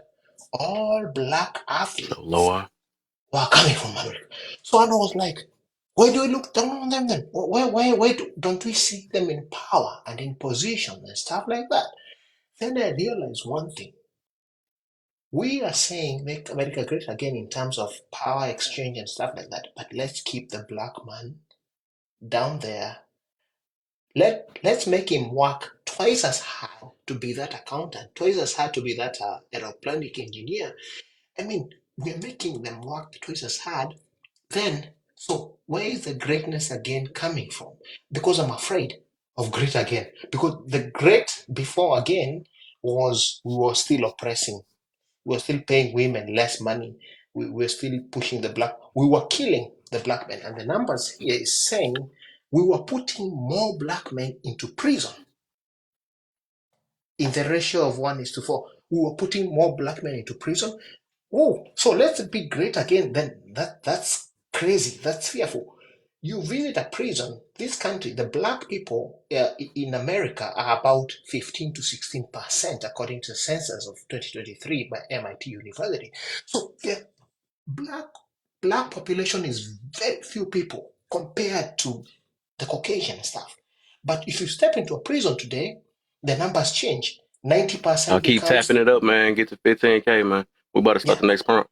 yeah, 90% becomes the minority and the black community, and the 10% becomes the Caucasian. So then we look for more studies. They say you are likely to be stopped if you're a black guy in a traffic. And these are numbers that come from very credible research companies. You are likely to be stopped 95% of the time if you are Looks, brother. minority or if you're black, as opposed if you're white. So when you try to make the America great again, then I'm like, from which end? When were we great? We were great at putting people in prison. We were also great at, first of all, was incarcerations. We were great. Then, and it's incarceration per capita. Like we go to Milwaukee or we go to Chicago, somewhere, Illinois and Chicago, and we see how many people live here and how many people in prison, like crazy numbers. Then also we are great in people who believe in like there are angels somewhere, whatever. Like we are great in some things, but it's unfortunate that those numbers are all against the black population. So it's like, I don't know, how are we going to be great again? I mean, like I see some old people, like I'm in a home here where we have most people who are my neighbors are older Wisconsinites, very rich guys, but they are now retiring. And they kind of wonder, why is this guy, why does he have a home here? Then my neighbor is called Mahoney. Then I talk to Mahoney guy, and he tells me, you know what? People here like are afraid. I mean, if it was in the 50s, man, I don't think this would be the same. And I asked my honey, what's going on? Because I help him. He's an old guy. Help him cut his grass and prune his trees. Don't me, brother. My brother. Boy, you talking about cutting grass and stuff. No, my bad. You got too far. All right, I got to get some more people in. I'm sorry. I apologize, my brother. Okay, But sorry. man, Keep yeah, we going. got deep. We got deep. Sorry, I know sorry. how it be Yeah. sometimes, man. But But yeah, we about to get to this next prompt though. But yeah, y'all keep on tapping. You can tap in the box too. I'll see John out there. I'm gonna start calling some names now. All y'all can tap in the box. Every last one of y'all can. You know, I see John. We trying to get to. Matter of fact, I'm gonna get to 20K because y'all, we should have been at 15K a long time ago. It's the crazy part. So I got John tapping right now. Let's see John's name again. I'm calling names out, yeah, because I can tell if y'all tapping now. Oh, we got K. We got K. Oh, main thing is tapping Are now. we still on Okay. the second prompt? Yeah, we going on the second prompt though. I'm trying to get these fingers work before we go there. But All right, I cool. think you already did it already. But I can go back to you again if you want to add something to it. Yeah, get to me Okay, last though. Let everybody else we say what they go want. last. Okay, I got you. Should I been tapping? Okay, we got Gary tapping now. Yeah, it would just be showing up. Saying that. Okay, G man tapping. Oh, I said I gotta call out names, and then we start seeing this thing moving. Yeah, and you see what I'm saying? I'm about to give it. So yep. Yep. Been on here for a little minute. I'm trying to see. You notice when y'all tap that more people join in. Y'all, if y'all noticed that, did y'all notice that? You see the names popping up there?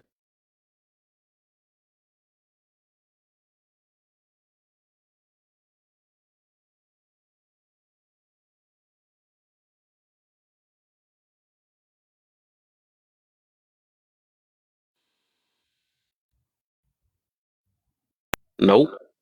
Nope, I caught y'all. I mean, TikTok kicked me out though, but hey, I'm still looking at y'all. Y'all still thought y'all gonna be slick.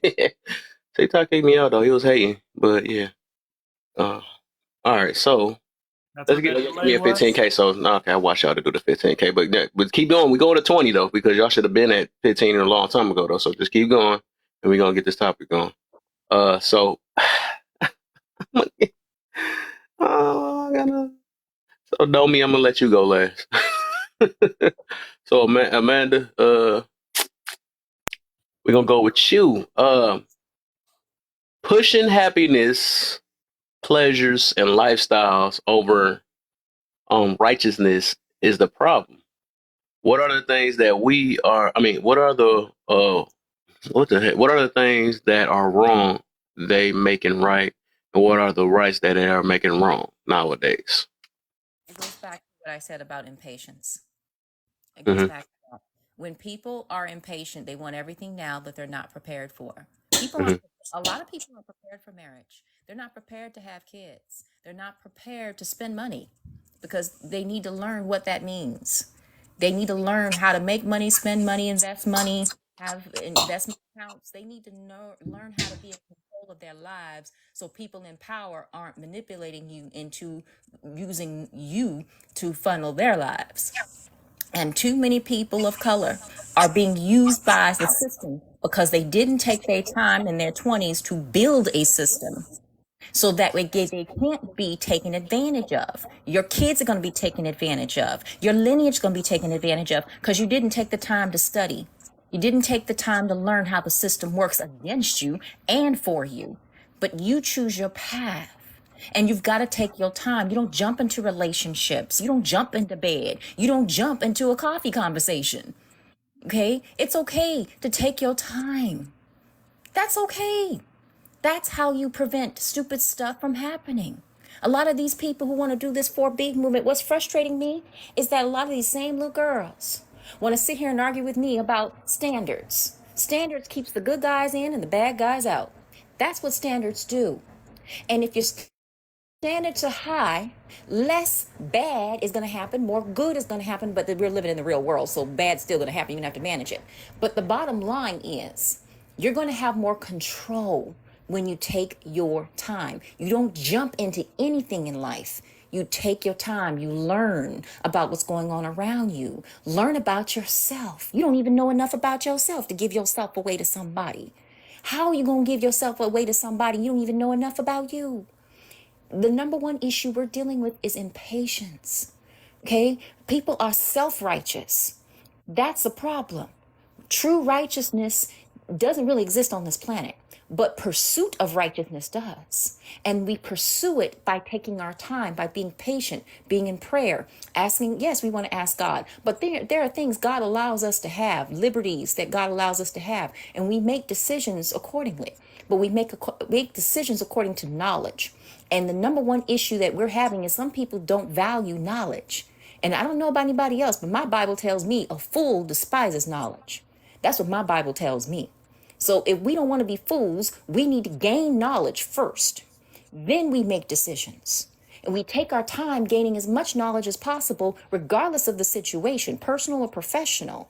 We have to gain as much knowledge as possible so we make the least amount of mistakes, because we're still going to make mistakes. We're all human, both male and female. We're human. But we've got to take our time. We can't emphasize that enough.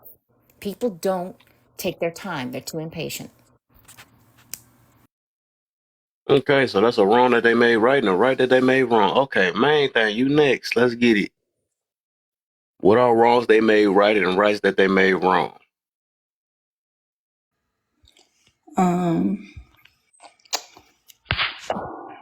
It's a lot. Amanda, you've been talking for a while. I only came up here to tell you, shut up. Bro.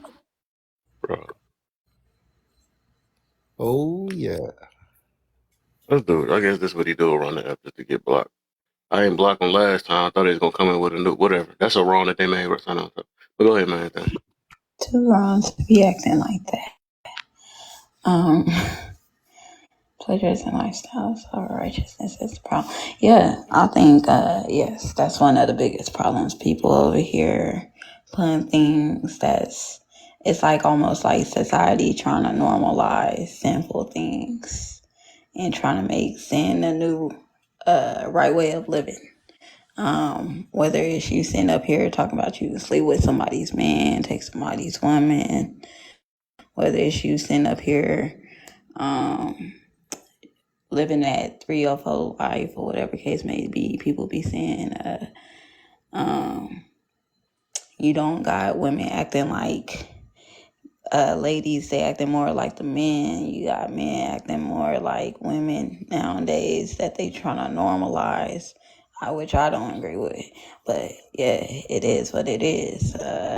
They trying to normalize kids not listening to their parents, following their parents' leadership, guidance, the knowledge that they pour into them, or the life that they speak into them. They rather sit up here and follow their friends or judgment or, people who mean them no good. They're trying to normalize just, things that go against God's way of living and things like that. he said things that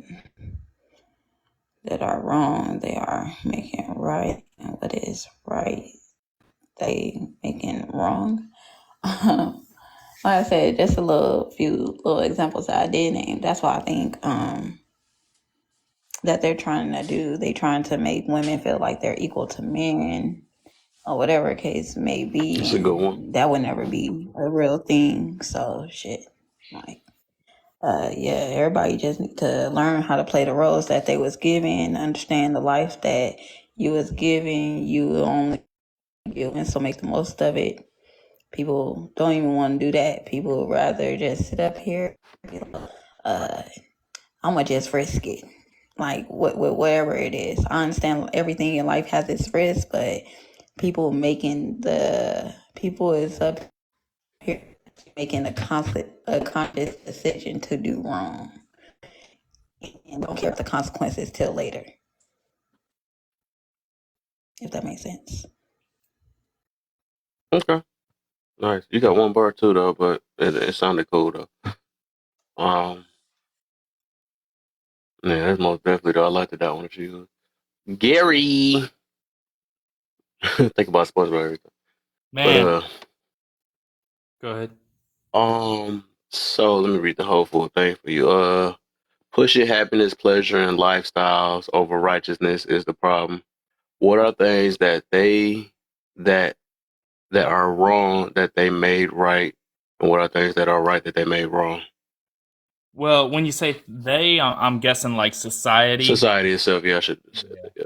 So I would say,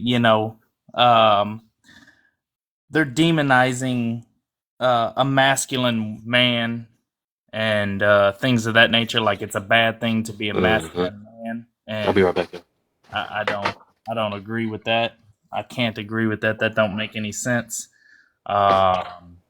Somehow, everything that a lot of triggered people don't like is toxic masculinity, blah blah blah. And then also teaching the, like I was saying earlier, the Miss Independent don't need a man ideology. Yeah, I in a sense nowadays, particularly, you don't need anybody. But I would say it's a rather want. A woman should want a man should want a woman. And their differences complement each other. And that's what makes the family structure work so well and has worked so well for thousands of years. So now we're going down a different rabbit hole with the modern society think. Pushing happiness and pleasures. And then I guess that could also be pushing happiness and pleasures and lifestyles over righteousness. I guess that could also be thought of as priorities, rather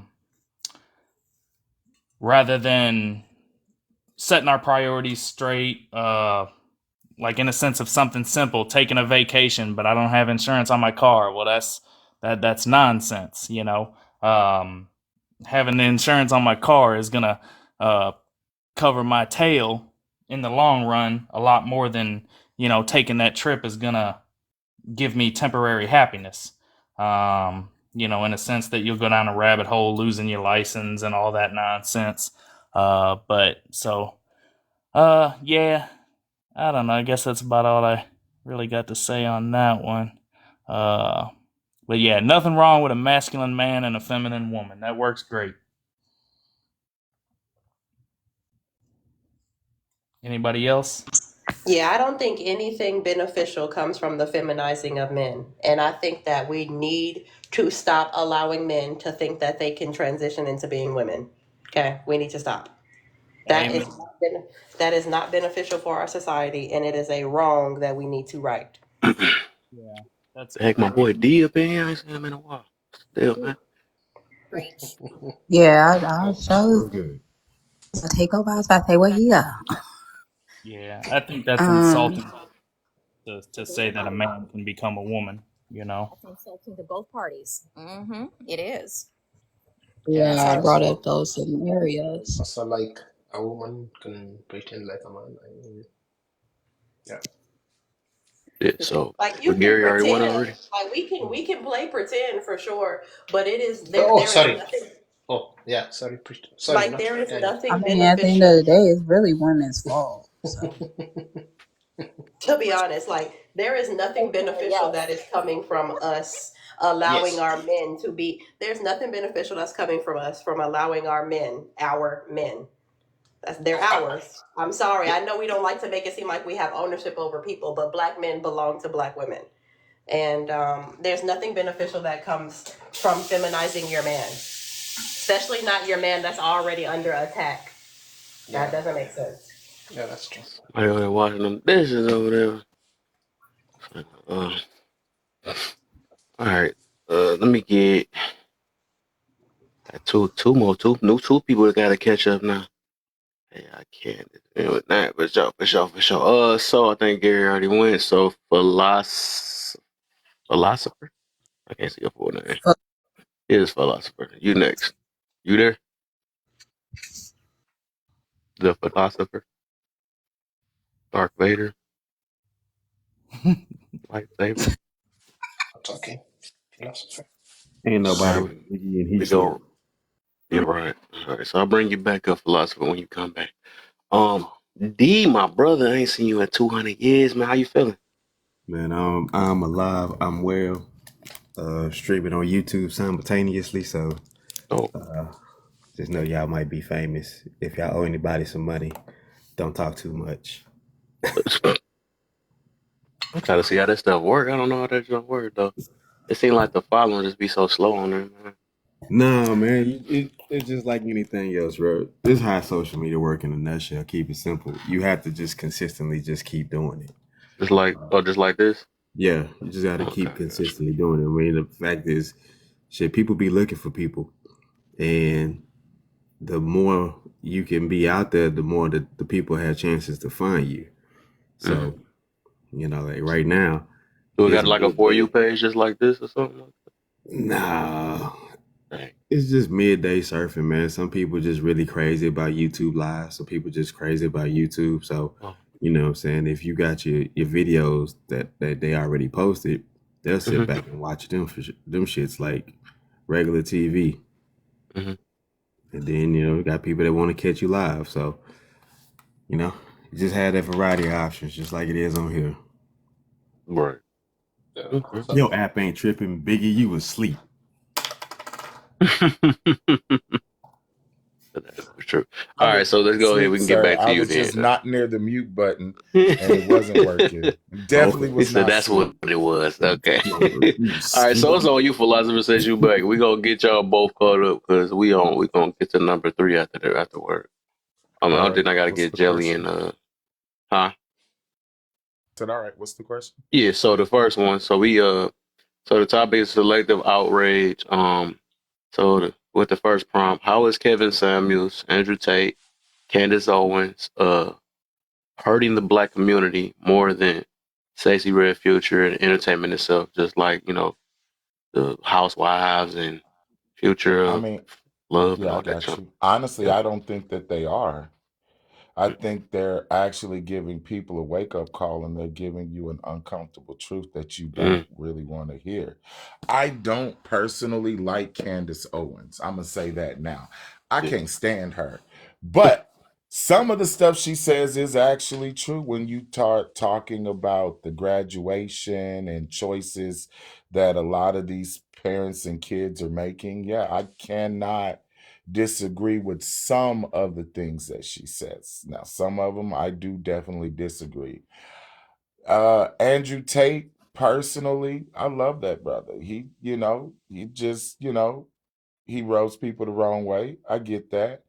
Kevin Samuels, the same thing. Most women don't even understand. Before he was talking to women, he was talking to men for years about what they should and shouldn't be doing and coaching men. And then, that's how they just became a byproduct of the situation. So honestly speaking, I don't find them a detriment. I find that they give you uncomfortable truths that people don't want to face. Okay, I like that. So, because it hurt their feelings. They think that it's detrimental because it hurt their feelings. Okay, I feel you. All right, D, you next. What you got, my brother? Did you hear the other thing? You want me to say it over again? Well, we can say it for the people that's listening here on the tube of you. You know what I'm saying? So go ahead, let's run it back one more time. All right, I got you. So the topic itself is selective outrage. How is Kevin Samuels, Andrew Tate, and Candace Owens hurting the Black community more than Sexy Red, Future, and entertainment itself, like Housewives and the shows we watch, the movies we watch that portray us, and all that stuff. So. I wouldn't. I would, as I'm not a Candace Owens fan. I'm not a Candace Owens fan at all. However, like Biggie was saying, that she does have some points, and if you're just a person that's inclined to listen to anybody, you will find out that they have some type of value, right? It may not be of any great value to you, but there's still some type of value.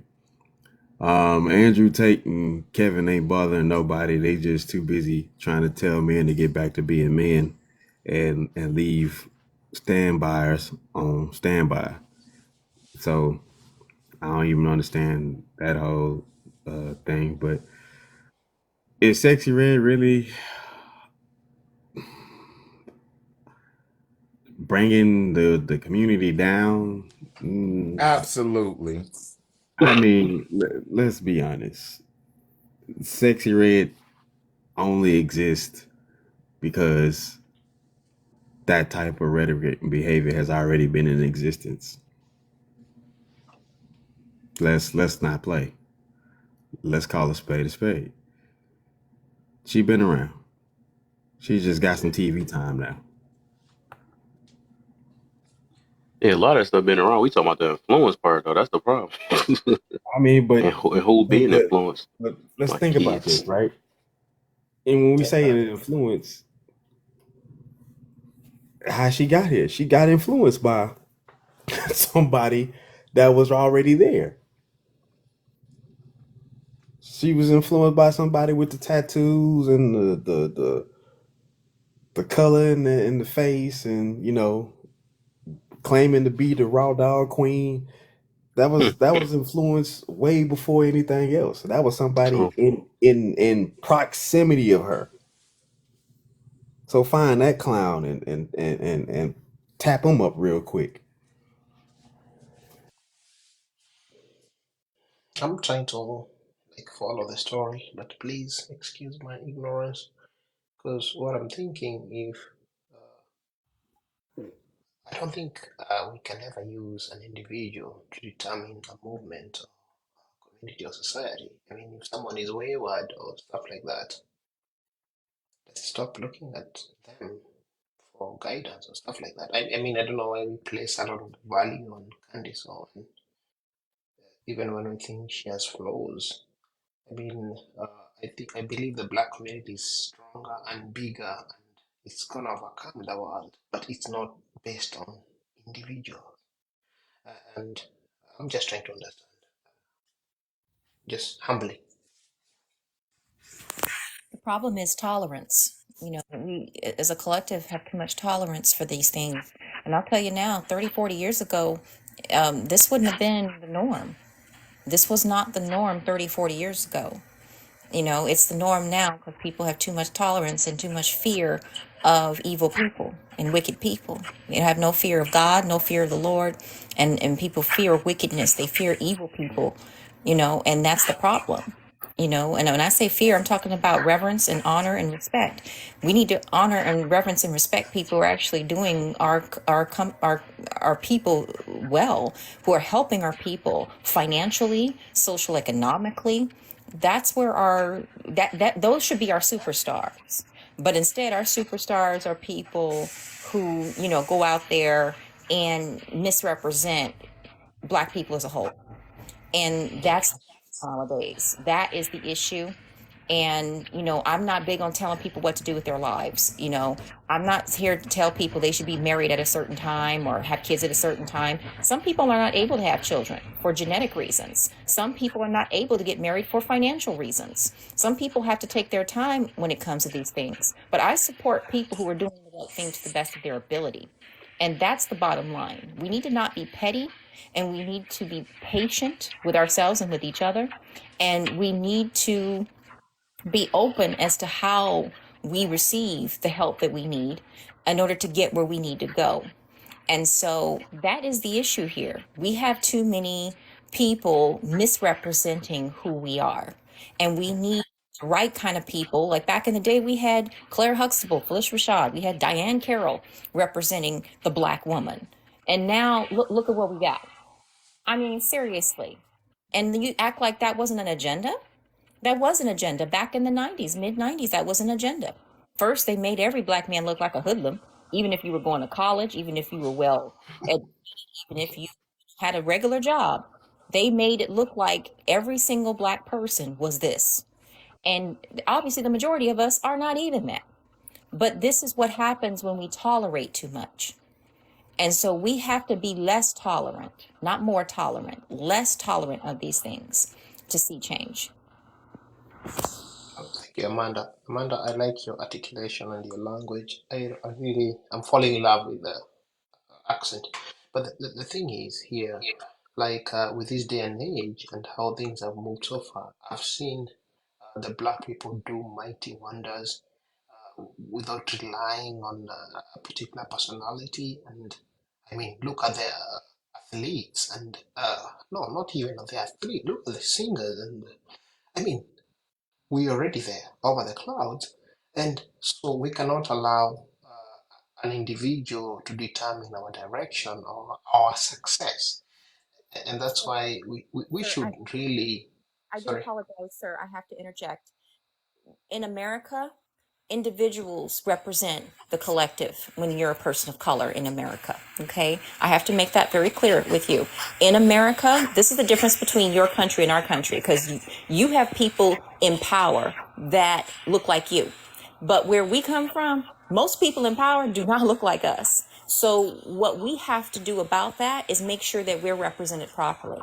And it's hard when money is not put on those people. Money is put on silly people. Okay? It's put on the clowns. It's not put on serious men and women in our community. And we have them. The majority of Black millionaires are not celebrities. They're not athletes. They're not singers. They're not entertainers. The overwhelming majority of Black millionaires and billionaires are first and foremost Black men. Okay, you got to check those stats now. Black men make up the majority of millionaires and billionaires in the Black community. We only have 4 Black female billionaires, only 4. The overwhelming majority of Black billionaires are Black men. So that concept of men, running Keep things is tapping, y'all. and we I We have almost think had I 20K. think I think you Hey, can. before we go to that, because, yeah, we all off topic again. I just want to get them to get these last 2 in so we can get to the next prompt. So philosopher, so we on not a second prompt, and then D, you gonna do the second prompt too. So pushing happiness, pleasures, and lifestyles over righteousness is the problem. We are is the man, what the frick? Hey, I got a squinch in today. Today is a squinch day. Pushing happiness, pleasures, and lifestyle over righteousness is the problem. What are things that are wrong that they making right, and what are the things that are right that they making wrong nowadays? In my personal opinion, they all should go hand in hand. The way I live my life, they do. Um, if you look at how we used to live our lives before modernism, that is how we used to live our lives. Our culture, our lifestyle, everything was all blended into one. We were more of a village that looked after each other. It was more accountability on everybody's part, especially with the village mentality. Now, the way it's trash. Like the whole system is trash. I don't even, I don't even know. Like I'm just saying, like the way the setup is, the way the kids are being raised, like the whole thing is just trash. Yeah. Like none of them really get a chance to get ahead of anything. Half of these kids can't even read at the level that they're on. So I don't know, bro. Mm-hmm. So that's the wrong. Okay, the wrong thing, right? Okay. I mean, my Uh. thing is go back to the simpler times when you didn't have all these distractions. Mm-hmm. Okay. D. What are things that they made wrong today that's right, and what are the things that's right that they made wrong?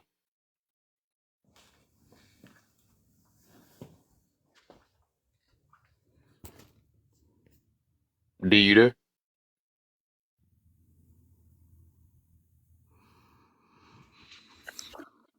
Mm. Are you present in this classroom? Fell asleep in the class. All right. All right. So I think everybody had one already on that one. We're gonna get to the good one. I'm gonna do that one too. So things that I think that's wrong or right. I think I mentioned this before when I did this topic. For example, I would say bashing. They made that wrong. I mean, not bashing. That's probably that is wrong. Shaming. They made wrong.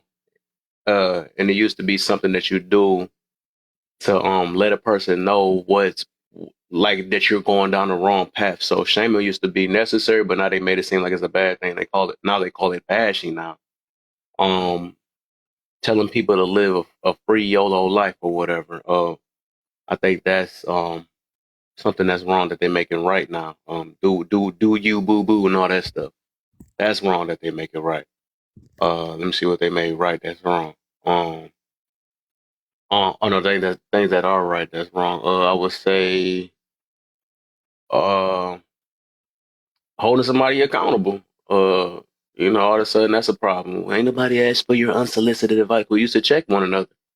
We used to let people, let each other know. But now that's wrong. That's something that's right that they made wrong. I mean, I think I named more things that they made right wrong than wrong right. Oh, let me see.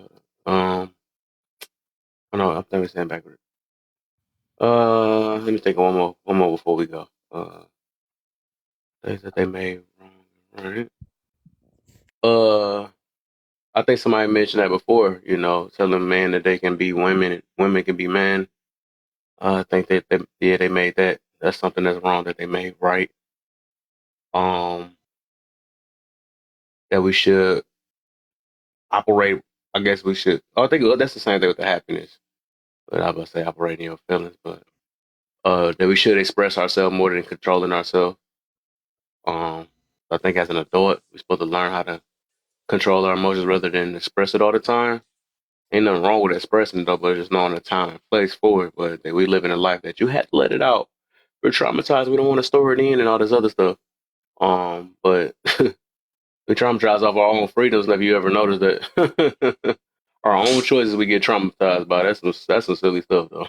I made this choice and I'm mad about it. I had no choice, but I had to go sleep with this and okay, all right, yeah. So stuff like that. But yeah, so y'all That's got one the thing hunch of what I was meaning on that. Go ahead. I What'd you was say? about to say also, they try to sit up here and make it seem like my biggest problem with society right now is they giving kids the same access that the parents have access to. Like, we on social media. Y'all okay with y'all kids looking at, twerk videos or Right. videos that give them tips on how to dress grown and shit. Like, we didn't have this Good one. growing up. At the end of the day, when my mom said stay in a child's place, she meant that. That means your ass stay outside, play with the kids. That means you don't sit up in the grown folks' faces and give Or your opinion. You don't sit up conversations. here. You don't sit up here and try to listen to what your mama going through. Nah, when your mama need to handle that shit in private. She don't need to sit up here be down talking in front of you, down talking about your daddy in front of you and company. She don't need to Mm. sit up here be having conversations on the phone about how she dealt with this no good ass man and how she let this man come into her kid's life and be this type of man. Or it's just certain things that I think we seriously need to put a block on things, because that's one thing kept us out of certain reach when it came to grown folks. Like, you only had a certain level that you could or certain things that just had a limit to it. Like, nowadays, your kid could sit up here and watch corn and shit. Like, you gave them access to this shit because you had bought them a phone with internet. My mama, she said all you needed was a phone to call or text to reach me just in case of an emergency, or just to sit up here and have so I can check up on you to make sure you know you at where you said you was gonna be. You're sitting up here, you ain't you're at the same time, if even if you got a tracker on your phone, that's the best thing for your parents to have. Based on some fact is they can know where you at all times. You can't sit up here and lie to their face and be like, oh, I'm going to Terry's house, when you know that you really at Robert's house. Like, it just certain things that I feel like y'all society need to have limits on, because it's starting to be concerning to the point where it's like, all right, now we got parents out here thinking it's okay for kids to sit up here and dress a certain way. I was looking at prom and shit. All I was thinking was like, wow, a lot of these young girls, they wearing see-through ass dresses, dress just like doing the most. Like, hold on. Like, who are we raising right now? Why she got a 30-40-year-old hairstyle and she's only 15? Why is she showing her belly button? She ain't even what what are we doing? What are we doing? I understand you want your kid to express themselves. You want these, like, I'm even seeing babies with grills and got big fat dreads and big chains. It's like people don't even realize you be making your child a target. You starting to make your kid a target. You thinking, oh, I'm giving them everything that I never had or everything that they deserve or want. No, what you're doing is you're damaging your kid. You don't even realize. You think ain't nobody gonna sit up here and harm your kid because they're a kid. Nah, people rob kids too. Kids, grown people sit up here and beat other people kids. If I can comment, I don't know if the Like, host will allow me to comment quickly. I don't know. But oh, go ahead. yeah. I think I have the same issue in my household as what she's talking about. But one thing I realized when I came to this country, I came with my cultural norms and stuff like that, how to raise a child and how a child is to be this and that. Then I'm in the technology industry, and I realized like the schools and the government giving kids access to so much that I would not allow. But again, it's the rule, it's the law, it's the US and stuff like that. So the kids are ending up even knowing more stuff than they should. They even know how to cross firewalls. I mean, we used to create firewalls for many software.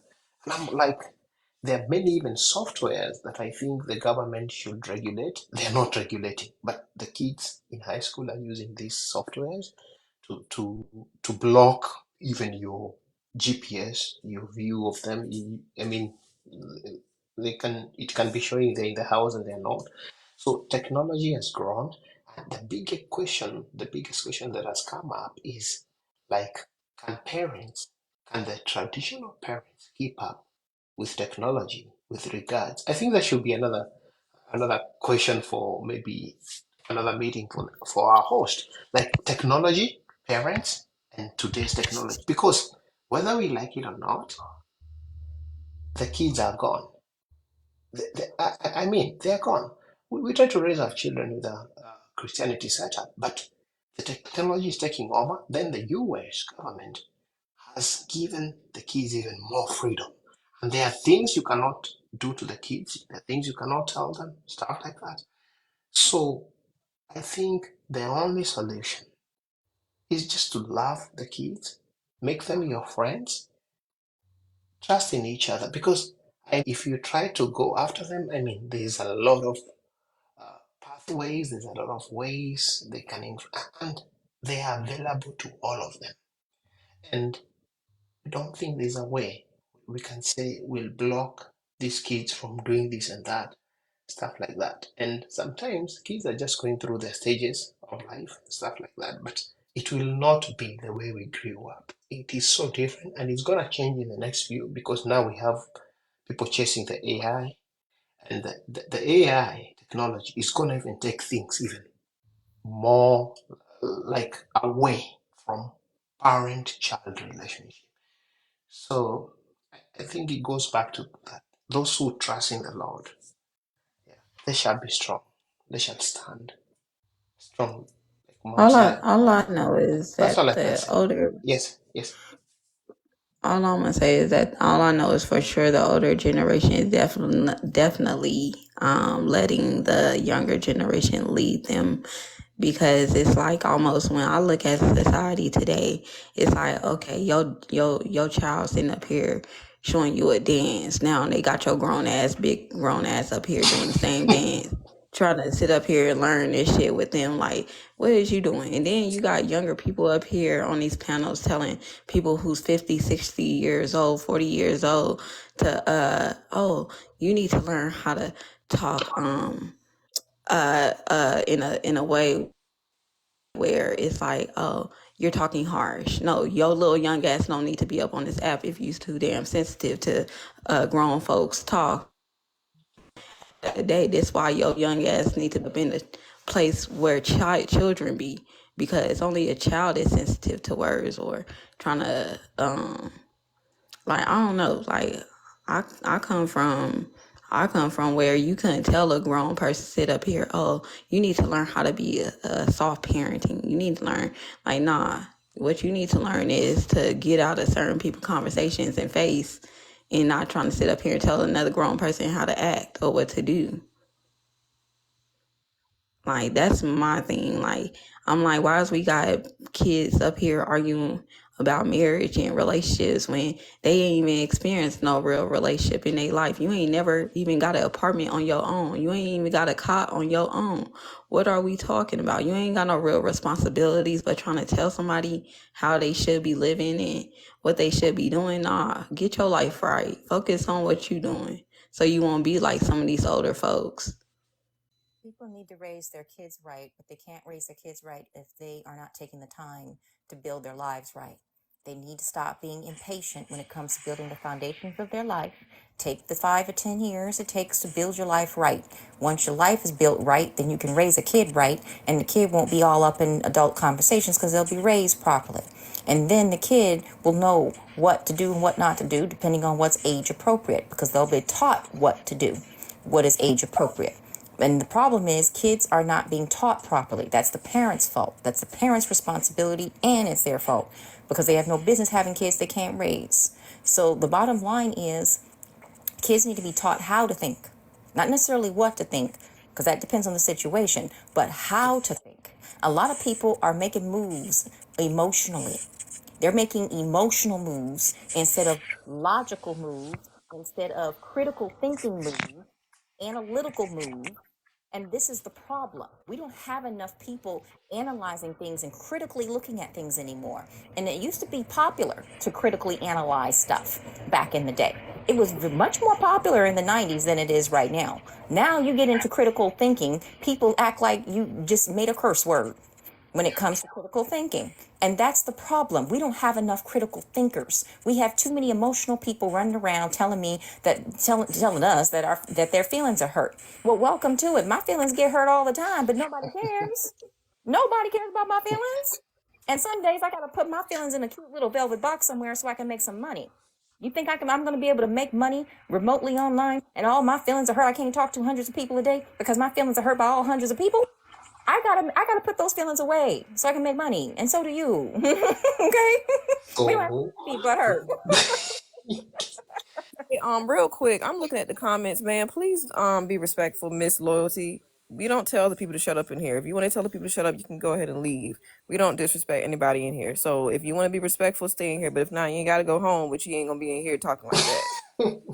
Okay, Yeah, because I was like, hold respectfully. on, did she tell me to shut up? Like, Oh, hold now you tell on, me shut what? up. Okay, Who? let me. Okay, Like, I'm trying to figure it out. Like, what is she talking about? Probably some Yeah, troll. I think Commander, you made me laugh. get this I block. How mean, about that? Cause see, we're not doing that. I don't. You're not gonna come up here and be in the comments and be disrespectful. We don't disrespect anybody in here. So she's gone. So y'all can continue the conversation. But just for the record, if you're not gonna be respectful in this room, you will be removed promptly, quickly. Okay. Love y'all. Keep it cute. Keep it nice. Respect the host. Respect the panelists. If you cannot do that, please get on out of here. Thank you. that's good. Yeah, that's just a perfect example of people not growing up. You know, people get older, but they're not growing up. That's the issue.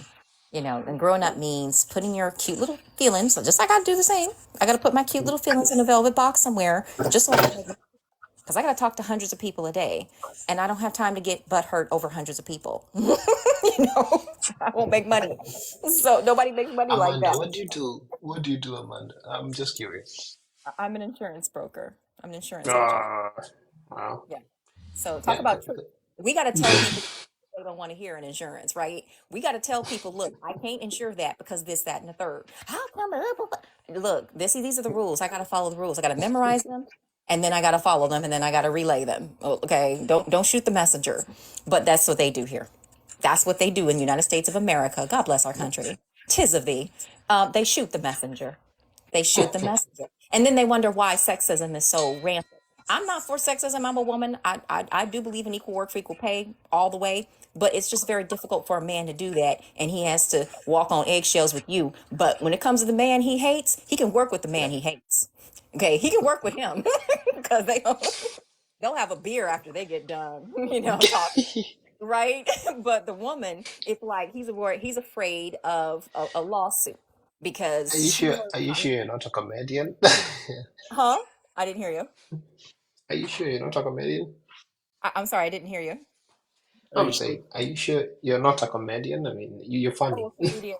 I have to throw Comedian. some humor.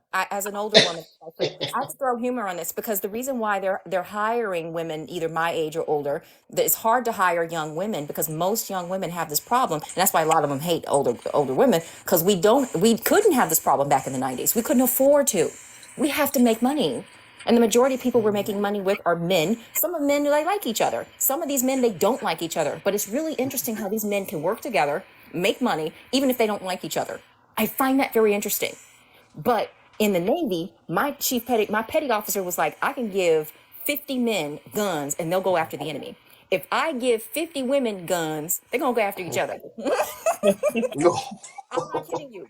And I laughed because I knew it was true.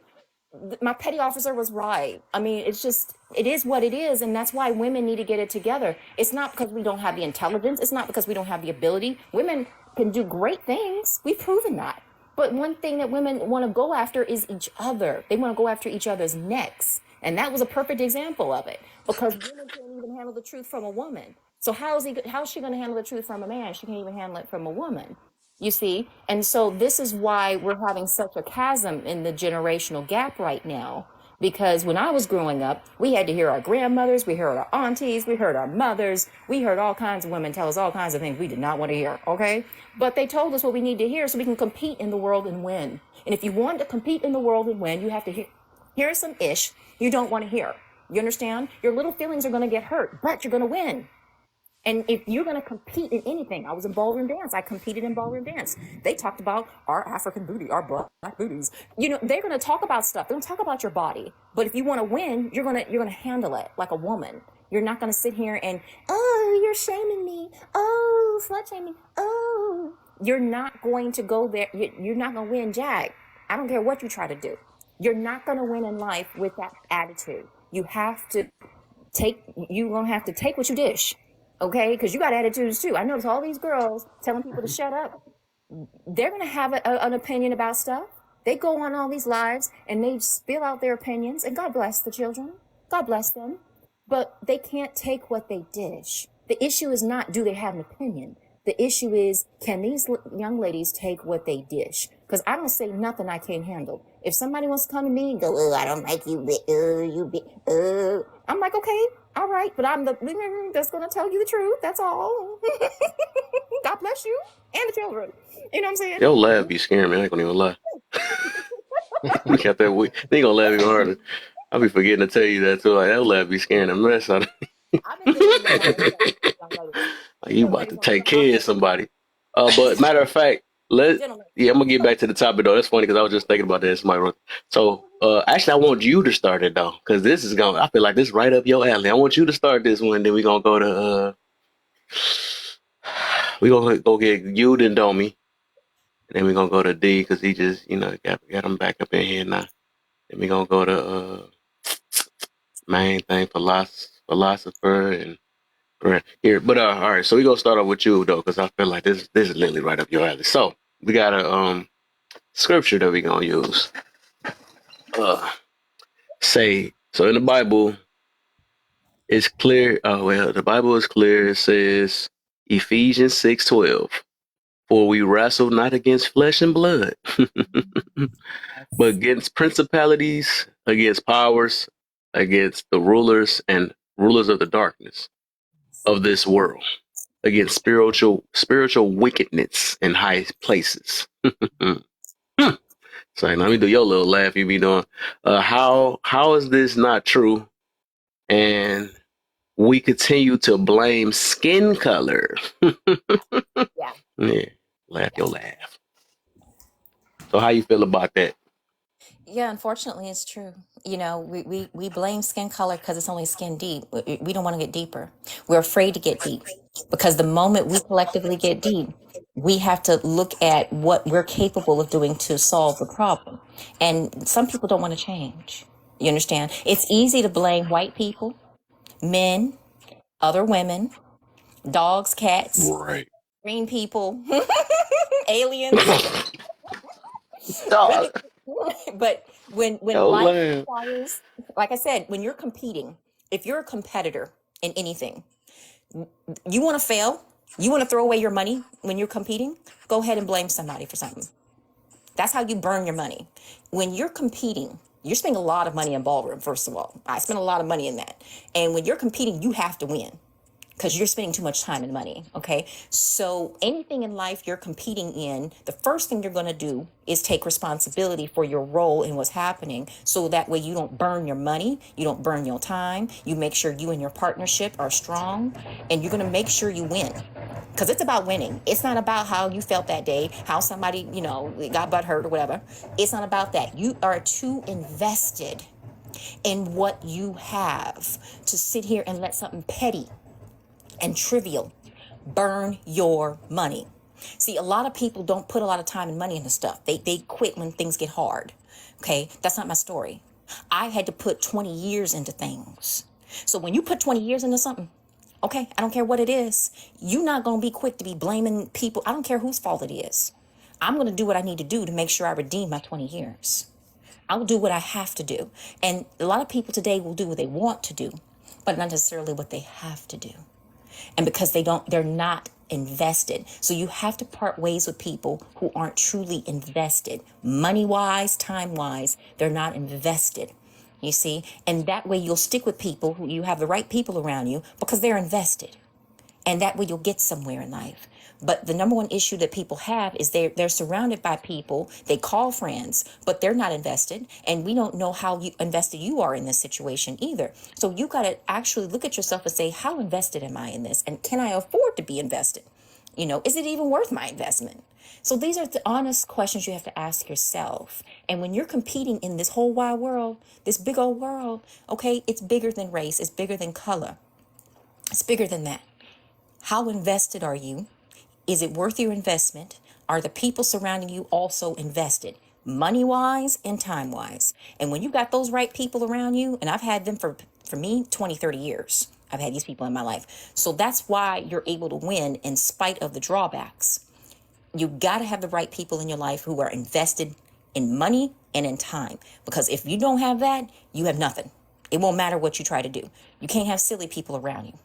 So that's what I know to be true about that. And yes, we're fighting a spiritual battle, and that's why we need a spiritual weapons of warfare, because it's deeper than color. As we can see, there are black people who are going against us. There are black people who are all washed up, and they're caught up in all these things that aren't even helping them themselves because they're overly emotional. They're not critically looking at things. They're not asking the right questions.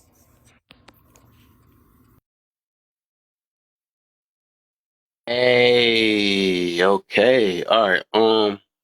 Let's go ahead and get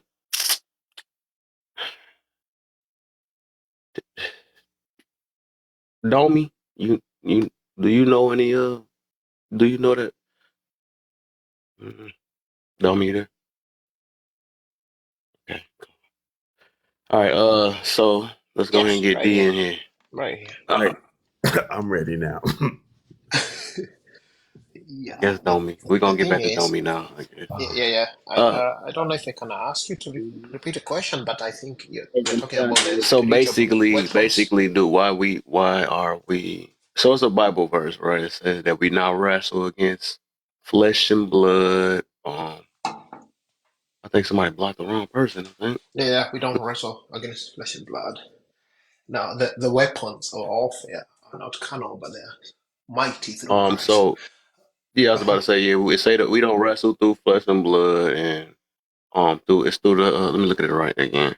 We're against principalities, against the powers of darkness. And man, I'm messing up. It's so tiny. Yeah, And against the spiritual wickedness. Okay, so basically, I it's think I like, get why that. do we blame skin color for? No, first of all, you cannot blame any skin color or anyone because that was the letter of Paul to the Corinthians, and the idea behind it is emphasizing on tackling the spiritual uh, atmosphere to solve the physical and not the vice versa. Like, I mean, I don't need to fight you physically, but I can solve that problem in a spiritual realm. And that's what I think Paul was emphasizing on that. But when you go back to the context, it's like people are really trying to solve things physically by themselves, and oh, we can do this, we can, and it's like, hey, I mean, these issues, and I love that question because it's a reflection of today. People are thinking, this is the wrong senator, this is the wrong whoever it is, president. So let's protest, let's fight this guy. But again, we tackle that on a spiritual realm, then it will solve the physical. And basically, I think the idea applies to a government, a household, a village, a community, a city, a downtown, the same principles, even in a relationship, because sometimes you feel like, oh, this man is cheating on the wife, or stuff like that. Like, if we tackle things on a spiritual realm, we always a step ahead. And I think that's what the scripture was referring to. And now looking at the history and how things have happened, in any history, the history of Greece and the history of Rome too, and also the history of America and stuff of racism and color and stuff like that, it will always remain like the spiritual realm is always stronger than the physical, because physically and in terms of government and civil rules and stuff like that, I mean, already these guys were organized and they knew they were going to oppress. They were had the, even in Kenya, like in Kenya, the British came to colonize us, and when they came, they were organized physically. Like they would come, they'll build camps, they'll build schools, they'll build systems, they'll force people into this, they'll use guns and stuff like that. That's physical realm, but the spiritual realm is way above. It may not overcome the physical at the moment, but first of all, it will give you the peace of mind and it will give you a hope for the future, and then it will give you the way out. So the spiritual always overcomes the physical. If we keep complaining about the physical, what happened to me, whatever, and not focus on the spiritual realm and the way things happen in the spiritual realm, then we end up being complainers. We lose it all. We end up in stress and depression and stuff like that. That's my understanding. Okay. Ooh, man. Whoa, D. There you go, brother. Yeah. You next. What you got for us? You remember the question? Nah, I don't.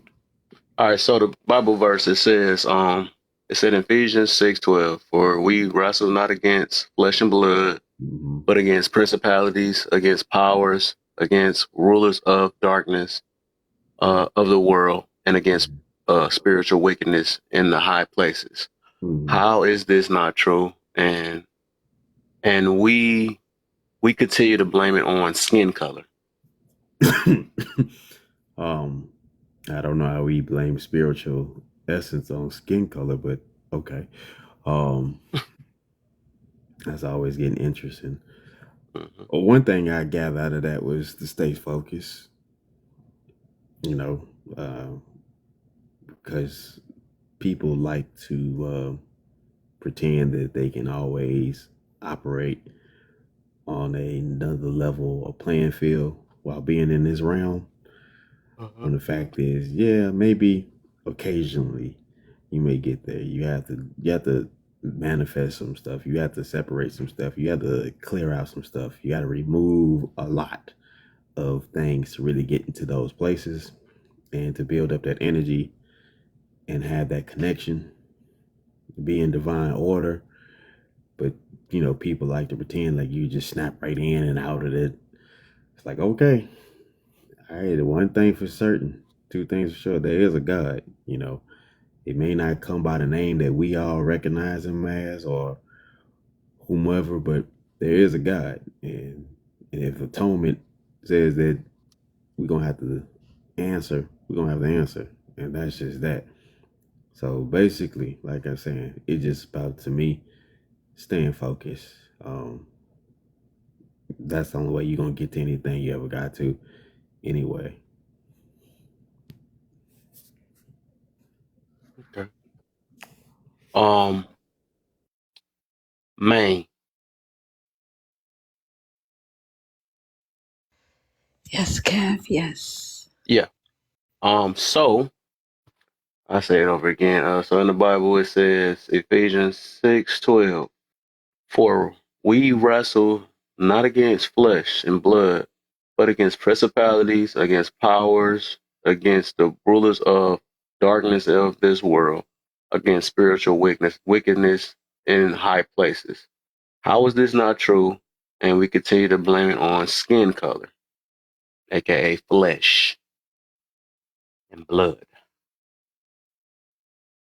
To me personally, it has nothing to do with skin color. I believe, I think that's just another reason or excuse for it to cover up the real solution or get to the real problem. To me, when I hear that, all I think about is because the Bible also says that we will also have teachers, new teachers. There would be people following after their after other people or things in society. So I think what D said, focus is the main goal. You gotta be focused to what God basically see what's best for you. Your purpose in life is to glorify God, and I think that's people must understand that. Like nothing else comes before that. Not your skin, not your family, not none of that. Your faith is what comes before anything, because that's what he's testing at all times. So yeah, I'm a just learner. Yeah. Let me make it a little juicy so y'all can get where I'm coming from. Stuff we do today, right? Especially us as black people. A lot of us think that a lot of YT people, all of them is even. We think a lot of black, our kind is good people. That's how we look at things, I guess. We act like we're the innocent ones, and they are the ones that's always damaging us. And what I came to realize, and this was my point of view, is that it's evil and good in any color, no matter what color your skin is. We just happen to throw that little power thing in there. Well, they have power, so their evil is not as evil as our evil, and we're only evil because they made us evil. And I hear this a lot, even with some of the religions, or even how some people they even mix the Bible up and try to throw it in there. Well, it's because it's them white tea people. They don't got it in our bloodline and all this other stuff, right? Bloodline thing, right? But it's like every time I use the same scripture, like, all right, you saying that it's based off the blood, chosen ones, whatever. But then again, it also says we're not wrestling against that. That's not our war. You know what I'm saying? And to be able to tell off the fruits, because I don't even think, even if it was back, if we was talking about in the Bible days, I don't think it was such thing as black and white. Well, I know it wasn't no such thing as black and white.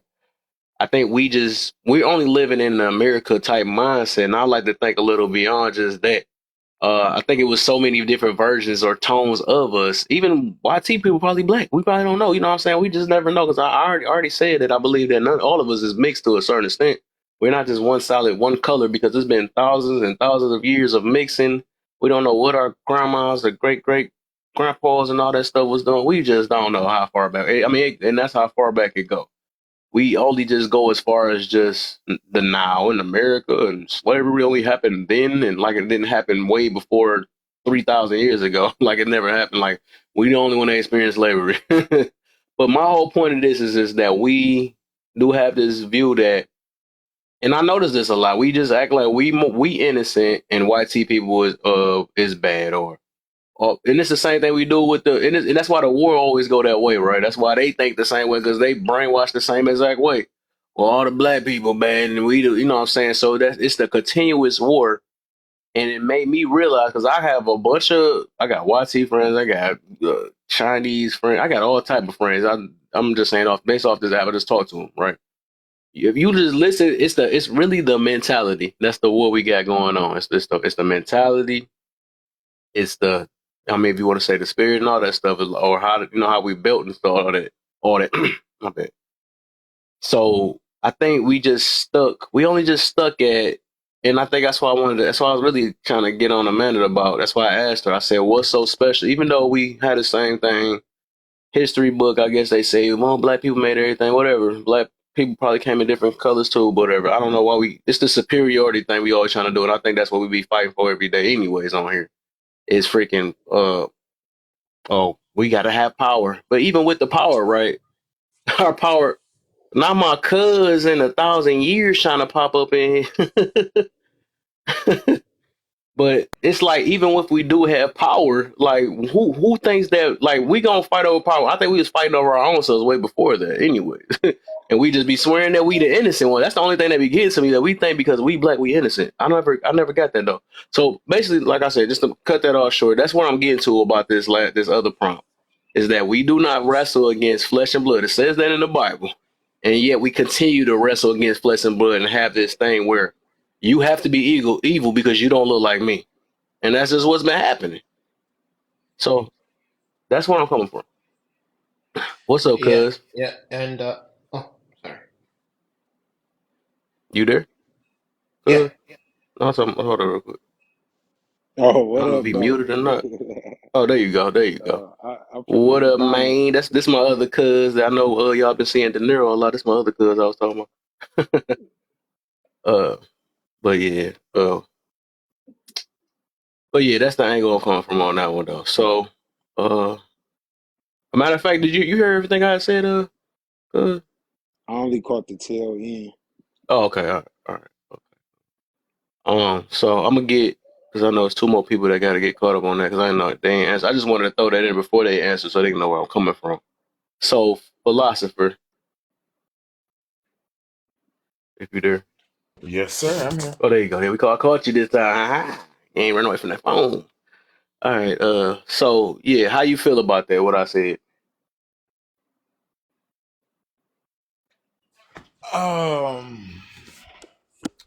About the skin color thing, right? Yeah, the war we having with skin color. Yeah. So, the reason why is because most people are still caught into the colonization mindset. They're unable to get out of a colonized mindset in order to try to live their life, right? They're still stuck on the past. And instead of trying to move forward and seeing what can we do as far as ourselves to make ourselves better, they just want to use the blame game because it's easier that way. Things don't go right, just, colonization, blame, and they shift the blame. They shift that. That's how they look at it.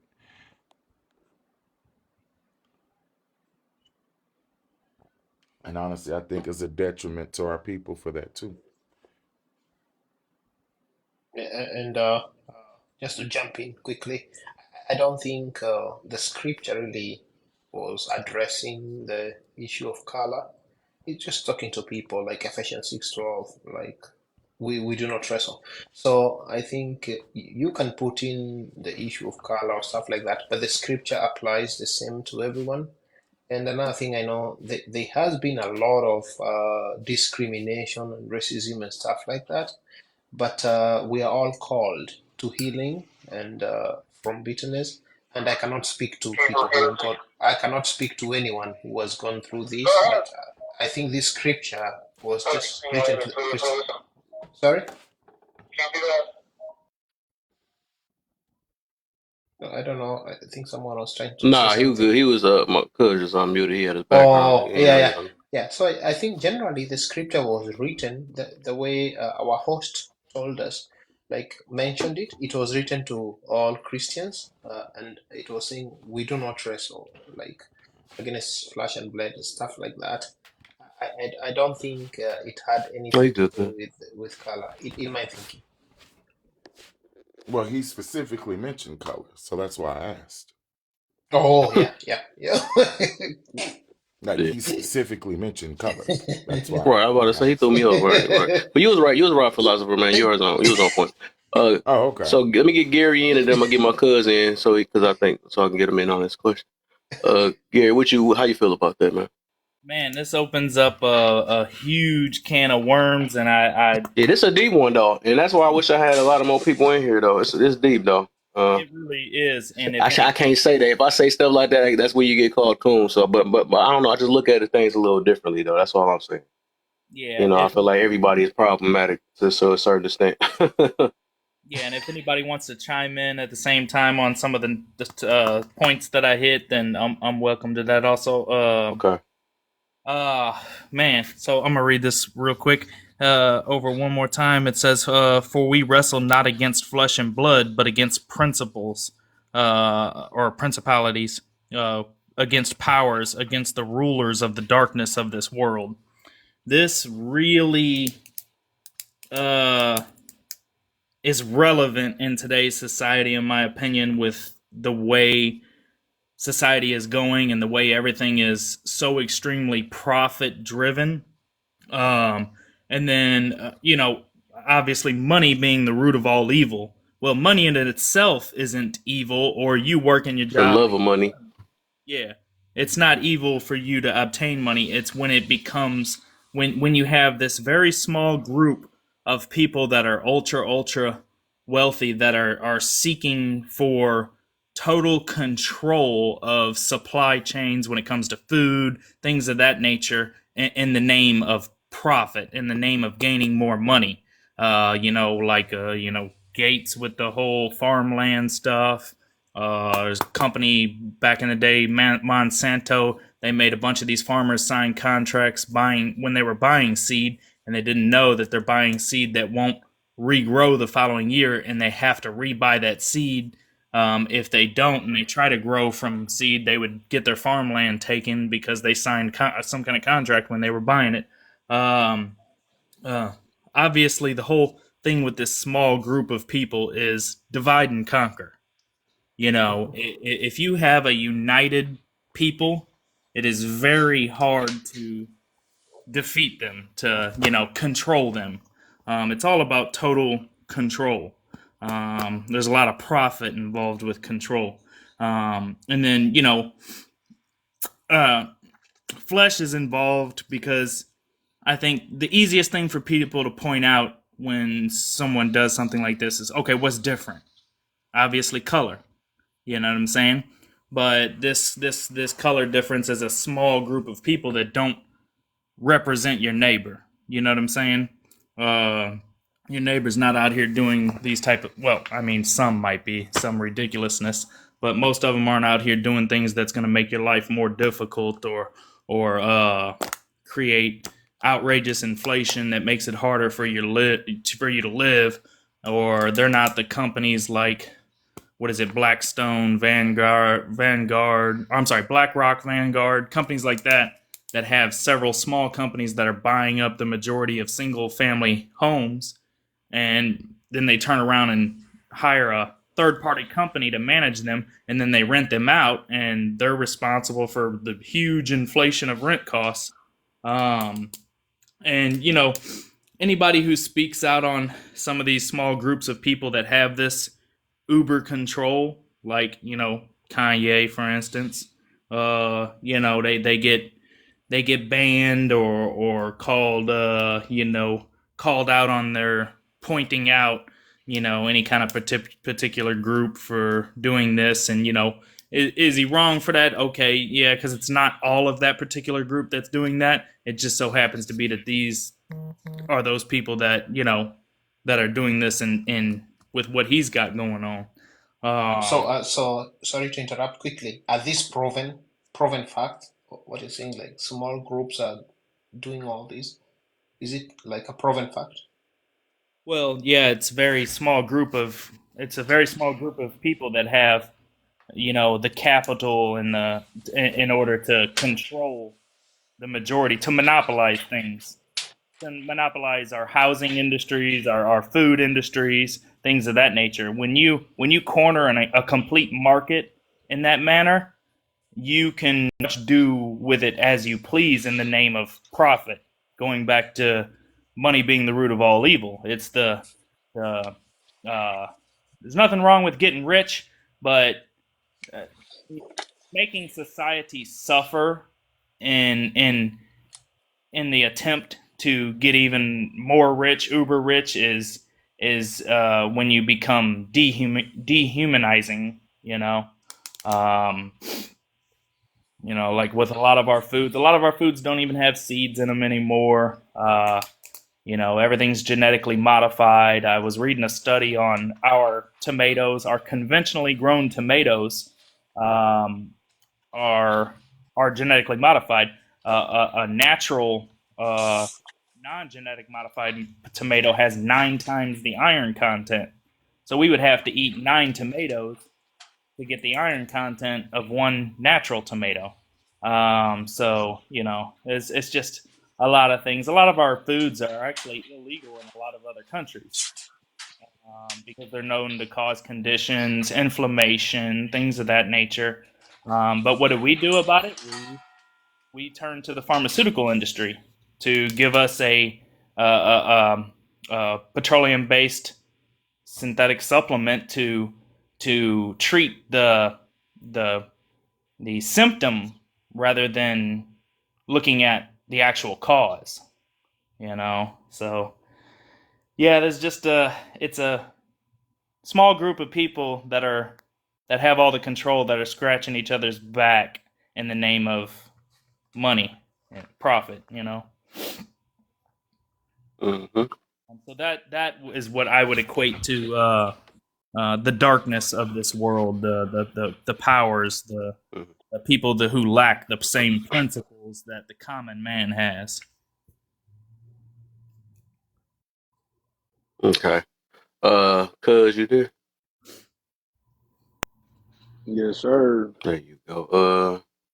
You heard the what we was on, or you want me to read it over again for you? Yeah, you can read it over. Okay. So in the Bible it says of Ephesians 6:12, for we wrestle not against flesh and blood, but against principalities, against powers, against the ruler of darkness of this world, against spiritual wickedness in high places. How is this not true? And we continue to blame it on skin color. Yeah, the way I would interpret that is just things is are much deeper than like the way we see them on like a worldly level. Because what I equate it to is the flesh and the blood is like the physical, the worldly things that we caught up in, like for example, like you said, skin color, or it can even be like relationship issues, just surface based stuff, even like food, I guess. Um, just physical, worldly things that we like concerned with, as opposed to a spiritual battle that we deal with every day. Um, dealing with righteousness and unrighteousness within ourselves. Like my man was saying, the powers at hand in really every industry, the food industry, education, housing, um, just the people in power all over the world.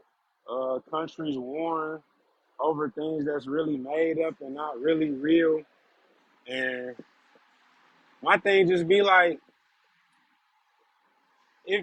if we was all really trying to like be like together and really work together, like why we not working on like stuff like batteries that you don't have to recharge, or food that, real things that are solve the issues in the world. But it's like those things don't get really focused on and worked on, and that's kind of proof that like it's a spiritual battle. Some people are for righteousness and togetherness and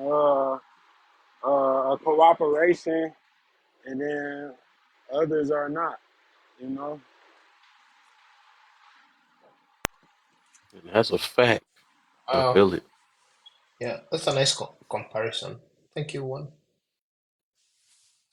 Uh, so I think we kind of caught up. Actually, I do want you to since I think everybody done did that one. I want to see how you feel about. I want to see if you can add to this one though. With this second prompt, um, uh, pushing. So the second prompt is pushing happiness, pleasures, and lifestyles over righteousness is the problem.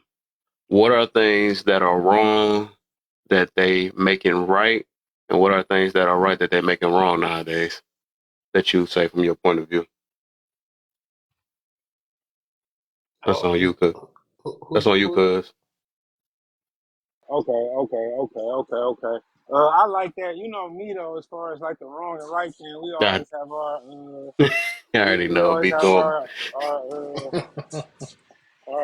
what I say, just our dialogues on right and wrong, Yeah. and how I feel it's like really subjective, so it's hard to for any of us to really say what is right or wrong. But that's neither here nor there. Um, as far as that statement, I definitely agree. Uh, Wholeheartedly, because we feel like or in my opinion, we feel like our purpose is to be like satisfied or pleased or happy. Like that's our purpose on life, to always get what we feel we supposed to get, or things to occur in the ways we supposed to. It's like we damn near think we're God or we're all knowing. Oh shit!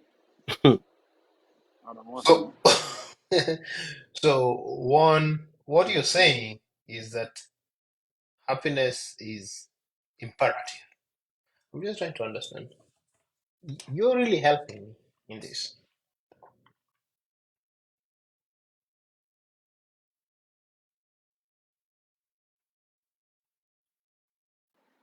My fault, y'all. I got a call. My bad. But what was it? I think One you good. second. I think you already caught up. You just basically said it. I guess unless you ended it with the Pushing godlike happiness, complex thing. pleasures, We was, and lifestyles over righteousness is the mm. yeah. That was pretty much it in a nutshell. We think I would that say this then. Let's say this then, right? let's just say, what in your perspective, right? I mean, Mhm. because I know how you is. I'm like I'm literally the same way. 'Cause, you know, you got me with the open mind of this thing too. I know we've been going back and forth forever with that stuff. But so I would say, like in your perspective, what do you think like messages that they put out towards kids, towards even grown-ups or whatever, that they are making acceptable in this world that used to be considered as right, but they making it wrong. I mean, the things that used to be considered wrong, they making it right nowadays, or is some things that they making that used to be considered right back then, they deeming it as Right. wrI So what you I, say on that? I think it's more just like normalizing certain things, or because I think most of these things are happening. It's just like normalizing it and pushing it to like we're gonna try to make these the new norms or the regular way of going about things. Hmm. I also think that a lot of things to me is really just not necessarily right or wrong, but more cause and effect. So for every action, there's going to be a reaction, or for everything, there's going to be a consequence. So some people, some people like to start fights and then get beat up, and or get into a fight in turn. So it's like you have these set things, and if you do these set things, this is what could happen, or this is the cause of that. So, for example, like a promiscuity, or being promiscuous. You know what I'm saying? It's something that's Hmm. probably been happening since the beginning of time. Um, some people feel it's right, some people feel it's wrong. I think in the past it was protected, or like for example, we might have dressed more modest because cause and effect. Women may have been a little dressed less modest, and maybe they were getting having sex at earlier ages or younger ages, or maybe they were getting raped, or maybe You gotta say great. women were being looked at as objects as opposed to humans, or you know what I'm saying? And maybe they Yeah. seen these things were occurring, so they said, "Hey, let's put these clothes on them because the cause and effect of them not wearing clothes is Right. something we don't necessarily want in our society or culture." You know what I'm saying? And then Right. some people might see that same thing as, well, the sun hits your body, and you know what I'm saying? We want the sun to hit all our body parts, and you know what I'm saying? So it's just like I think a cause and effect with a lot of things. And me personally, I think that the people who are controlling certain things that we see do have like malicious and ill intent, like just for profit, or keeping certain people down to raise them up. So yeah, I think a lot of things we see are like that, like just women being more like the feminist movement, and I think that's something that's being pushed that I'm not gonna say it's right or wrong, but it just has an effect that we see. We see women are doing much better educationally, which I think could be a positive, but they're also being less married, which I think could be a negative, or they're having less kids, which I think could be a negative. So it's like certain things you got to take it's a give and a take. It's a it's a opportunity cost, a trade off. It's always gonna be a give and take, and Hmm. that's it. Cause I'm getting long winded, but yeah, that's it. Well, you're the first person up here that admitted about long-wittedness. Like, but all right, good one. That was a good take. I like that. How you lose it. All right, D, we're gonna start with you, and I guess it's getting close to the end. Everybody leaving and stuff. So D, we on the last one now. How important is your image to you? And what the heck I got? The heck is this? All right, and who are you trying to please? D, it blurred at the right time, huh? Gotcha. So I'm gonna get back to D. Huh? I think they left. I just see one and the philosopher, and that's like pretty much it. I think everybody. or Right. What's up? oh, there you go, philosopher. Oh no, I'm There just you saying. go. I was just saying that people who were here, but go ahead, brother. I don't want to interrupt No, no, no. I didn't hear. I'm a homesteader, so I was dealing with a coyote thing, so I didn't even hear it. you. Oh, No, okay. no, no. We just about to start now. I was just trying to see if D was here. He blurred out. So I guess we gonna get you there, and I'm gonna go to my cousin. If D come back, so with this, the last one, how important is your image to you, and who are you trying to please?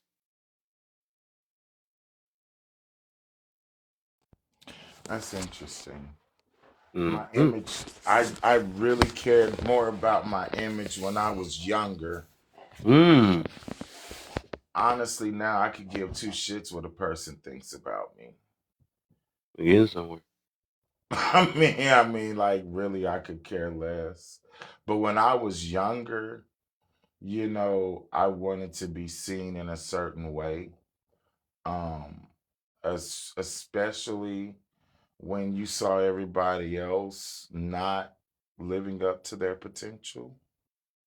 You wanted people to see you living up to your potential. But I guess once you make you just don't even care anymore about how people see you. You just care about doing what you need to do, getting your own business done, getting your own affairs in order. I mean, how somebody views you, honestly, I could care less.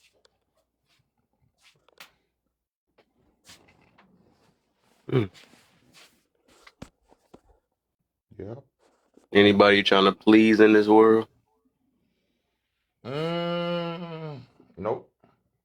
Honestly, Interesting. the way I look at it is in my position in life, it should be the other way around, really. Oh, he said I'm a high value man. But all right, I got you. I got I mean, you. All I right. ain't trying to toot my own horn or nothing, but you know. He said I ain't say all that, but that's funny. Uh, all right. So dang, did I win? Did I win? Did I win? I don't know. Please say I won. All right. Cuz we're gonna end it with you unless D came back. D, you back? Nope. Oh, I won. I won. Cuz you there? Oh, there Yeah, you yeah, go. yeah, yeah. Yeah, yeah, yeah, Yeah, yeah, yeah, yeah, yeah, yeah, yeah, yeah, yeah, yeah. yeah, yeah, yeah, yeah, yeah. All right. So last question: how important is your image to you, and who are you trying to please? I should have got Mike up in here too. He probably sleep though.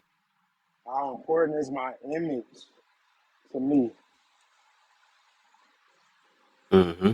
I think my image is very important. Mm-hmm. Uh, and then the second part was, say it again. What was the second part? Um, who who all are you trying to please?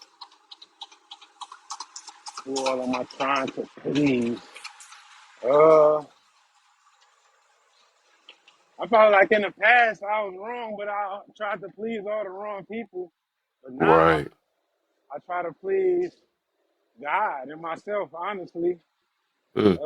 or do what I feel is pleasing to God. You know what I'm saying? I don't know if I'm right or not, but Right. I do what I feel is pleasing, or I try to do what I feel is pleasing to God. Mm-hmm. You know, and to myself. Yeah, I'm living for myself. That's who shit. That's who life I'm controlling. That's who. If I do something that's not pleasing, I gotta deal with the consequences or effects of that. So myself, shit, God, the way will be my answer. My image, though, I feel is very important because, as far as me, I have a son. So I always feel like he's looking at the image I'm portraying, the things I'm doing, Right. like my community or my family. I feel like when Mm. people,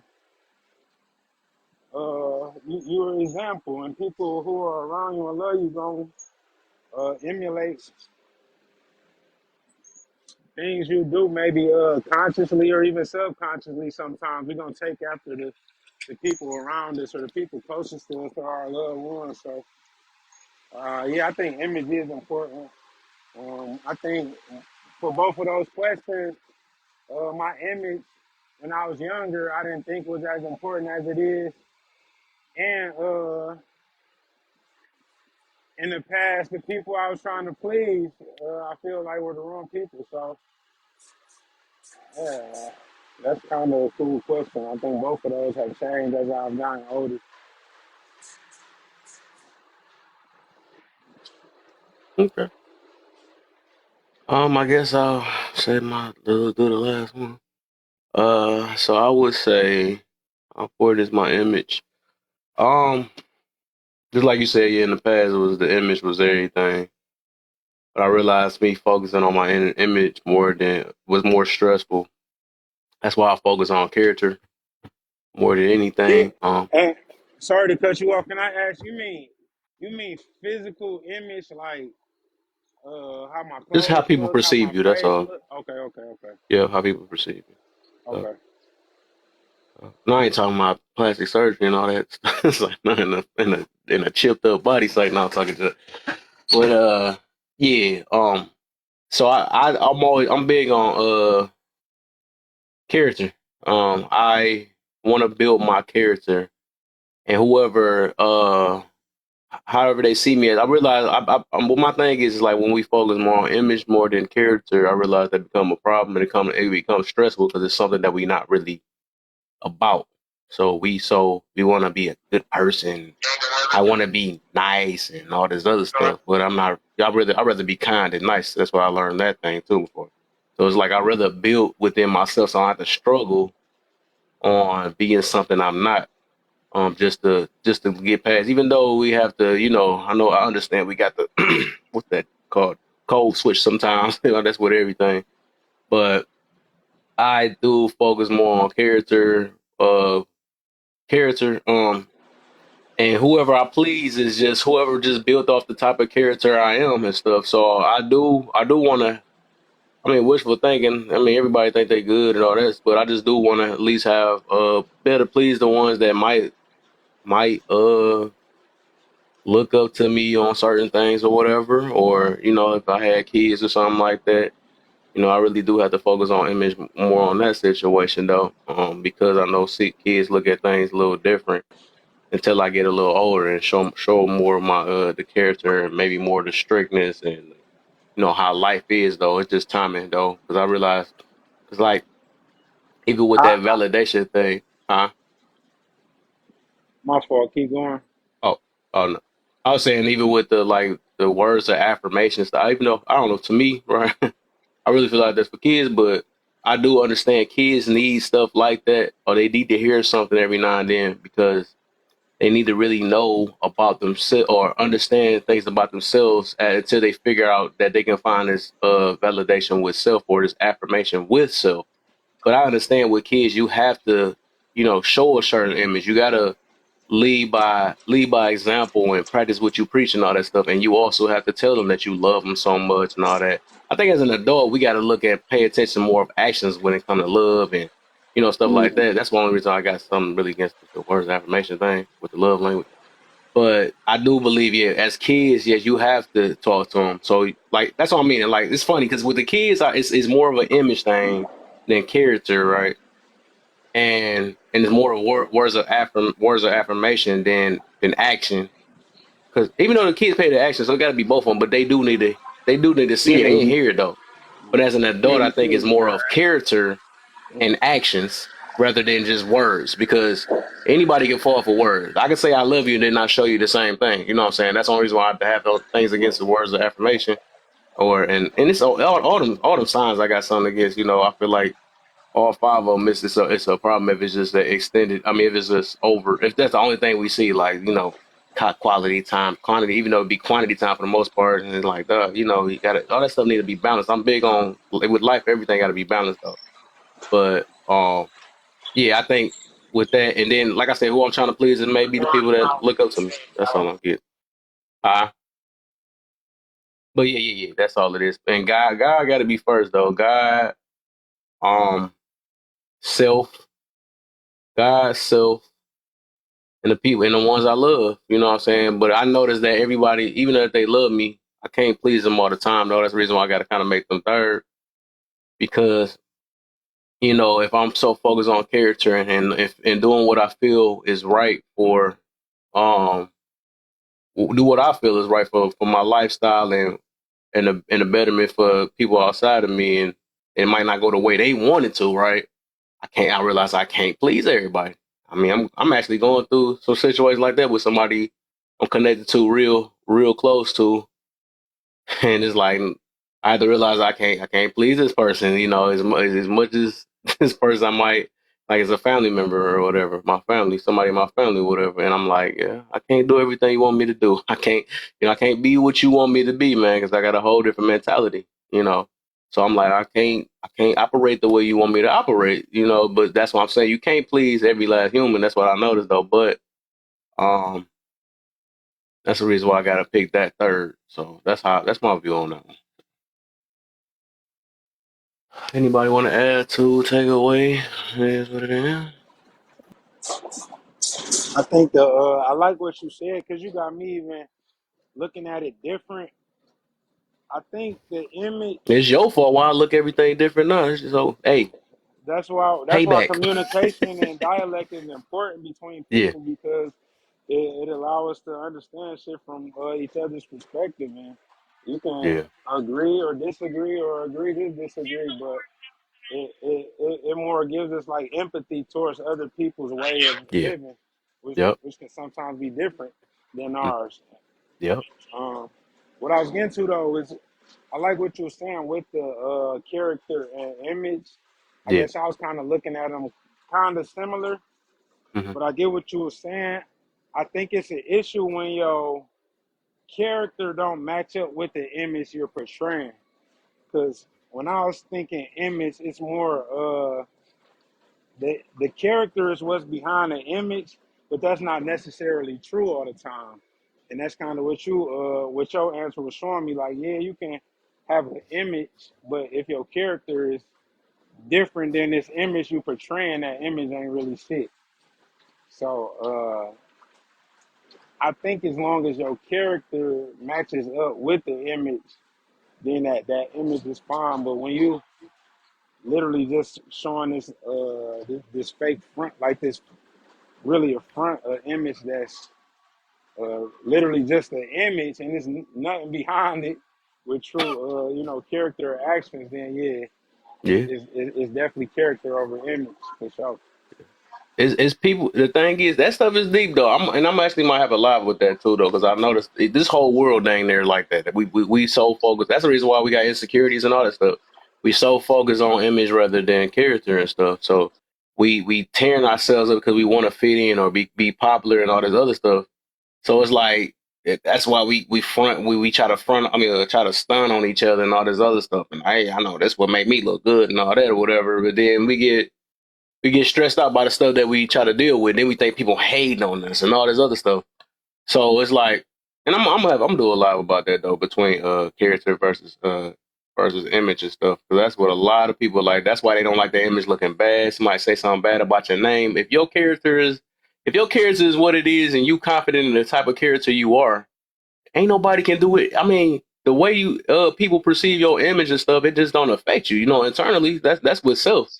But because people gonna make judgments regardless, and if you just being you and you comfortable with being you, it really don't matter what other people think about you. That's one thing I noticed. So if you confident in whatever lifestyle that you have, then just live up to it instead of trying to. Because my thing is, most of the time we're trying to please people that ain't really worth it, or people that ain't really that's on the same page for the most part, and then we stress ourselves out. It's like you know you can like these people. You can, I mean, it's all type of stuff though. But it's just like, is you really doing this for yourself or for others?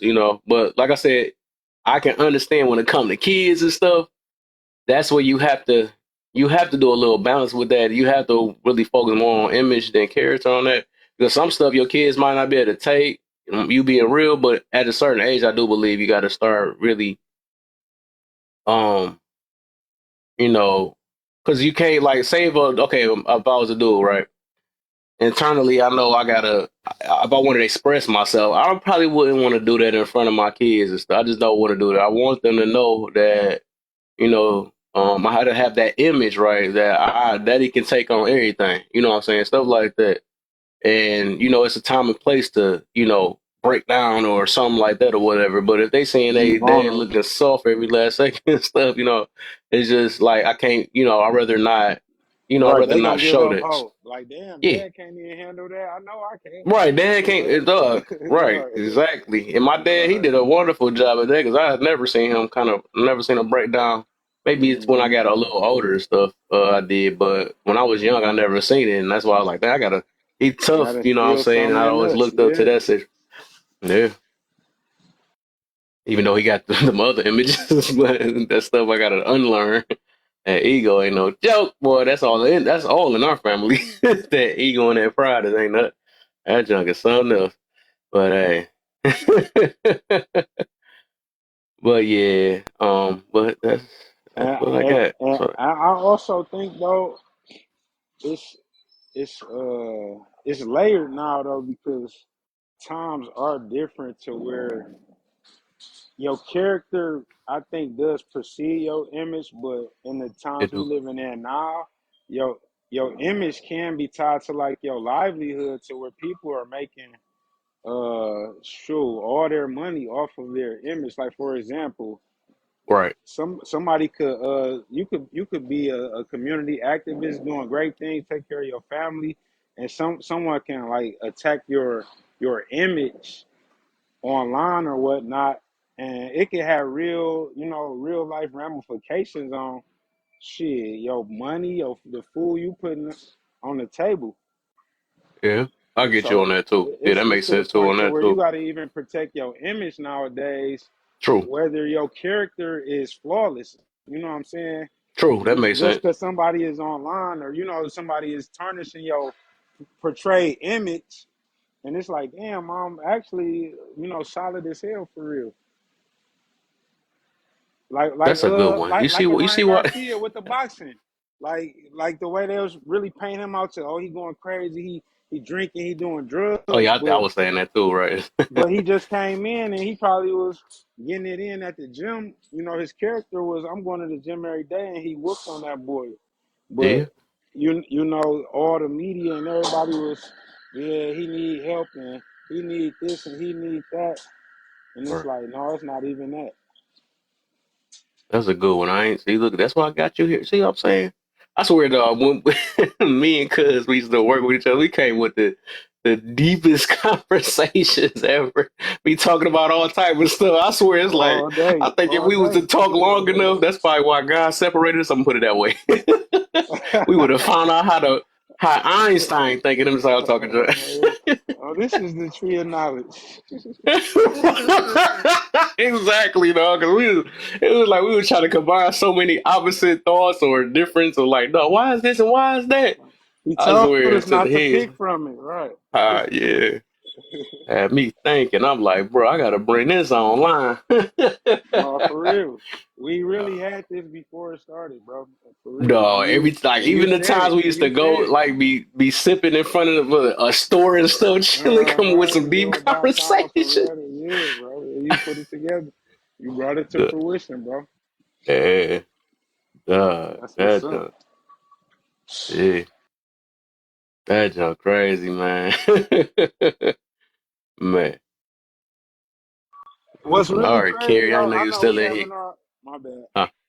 You said I'm what? saying I know we having our own little random dialogue, but it used to be times we'd go downtown or go out and it'd be talking longer than we even was at the club or at the you know what I'm saying, downtown or Back. we'd be in the car philosophizing and debating more than we was even partying or hanging out.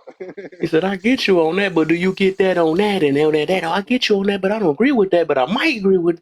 We just be having our own little thing. That joke is so freaking funny though. But that's how they expand the mind. That's why I say I even like bring people on the panels, right? Because it's like it's not meant for everybody to agree with one another. Because we won't be able to learn if everybody don't have different perspectives.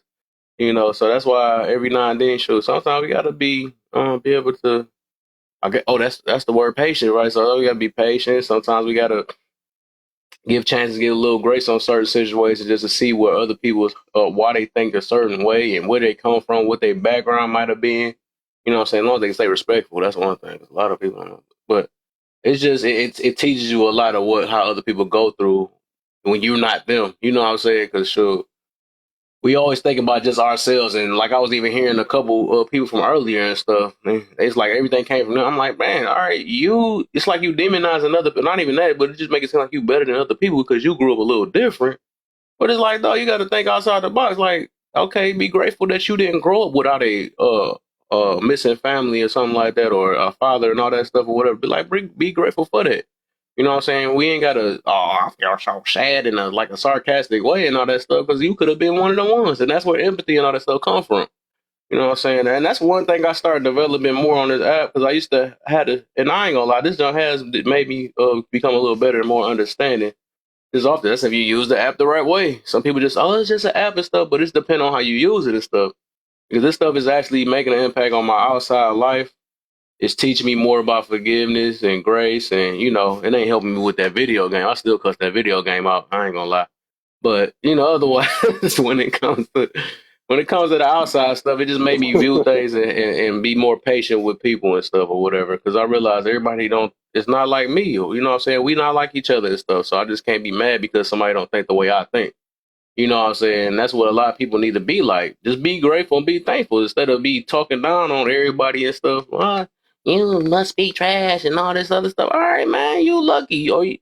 But a lot of people still ain't healed and they might have became better in some area, right? But then just like when that person that ain't had nothing all their life and then now they want to flex with it, like what that black youngster do and all that stuff, they get money and all that, hey, I want to show that stuff and all that other stuff or whatever. But it's just like that's why I push for appreciation and gratefulness nowadays or whatever. But yeah, boy, yeah.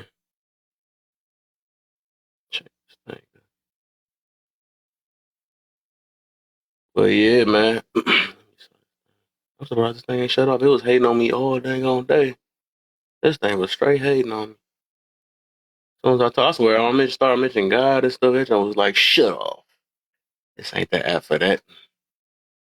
It just did it. Oh no. Did they kick him out? Uh-oh.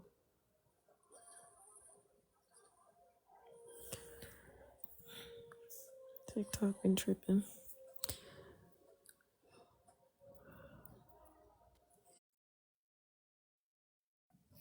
Not Mona Not Lisa. Mona Lisa. Right. That's how you know. I talked it up too, didn't I? I literally just talked this up. I said, I'm good, dang. Why you choose Mona Lisa as the back? I Like, did. That's the default background. oh, that's the okay. I Yeah, didn't know. that's the default. I Okay. got a chance.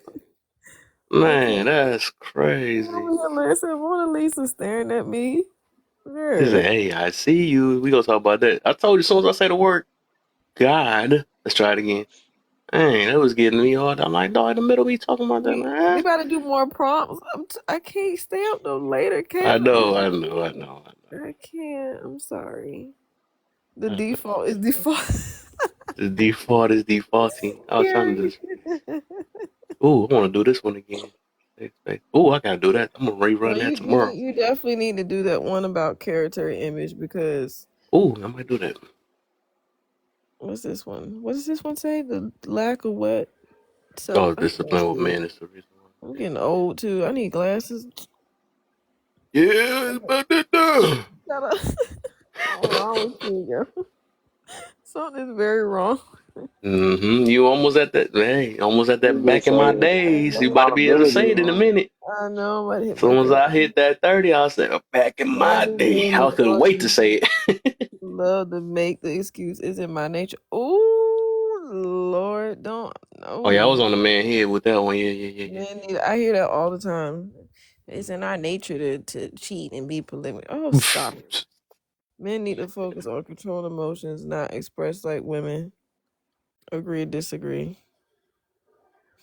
Interesting. Why do men majority try so hard? I can tell you. I can give you scientific proof about that one. Men shouldn't argue with a woman. I can't see, especially when you are claiming to be the leader. If they're not something I can't see because Listening, not listening. Okay, and then the last one, men that enable bad.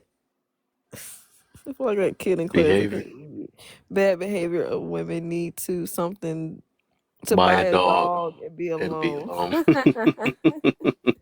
The lack of self discipline of Look men at is this one. This the one that's going. This the one popped because that was my man version one. I had a woman too.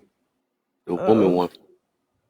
Okay, what's the Let me see female if I can one? find it. Wait, is this it? Nope. Oops. Okay. Nope. I went too far back. Okay. Hold on. I gotta click through these things. Oh, there you go.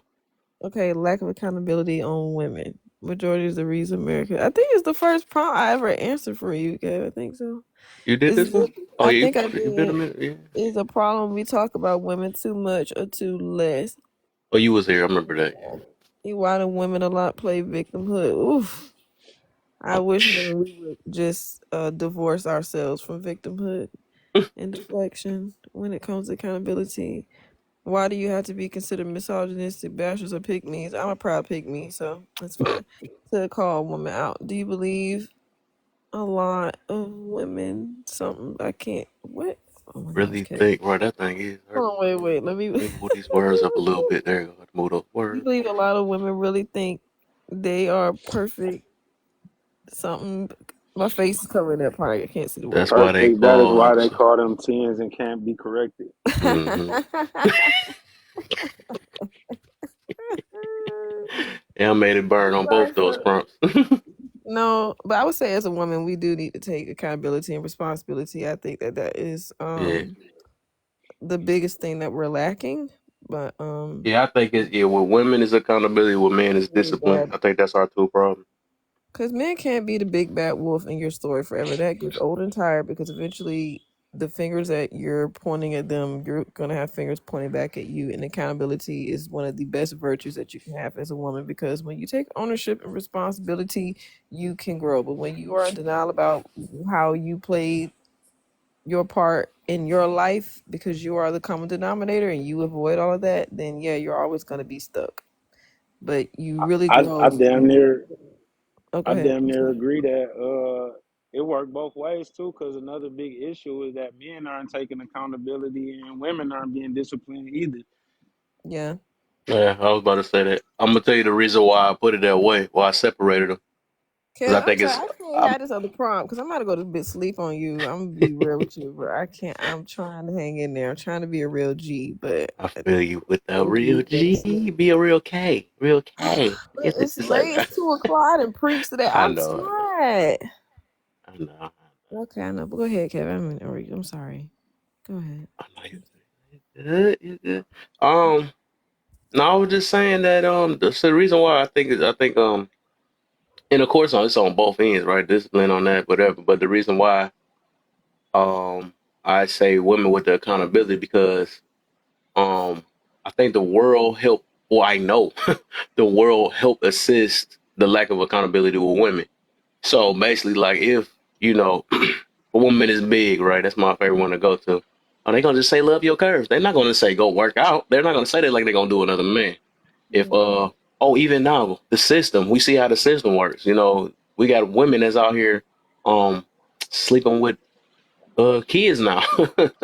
They not hardly getting no time. Oh, how about the ones? How about this? They don't even let the woman go to jail for having a baby, a dude's baby for 18 years, and it wasn't his the whole entire time. They need to go to jail for that. I swear. So stuff like that, stuff like that. The world do kind of cater to the They woman when it promote comes to not accountability. Men is kind accountability. of forced it, even though a lot of them they don't take it either. But I'm just saying the I world get what help you're saying. assisted women so they get to have a choice to be accountable or not. Yeah. Yeah, So I with the agree. men, why I said discipline, I think, and I really do blame the men why a lot of the women is the way they is, though. I ain't gonna even lie. I always keep thinking about that too, because if we were more built to be like leaders, Real right, men. or be how a man or whatever, and knew how to control ourselves and They gonna stuff, like fall we in wouldn't line. be, huh? They gonna You fall said in what? line, point blank, period. We wouldn't Yeah. choose the wrong women, and they gonna want to be Yep. led by the right man that they want to be led by. It ain't really that Right. hard. Yeah. And then we sleeping with the ones that we sleeping Got with the the fat bad ass. behaviors that we go against, though. That's another thing. I'm like, I don't like it. And forget the 304s, you a 304, and then we sleeping with them last night and stuff. So it's like, we Yeah, messing our heads up. You see what I'm we saying? choosing for the wrong reasons, men Yeah. And and that's women. exactly the same thing we try to tell women. It's like, a lot of women be upset when they say, when we say, hey, girl, get out that bed with that man, or, think better, vet better, and they get mad. It's just like, no, but like if women raise their standards, then like you have a better life, and the men that you would be acquainted with would be a lot better. So a lot of things that you guys are saying is exactly what I try to tell women. I never tried to tell men what they should do and they should do. Not that I can't ever share my opinion as a woman or share what I feel or share my heart's desire, but I just think that a lot of times what women do, unfortunately, is every time we talk about women, they always try to bring up the men, and it's just like, well, you make it about you all the time, but why can't you sit in this hot seat and get accountability so that you can rise up and so that you can be a better woman? Sometimes, yes, it's true, a lot of things that we as women do was born out of pain because we've been, a lot of things that we experienced were not as was not the best, but at the end of the day, we do need to take accountability a lot more because some of this stuff that we do as women is out of order, inappropriate, unacceptable. We got to do better because our children deserve it and we deserve it. So, but like I said, it's a different world now, but everybody need accountability, but women Right. definitely need to do better in that department. Not saying that men don't, but I just think that women do Yeah. Here need go a to. golden one for y'all. Let's ask this. I think the whole world should know this one. Who Mhm. who more likely to apologize, a man or a woman? Oh man, and I'm a woman. I admit it. It's true. When I counsel, I cannot tell you the amount of men that have admitted to me in the years that I've been doing this that they can count on one hand how many women have apologized to them. I wish I could be making it up. Even the husbands would tell me that it's very rare that their wife will apologize. And the wife will agree and say that she don't like to say sorry. Yeah, Right. they She'll just start doing stuff to like you're right. They show really give her. buns. Yeah, she'll just Get do on their it. knees. That's all they. Hey, get on it. No, Yeah, she'll do what no. she do to show her regret or whatever, but she won't. Yeah, No. she won't admit fault or admit error. No, It is That very jump hard for burn. women to admit she they're just gonna wrong to wear their something nice to bed. That's the way she apologized, right? the Start woman pushing got her ego booty on you too. and all The, that. yeah, the woman she got ego too, and sometimes they feel Yes. like it's weak, like it's a Pride, that weakness to pride. be Pride. get that Yep. That's pride, what and like but the humble woman, she oh man, I could go on and on and on about humility in a woman and how that Yes, I got you. yeah, but no, but I'm saying as a counselor, I'm a marriage therapist, by the way, so I completely agree. But the thing that gets me is that the women will most likely apologize to their boss, but won't apologize to their man. They'll disrespect their husband, but won't disrespect their boss. They'll tell the boss what to do and this and that. They'll freely do it, but when the husband asks her to do something, she will pull up a fight. She don't listen. That's just the God honest truth. But Mm-hmm. we'll talk about it another time when women are ready to be on code. Because once we get on code, we will be unstoppable. Oh But hey, my. we need code, a code of woman conduct and I do standards. say that, like, it is crazy though. I say I blame the man and stuff because of, but I do believe, and women do have more power than they freaking think. I We mean, it's like do. low key they do. Like We I literally do. say, if they made it hard for a dude to get some that good stuff right, and say that y'all need to have degrees and all this other stuff, boy, I Yeah, I say bet that you all every the last dude will time. have a suit on before they get to every. I I bet say that money. all the That's how time. powerful they is. They control it. Yeah, they said we only interested in Indubitably, can I smart get some of dudes. that? Indubitably, Everybody Kev. gonna run and get smart. But see, the women get upset when the men say, well, you know, why you let him hit? Why you let him do this? That's him telling you got the power, sister. It's Mm-hmm. you. That's confirmation that he let you know that the power is in you. But you just gave it away to some whippersnapper off the corner. And now look at where we at now. Like women get so upset. It's like, no, that's the men telling you that if you raise the standard, we gonna go up with you, girl. But if you keep it low or you don't have any, you're gonna keep attracting the low hanging fruit. And the fellas are saying you don't have to subject yourself to that. But the women get upset when you say that because they don't want to, again, accountability, because with great power comes great responsibility. And that's where a lot of women get messed up, is the responsibility aspect. Women been asking, they've been wanting, well, the men not gonna lead, so I'm gonna lead. Men don't want this, I'm gonna lead. Okay, well, when you do, guess what it's gonna require of you? It's gonna require that you start thinking with your head. It's gonna require you to start taking responsibility. Certain things that you can't do, it's gonna have some integrity. That's integrity. It ain't just what you gonna do, it's what you not finna do. You got to have some stand. You got to have some cool. You can't think about yourself. Your emotions can't be lost. You know, you got to be able to think about certain things in a certain way. See, now you got me up here. I really feel so like crazy about this because now I'm like all fired up about this because I'm very Take your passionate about chest this. out. Do what You you know, got but to like do. I'm just saying, like when women get on code and really understand the power that God has given us as women, oh my God, there is nothing that we wouldn't be able to do. It wouldn't be a star we wouldn't be able to reach, but we got to be able to get to that level. But see, it's hard to have certain conversations because we're not willing to say certain things because now the sisterhood is defined by lying to each other and not telling each other the God honest truth. Because now instead of when you call someone, when you tell somebody the truth, what they want to call you, you're a pick me. You're misogyny, you're internalized misogyny. You're not a feminist. And if you're not a feminist, that means that you're a pick me. And if you're a feminist, that means you hate men. If you're a feminist, that means you're a misandrist. If you're this, and they put you in these little things just so that they can avoid hear you telling them the truth because they don't want to hear the truth because the truth is going to cost them something that a lot of women and womanhood not ready to do yet. Because being a woman is the most beautiful thing, but you have to move in a certain way as a woman just to be in your feminine. But you know, women want to be men but don't want to do what it takes to be men because you're not supposed to be. You're not better than the man. You're never gonna be the man because you're never supposed to be the man. You're supposed to be the woman. But I'm not gonna preach because I already did that. I'll take a round two real quick, you know.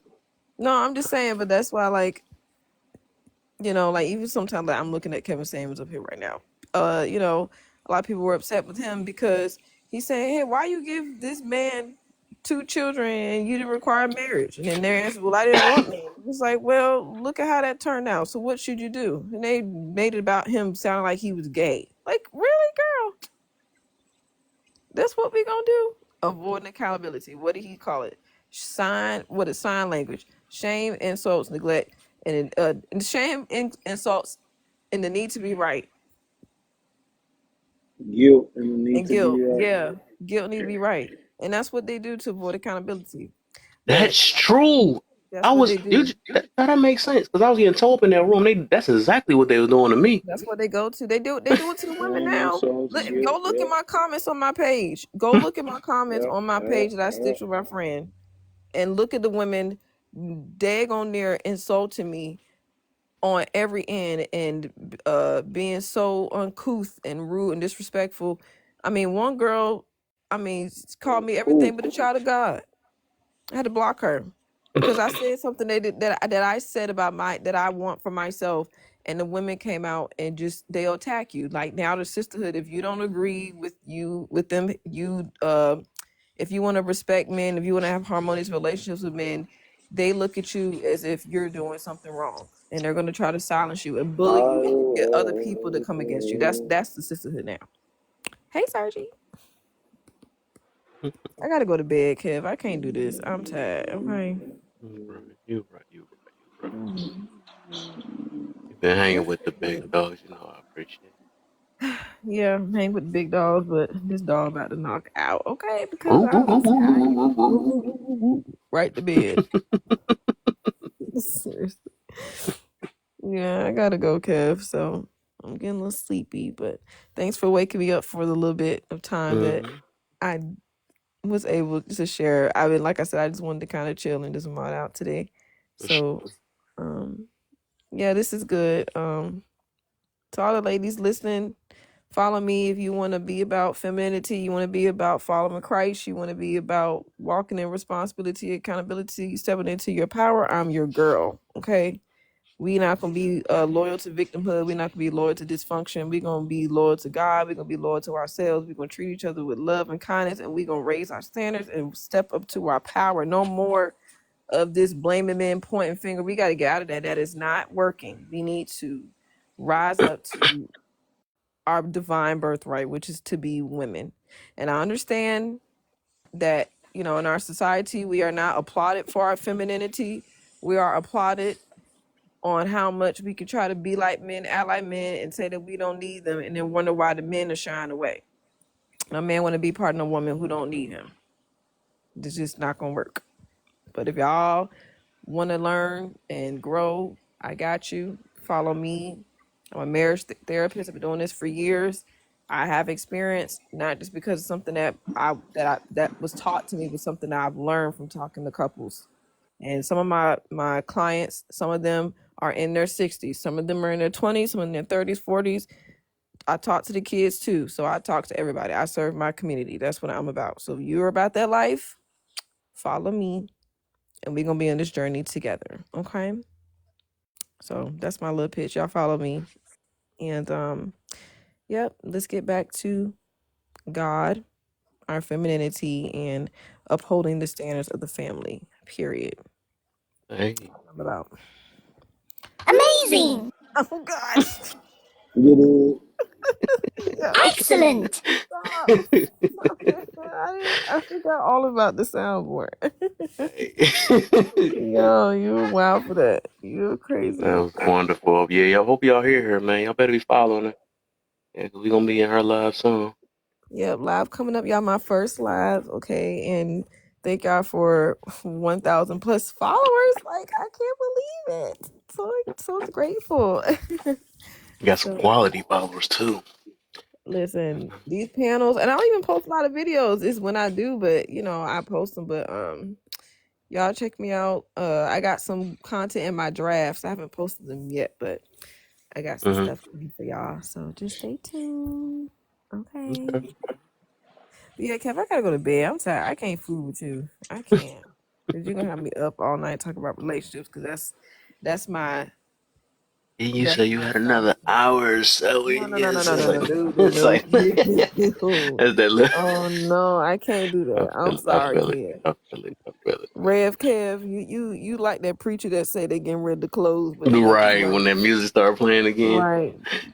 I said that I was preaching. I said I'm getting ready to close, y'all, and I'm like, I can't believe it. I actually closed. What? I actually closed.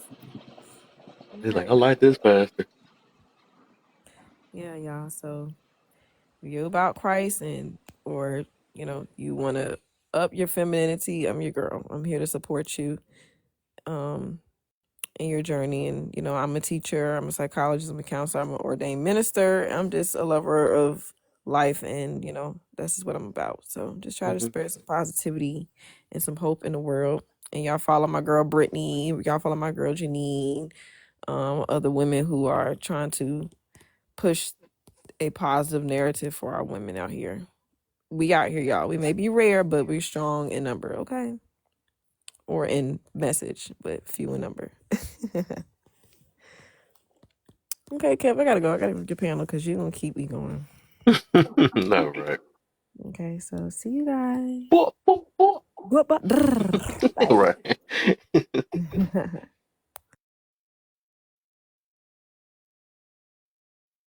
Hope y'all following, man. We be over there soon over there.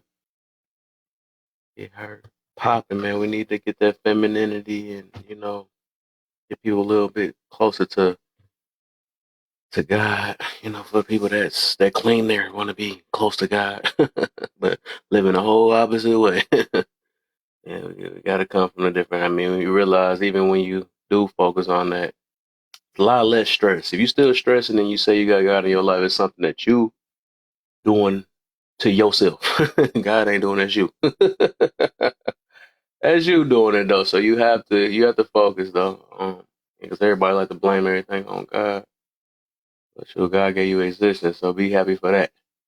Be happy for that, and you do what you can for what's best for you out of your existence that help you grow within your life. People do things to make them happy and think that's gonna help them grow. That don't work like that. You can't be happy and trying to grow at the same time. That's one thing I learned though. I mean, well, you can get happiness out of the world, but it's just you can't prioritize happiness over growth. It just don't work like that. It's gonna be times you're not gonna be happy. It's gonna be stressful sometimes. Sometimes you might have to have peace. All that. Eminem talks plus prayers. Nice coming up. More and more surprises tuning. Oh yeah, for sure. Thanks, Kev, for supporting me and always posting. Appreciate you, K. Partner in crime. My partner in crime in the bit. Appreciate you. But yeah. Oh, good. What you doing over there, bruh? My Shit, brother. man. Slow motion chilling at the gig. Oh, y'all. Oh, that's where you at? Oh, okay. Yeah, I work overnight. So, Yeah, I'm about to start working soon. My dang on stuff. Should just work at your job so we can unite again. I ain't got no job. So, what you do? Oh no, I forgot you do that. Forgot you do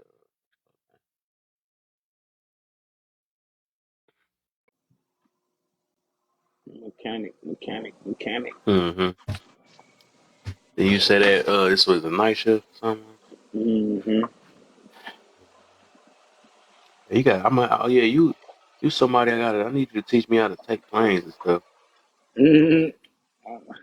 I just flew down to the A last week. Huh? I just got back from flying down to Atlanta last week. Oh yeah, because you have to drive your car back and stuff. How do that work Yeah. though? Like, you got like a set up a schedule and all that other stuff. As far as what? Like, if you like how you take planes and stuff, where it's like certain days that planes are available. I never Oh knew it. I always be scared to do it. Huh? yeah. Yeah, you will search your day that you want to leave, and then it'll be different airlines that have different flights at certain times, and certain prices. Yeah, depending on like where you flying.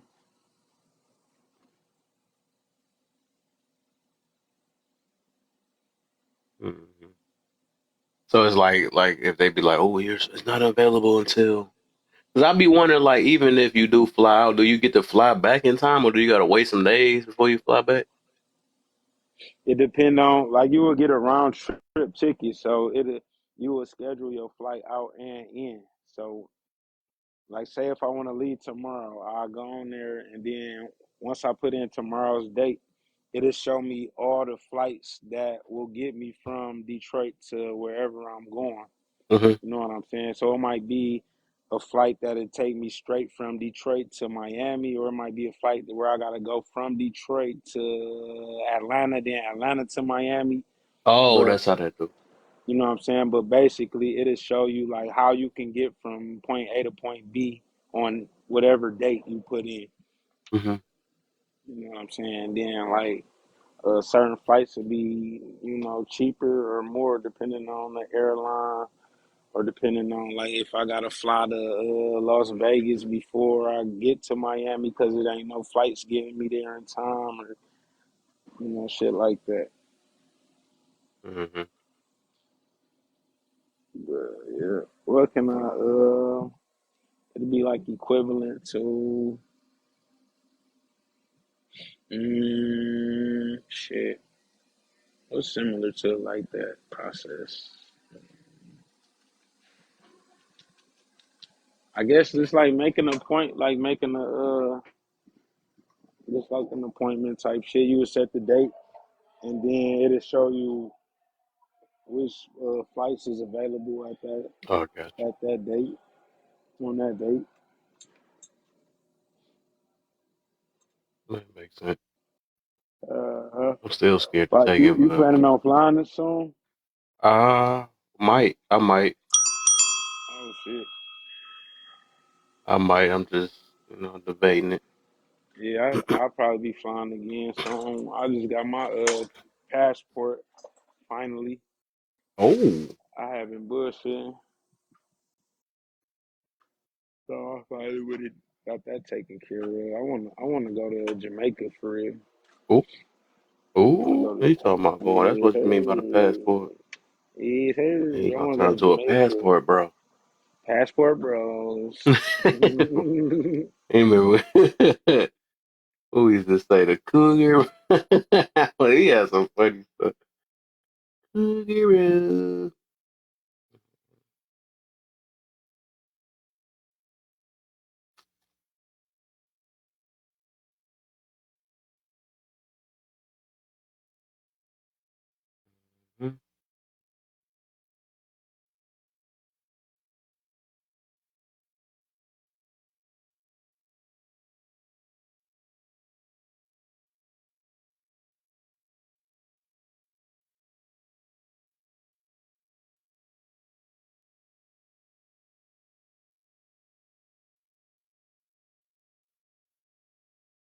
Uh-oh.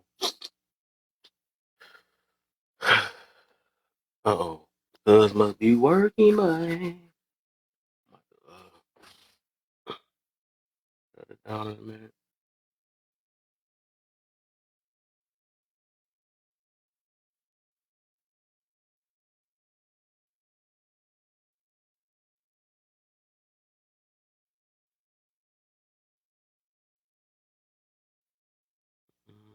I'm probably gonna I'm gonna do I think I might do a topic tomorrow about image versus character.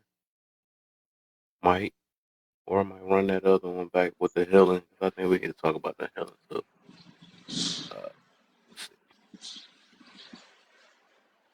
Mhm. Well, that sounds straight. So, oh yeah. Image versus Yeah, character. I I might have to run that. I might have to do that tomorrow then until I think of how to make this prompt. Because I want people to know the difference. That's just something I have to figure out.